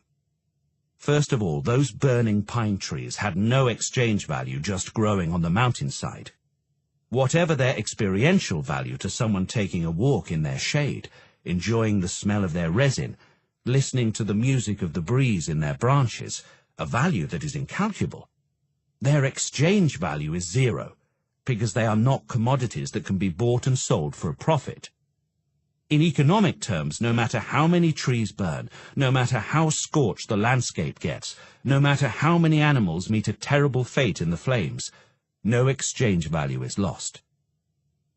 On the other hand, the planes flying over our house burn kerosene, fuel with a high exchange value, which is now added to the income of the oil companies supplying it. The same goes for the diesel consumed by the firefighting trucks rushing towards the blazing forest. And when the time comes to rebuild the homes that burned down, or the power lines that suffered damage, The exchange value of the constructor's wages and the materials involved are all additional fuel for the engine of the economy. See the problem? Humans are predatory animals, and we have long had a tendency to hunt the fauna we rely on to extinction. Destruction of our environment is not new either. On Easter Island, the only remnants of the island's ancient human inhabitants are the huge statues they left behind before they were forced by famine to abandon it. Logging of the island's trees loosened the soil, causing it to flow into the ocean when it rained, turning the island into a desert. For most of our history, however, such catastrophes were isolated occurrences. Before market societies emerged and matured, before the great transformation that brought about the triumph of exchange values over experiential values and led to the Industrial Revolution, Agent Smith's accusation would have been unfounded and unfair. Take, for example, the Aboriginal Australians with whom this book began. It's true they eradicated all of the Australian continent's large mammals thousands of years before the British arrived. But they subsequently managed to attain an equilibrium with their environment, protecting the forests and moderating their consumption of fish, birds and plants in order to preserve nature's wealth. Within 100 years of the arrival of British colonists, however, who enclosed their land, evicted them from it and subjected it to the laws of their market society, 3/5 of the forests have been destroyed. Today, Australia's land is wounded by mines and eroded by intensive agriculture, its riverbeds dried and filled with salt. The Great Barrier Reef to the continent's north, formerly the world's largest living structure, is now dying. As the forest fire suggests, a society that prizes exchange value above everything is one that grossly and criminally undervalues the preservation of the environment. If a tree or a microorganism has no exchange value, our market society behaves as if its destruction is meaningless. If exchange value can be derived from its destruction, we can't act fast enough. Why is this? Idiots, the original meaning. Imagine a river with trout in it. If we catch them all, the trout will disappear for good. If we catch them a few at a time, the trout will last forever, since they'll spawn year after year. Now let's see what happens if fishing is no longer regulated by the customs and traditions of a community of people that understand the river's delicate equilibrium and is regulated instead by the laws of market society. Let's say that the exchange value of each trout is £5. If each individual fisherman is motivated solely by personal profit, then each of them will continue fishing until the exchange value of the time and labor they spend doing so costs them a bit more than the exchange value they derive from the fish. How might the exchange value of that time be quantified? Suppose that each hour the fisherman spends fishing, he loses the £10 he'd be able to make by working at a nearby factory. As long as he catches a fraction more than 2 fish per hour, which he can sell for £5 each, it is in his best interest to fish trout instead of working at the factory. As anyone who has gone fishing knows, the number of fish you catch is inversely proportional to the number of other people fishing nearby, and the intensity with which each of them fishes. To put it simply, it's much easier to catch fish if you're the only person fishing. You just drop your net in the water and swoop up 5 or 6 in a row. But the more you fish and the more fishermen there are, the harder it gets to catch trout, because with each successful catch, there is one fewer fish available, because more of you are chasing after the trout that remain. If you were to work collectively as a community of, say, 100 fishermen, you could agree that you'd each only fish 1 hour per day, catching a total of 200 trout between you, and sharing them, 2 each, daily. Yet in market societies, each entrepreneurial fisherman is competing against the rest, and such agreements go against the spirit, and sometimes even the law, of competition. Even if, over a pint of beer at the local pub, all 100 of you agree that it is sensible in theory to limit yourselves to 1 hour of fishing each day, in practice you will be compelled to do so for a second hour, and a third, and a fourth, and a fifth, and so on, for as long as each additional hour nets you at least 2 extra trout. At first, the total catch may be big, a lot more than 200 trout, But soon as the 100 fishermen spend many hours fishing, the trout gets scarce, almost disappearing from the river. At some point, to catch 200 trout between themselves, the fishermen would have to fish all day, every day, instead of the 1 hour it would have taken them had they stuck to their agreement. If this is not a prime example of orchestrated stupidity, I do not know what is. But this is what befalls us when we assume that the profit motive is a natural human trait. It becomes the guiding force for all we do, despite the fact that it is a relatively recent invention of market societies. Not only do we run the risk of ending up like Dr. Faustus or Dr. Frankenstein, we also run the risk of repeating the mistakes of the Easter Islanders, only this time on a planetary scale. For the example of the trout is, as you know, the mere tip of the iceberg. In just the same way, industrial conglomerates driven by corporate profit-seeking abuse the environment for as long as polluting and exploiting result in net exchange value, condemning our planet to burn, not in hell, but in an oven of our own making. In ancient Greece, a person who refused to think in terms of the common good was called an idiotis, a privateer, a person who minded his own business. In moderation as a poietis, poet, immoderately as an idiotis, the ancient Athenian saying went. In the 18th century, British scholars with a passion for ancient Greek texts gave the word idiotis its current English meaning, a fool. In both these senses, our market societies have turned us into idiots. Can private and planetary interests be wedded? Most certainly. The Aborigines managed it just fine, collaborating beautifully to sustain themselves without hunting and fishing all day, allowing them to dedicate their free time to ceremony, storytelling, painting, and recitals. As individuals, but also as societies that sought to live in harmony with nature, they achieved an authentic well-being that was the envy of many of the Englishmen who encountered them. Similarly, in Europe, despite it being far more densely populated than Australia, people managed to give nature the space it needed to survive prior to the emergence of market societies, the commodification of everything, the privatization of common land, the triumph of exchange value over experiential value, and the victory of private profit over the notion of the common good. The fact that feudal commons were also the site of insufferable cruelty and prejudice does not diminish the environmental point.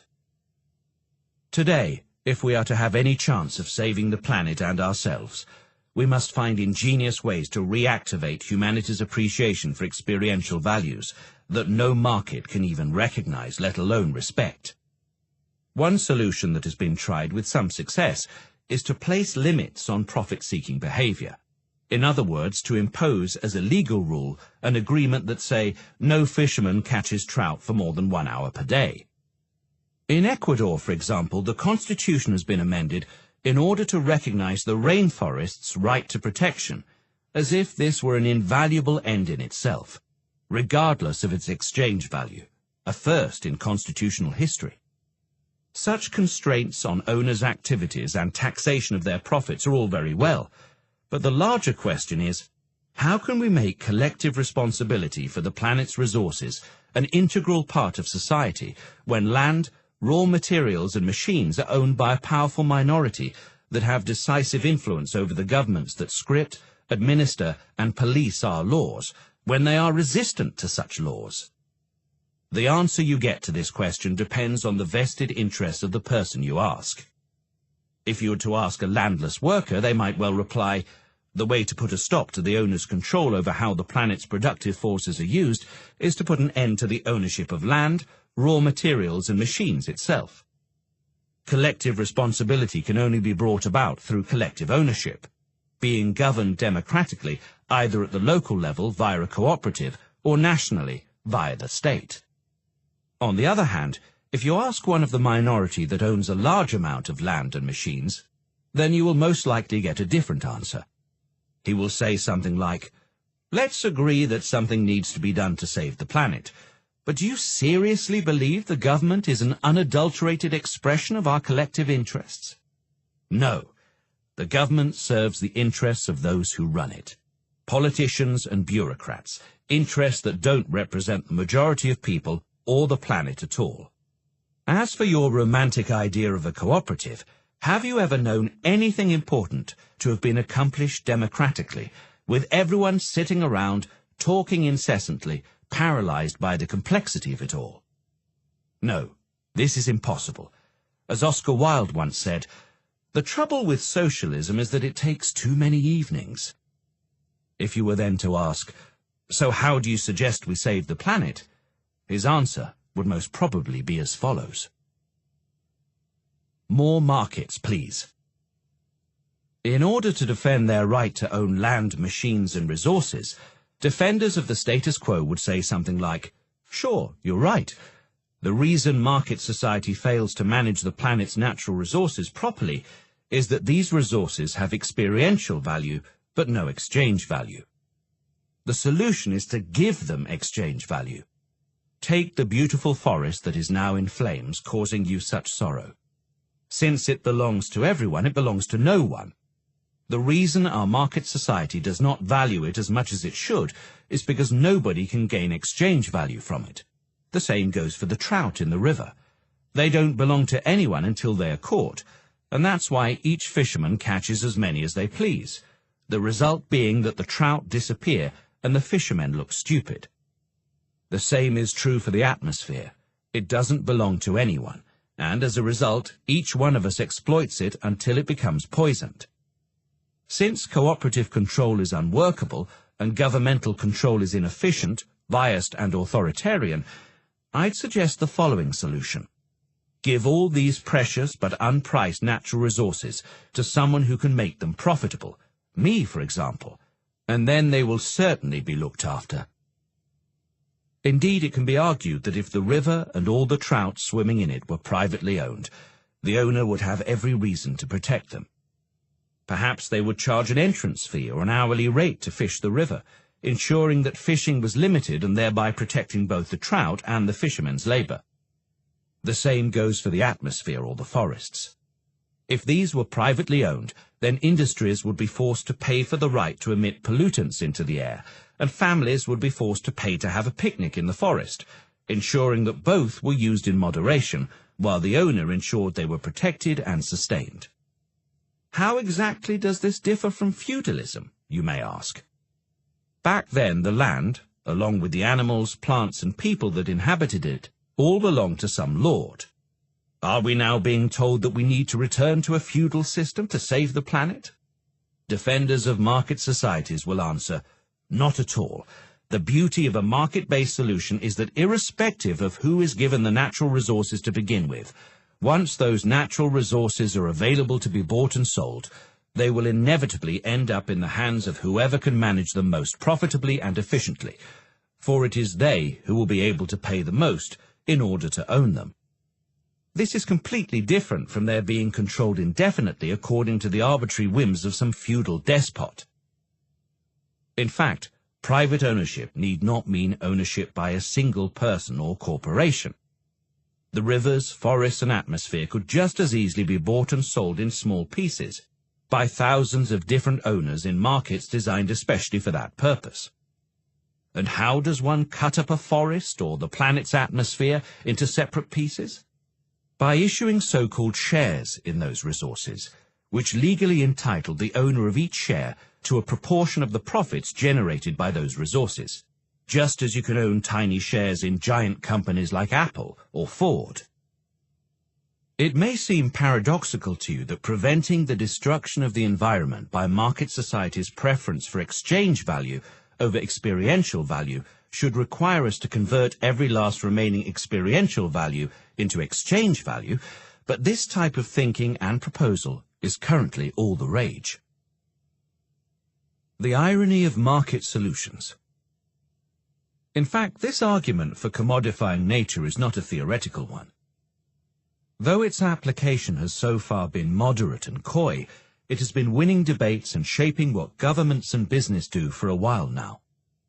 Instead of privatizing the atmosphere, here is what some governments have done to tackle air pollution. Every company is given the right to emit a certain amount of noxious gases into the atmosphere, as well as the right to sell that right to other companies. Within this newly created market, companies that manufacture cars, generate energy, fly planes and other activities that involve releasing tons of these gases into the atmosphere can buy the right to emit polluting fumes from those who do not need it, for example from a company powered by solar panels. The merit of this system, according to its proponents, is twofold. First, companies that can pollute less than their entitlement have the incentive to do so because the less they pollute, the more money they stand to make from selling their remaining quota. Second, the price a company pays for being allowed to pollute more than its quota is determined by supply and demand in the market, instead of being set by untrustworthy politicians. It sounds pretty smart, doesn't it? But pay attention to the irony. The only reason to adopt a market solution such as this is because government can't be trusted, and yet this solution depends entirely on the government for it to work. Who decides what the original quota of pollution will be? Who monitors each farmer, fisherman, factory, train or car's emissions? Who finds them if they exceed their quotas? The government, of course.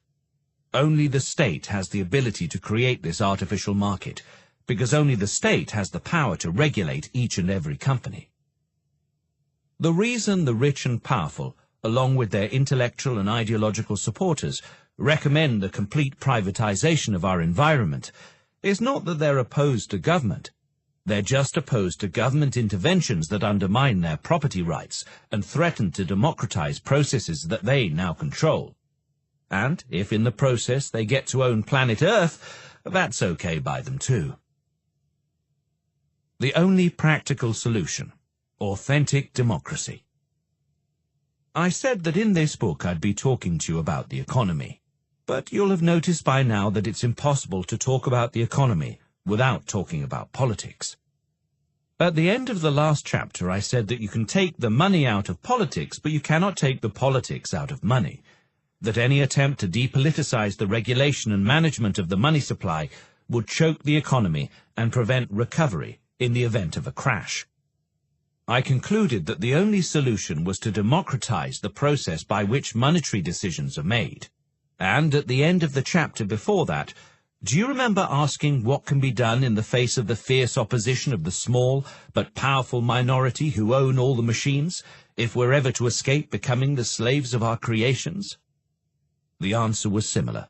Democratize technology by making all humans the robots' part owners. Now, in this chapter, I'm taking the same line further by arguing that a decent, rational society must democratize not only the management of money and technology, but the management of the planet's resources and ecosystems as well. Why so much emphasis on democracy?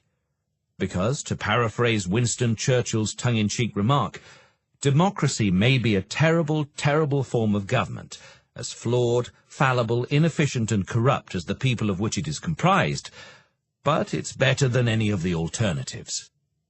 Your era will be typified by the momentous clash between two opposing proposals. Democratize everything versus commodify everything. The proposal favored by powerful and influential people and institutions is commodify everything. They want to convince you that the solution to our world's problems is to accelerate and to deepen the commodification of human labor, land, machines and the environment. Democratize everything is the recommendation that I've been building towards throughout this book. Take your pick. The clash of these two agendas will determine your future well after I'm gone.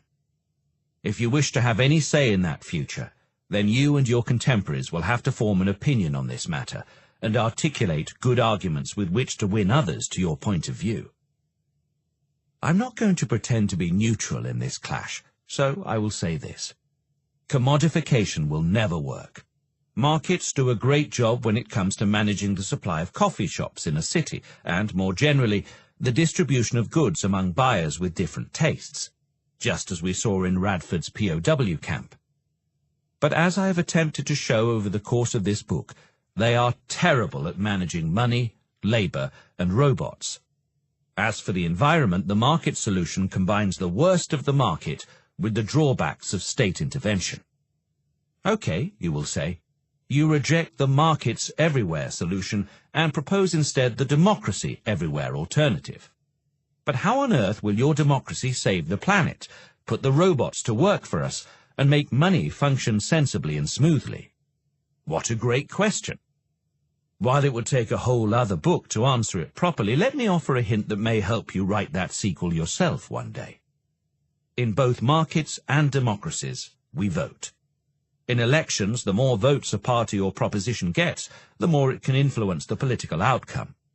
Something similar happens in markets. When you buy a particular ice cream, you are sending a message to the producer of that ice cream that you consider the ice cream sufficiently desirable to spend money on.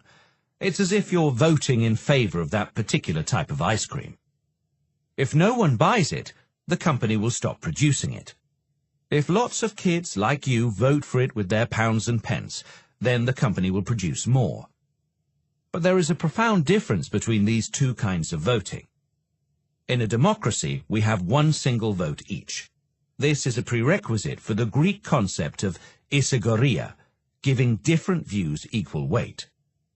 In markets, however, the number of votes one has is determined by one's wealth. The more pounds, euros, dollars or yen you have, the greater the weight of your opinion in the markets where you spend them. It's the same with shares in a company. If you own 51% of the shares in a company, you are its absolute ruler, even if the remaining 49% are owned by thousands of people. You may well say, given that we all live on the same planet, why would the wealthy want something any less than optimal for spaceship Earth, since we're all on board together?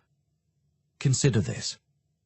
As humans, we now face the choice of either drastically reducing greenhouse gas emissions or letting the polar ice caps melt, which would cause the sea level to rise, resulting in the loss of millions of people's homes and farms in low-lying coastal areas such as Bangladesh and the Maldives.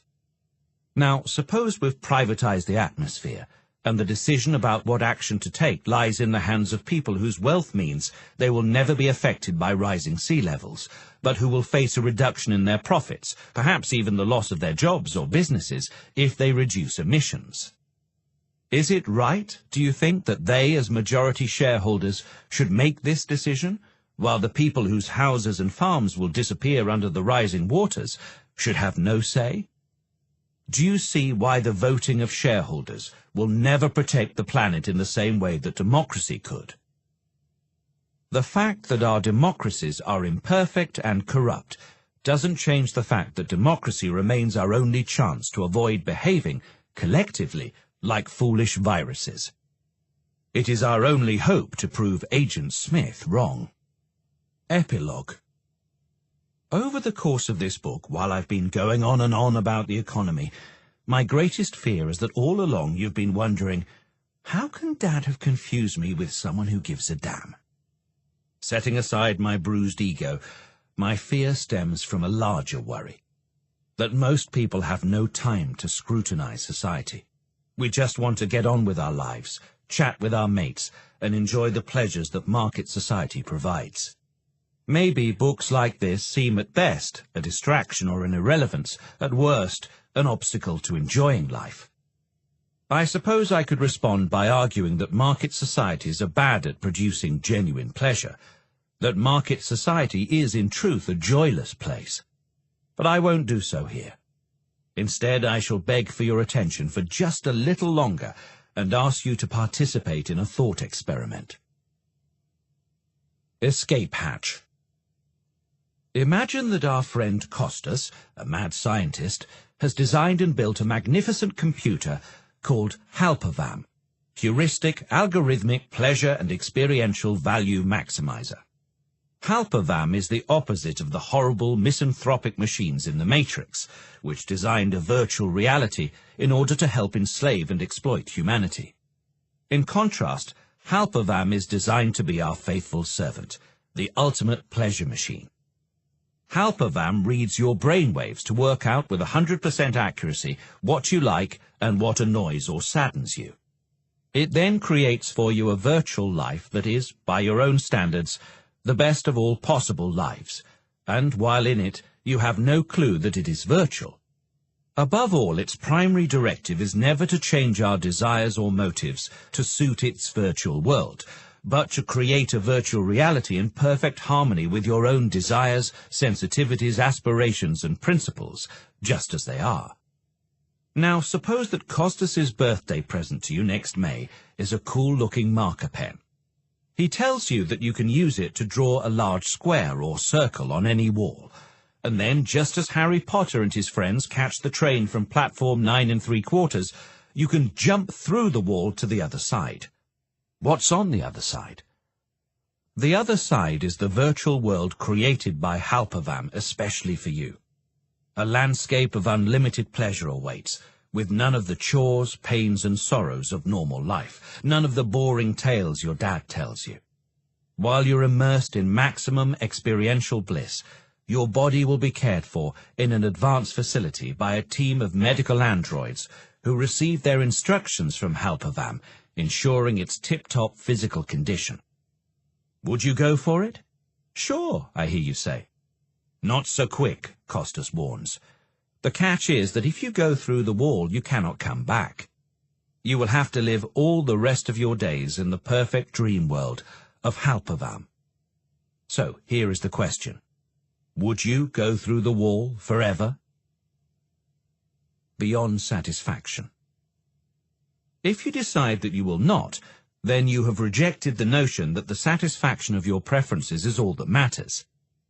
At the same time, you may find it hard to explain precisely why you feel this way. Perhaps the thought of having to say goodbye to your current reality, even to your dad, is too much to bear. The prospect of a life of pure bliss is not enough to take away the apprehension that fills your soul at the thought of leaving all this behind. But what if Costas were to program Halpavam to teletransport you to your virtual bliss without you realizing it? What if the corporation that owns Halpavam were to organize this for every human on the planet? None of us would be aware of any difference except a remarkable improvement in our levels of happiness, satisfaction, fulfillment, joy, even while our bodies, along with billions of others, were being looked after by scores of androids designed and directed by Halpavam. Would you describe this as heaven, or as a hell not substantially different from the one that Neo and his comrades were struggling to escape from in the Matrix? If, like me, this image makes you shiver with disgust, then we have just agreed.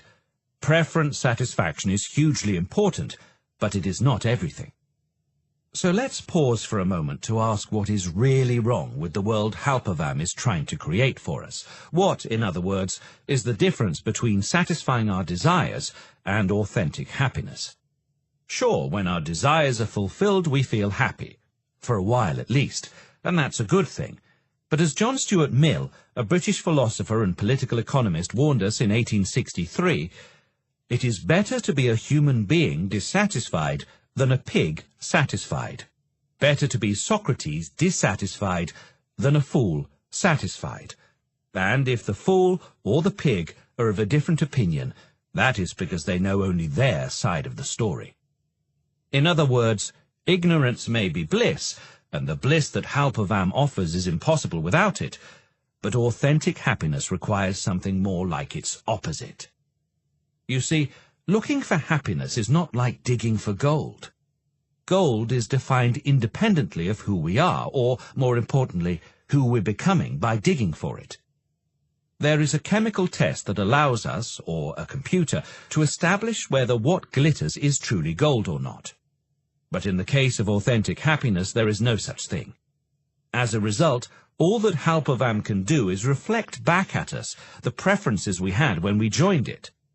And yet living a successful life, a life in which authentic happiness is a possibility, is a process of becoming, for which the Greeks had a word, eudaimonia, meaning flourishing, in which our character and our thoughts, and thus our preferences and desires, constantly evolve. Looking at photographs of myself when I was in my late teens or early 20s, I remember the things that I obsessed about then, my preferences and preoccupations, and I cringe. Would I want to live in a universe that constantly served those preferences and preoccupations? You bet I wouldn't. But to what do we owe the evolution of our character and our desires? Conflict is the short answer. Yes, we owe our character to our confrontation with the world, and its refusal to grant us all our wishes at once, as well as to the conflict within us made possible by our capacity to think to ourselves, I want X, but should I want X? We loathe constraints, but at the same time understand that they liberate us, if only by helping us question our own motives. Authentic happiness is impossible, in other words, without dissatisfaction as well as satisfaction. Rather than being enslaved by satisfaction, we need the liberty to be dissatisfied.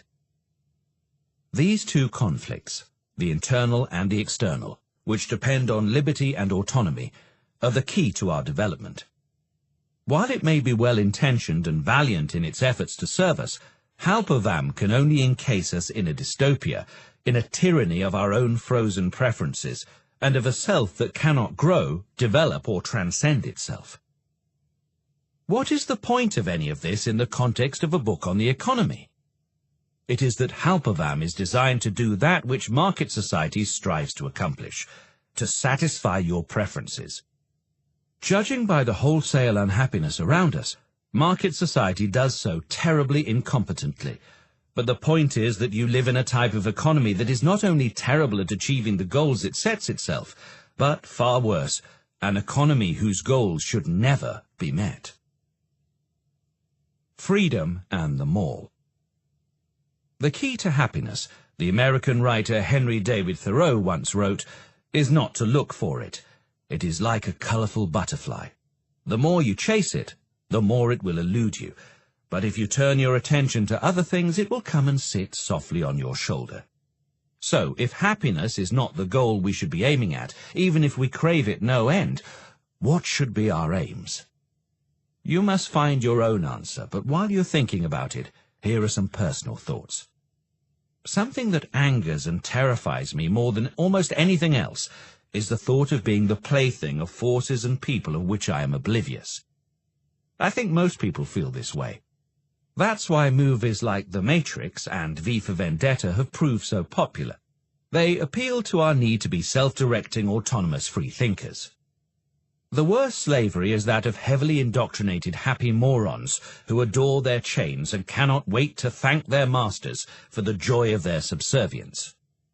Our market societies manufacture fantastic machines and incredible wealth, astounding poverty and mountainous debts, but at the same time they manufacture the desires and behaviors required in us for its perpetuation. The perfect example of this is the shopping mall. The architecture, the interior design, the music, everything is designed to numb the mind and marshal us at optimal speed through the aisles and shops, to stifle spontaneity and creativity, and instead to manufacture the desire in us to leave its shops burdened with stuff that we probably neither needed nor wanted when we went in. Knowing this, I cannot help but loathe them. Instead, give me Halpovam any time, or even The Matrix. There are other means of indoctrination as well. One is the mass media, whose purpose is also to fabricate mass consent to the oligarchy's political decisions against our own interests and those of the planet. Another is the most potent form of ideological indoctrination of them all: economics. Ideology. So how did these rulers manage to maintain their power, distributing surplus as they pleased, undisturbed by the majority? This was a question I posed near the beginning of this book, in Chapter 1. My answer was, by cultivating an ideology which caused the majority to believe deep in their hearts that only their rulers had the right to rule. This was so in Mesopotamia, and it is so today. Every dominion needs a dominant ideology to legitimize it, a narrative that invokes fundamental ethical values in order to justify itself, while threatening punishment for those who doubt in it. Organized religion has provided such narratives for centuries, developing sophisticated superstitions to shore up the power of rulers, justifying their autocratic power, and the violence and theft it allows, as the divinely mandated natural order of things. As market societies emerged, religion took a back seat. The birth of science that in time made the Industrial Revolution possible also gradually revealed belief in a divine order to be just that, a belief, nothing more.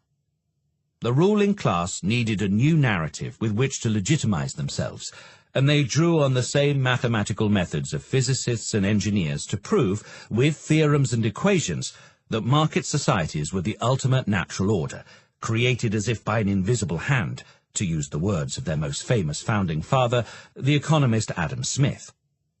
This ideology, this new secular religion, was, of course, economics. Since the 19th century, economists writing books and newspaper articles, now appearing on TV, radio and online, have been the apostles of market society. When normal people hear or read them, they tend to draw this conclusion: the economy is too technical and boring to bother. I should leave it to the experts. Except the truth is that there are no real experts, and the economy is too important to leave it to the economists. As we have seen in this book, economic decisions decide everything from the mundane to the profound. Leaving the economy to the experts is the equivalent of those who lived in the Middle Ages entrusting their welfare to the theologians, the cardinals, and the Spanish inquisitors. It is a terrible idea. Have I ever told you why I became an economist?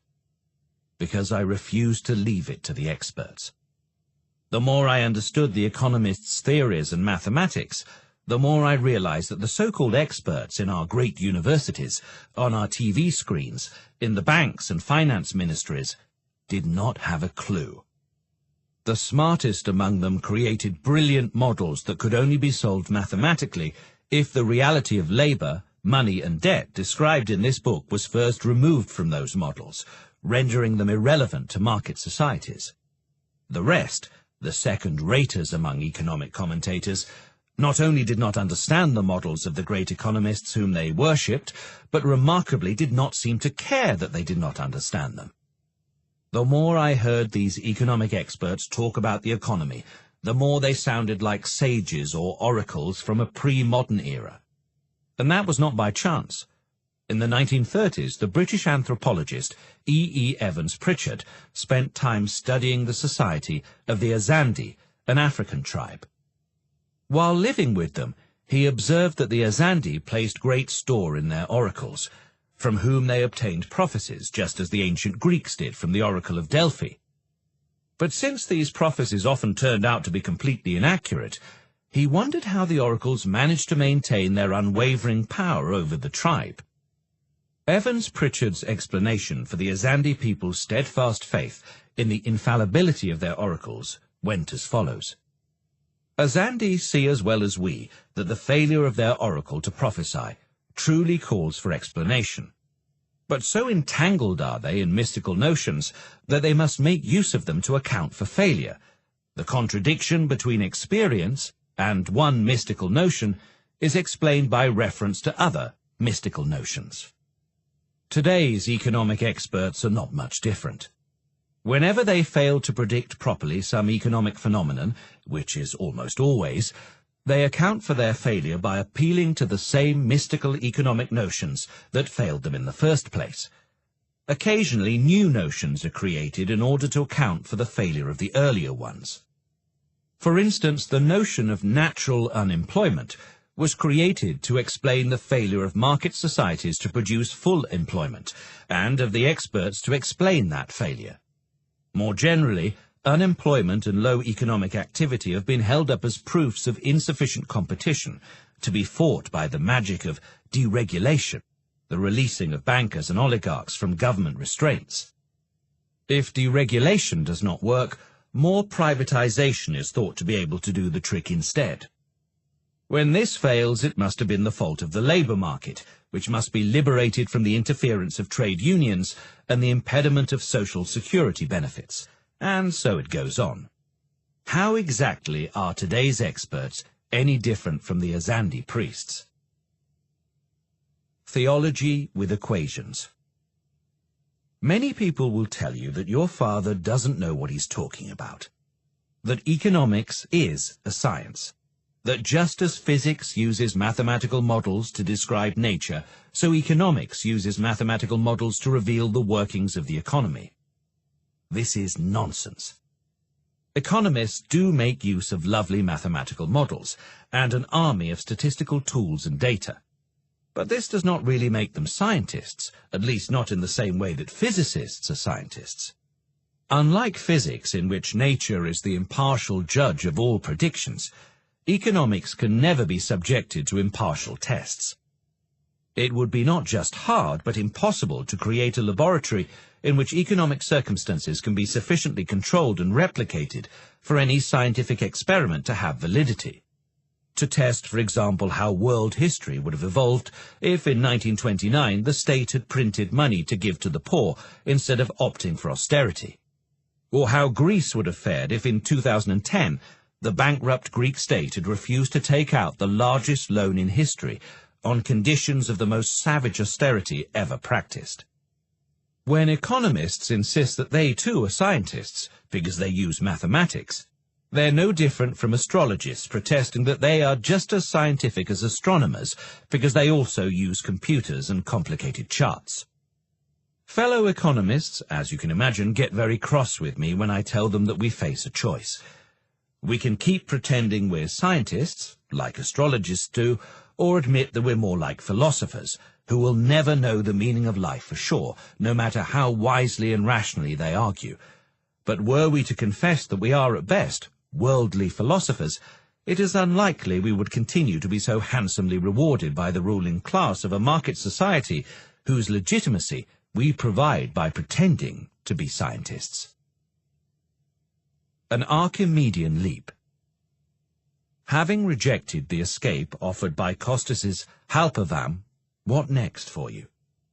The third-rate simulation of Halpavam offered by the shopping mall? An insurrection against the status quo? Or a decision to carve out your own niche in our highly imperfect world? You will need to work it out for yourself. Whatever course you choose, there is something I recommend you take with you. The idea of the ancient scientist Archimedes, that given enough distance, nothing is impossible. Give me somewhere to stand and a lever long enough, and I shall lift the earth, he said. All systems of domination work by enveloping us in their narrative and superstitions in such a way that we cannot see beyond them. Taking a step or two back, finding a way to inspect them from the outside, allows us a glimpse of how imperfect, how ludicrous they are. Securing this glimpse keeps you in touch with reality. This is why, I think, you rejected Halpavam's world, because once within it, an Archimedean perspective would be impossible. Market society also instills illusory beliefs in us, though never as efficiently or happily as Halpavam. They thus lead us to behaviors that reinforce it at the expense of our creativity, our relationships, our humanity, and, of course, our planet. Whether you adapt your behavior to suit market society's needs or become obstinate enough to want to adapt society to your own ideas about what society should be like instead, performing the Archimedean leap, a periodic mental withdrawal from our society's norms and certainties, is vital. When you were born, your name, Xenia, appealed to me greatly because its etymology comes from the Greek word xenos, meaning stranger or foreigner, and translates as kindness to strangers. The appeal of this name came in part from my belief that the best way to see your country, your society, is to see it through the eyes of an outsider, a refugee. Try mentally to travel to a faraway place, if not necessarily in order to move your world, though how splendid that would be, but to see it clearly for what it is. Doing so will grant you the opportunity to retain your freedom, and to remain a free spirit as you grow up and make your way in this world. It is essential that you cultivate a rare but crucial freedom. The liberty that comes from knowing how the economy works, and from the capacity to answer the trillion-dollar question, who does what to whom around your neck of the woods and further afield? So, enough. You have suffered me sufficiently. Since we have come full circle, Returning to the question of why some have so much, while others have so little, you may say I have wasted your time. In reply, I offer only this favourite verse. We shall not cease from exploration, and the end of all our exploring will be to arrive where we started, and know the place for the first time. That concludes Talking to My Daughter About the Economy. A Brief History of Capitalism by Yanis Varoufakis.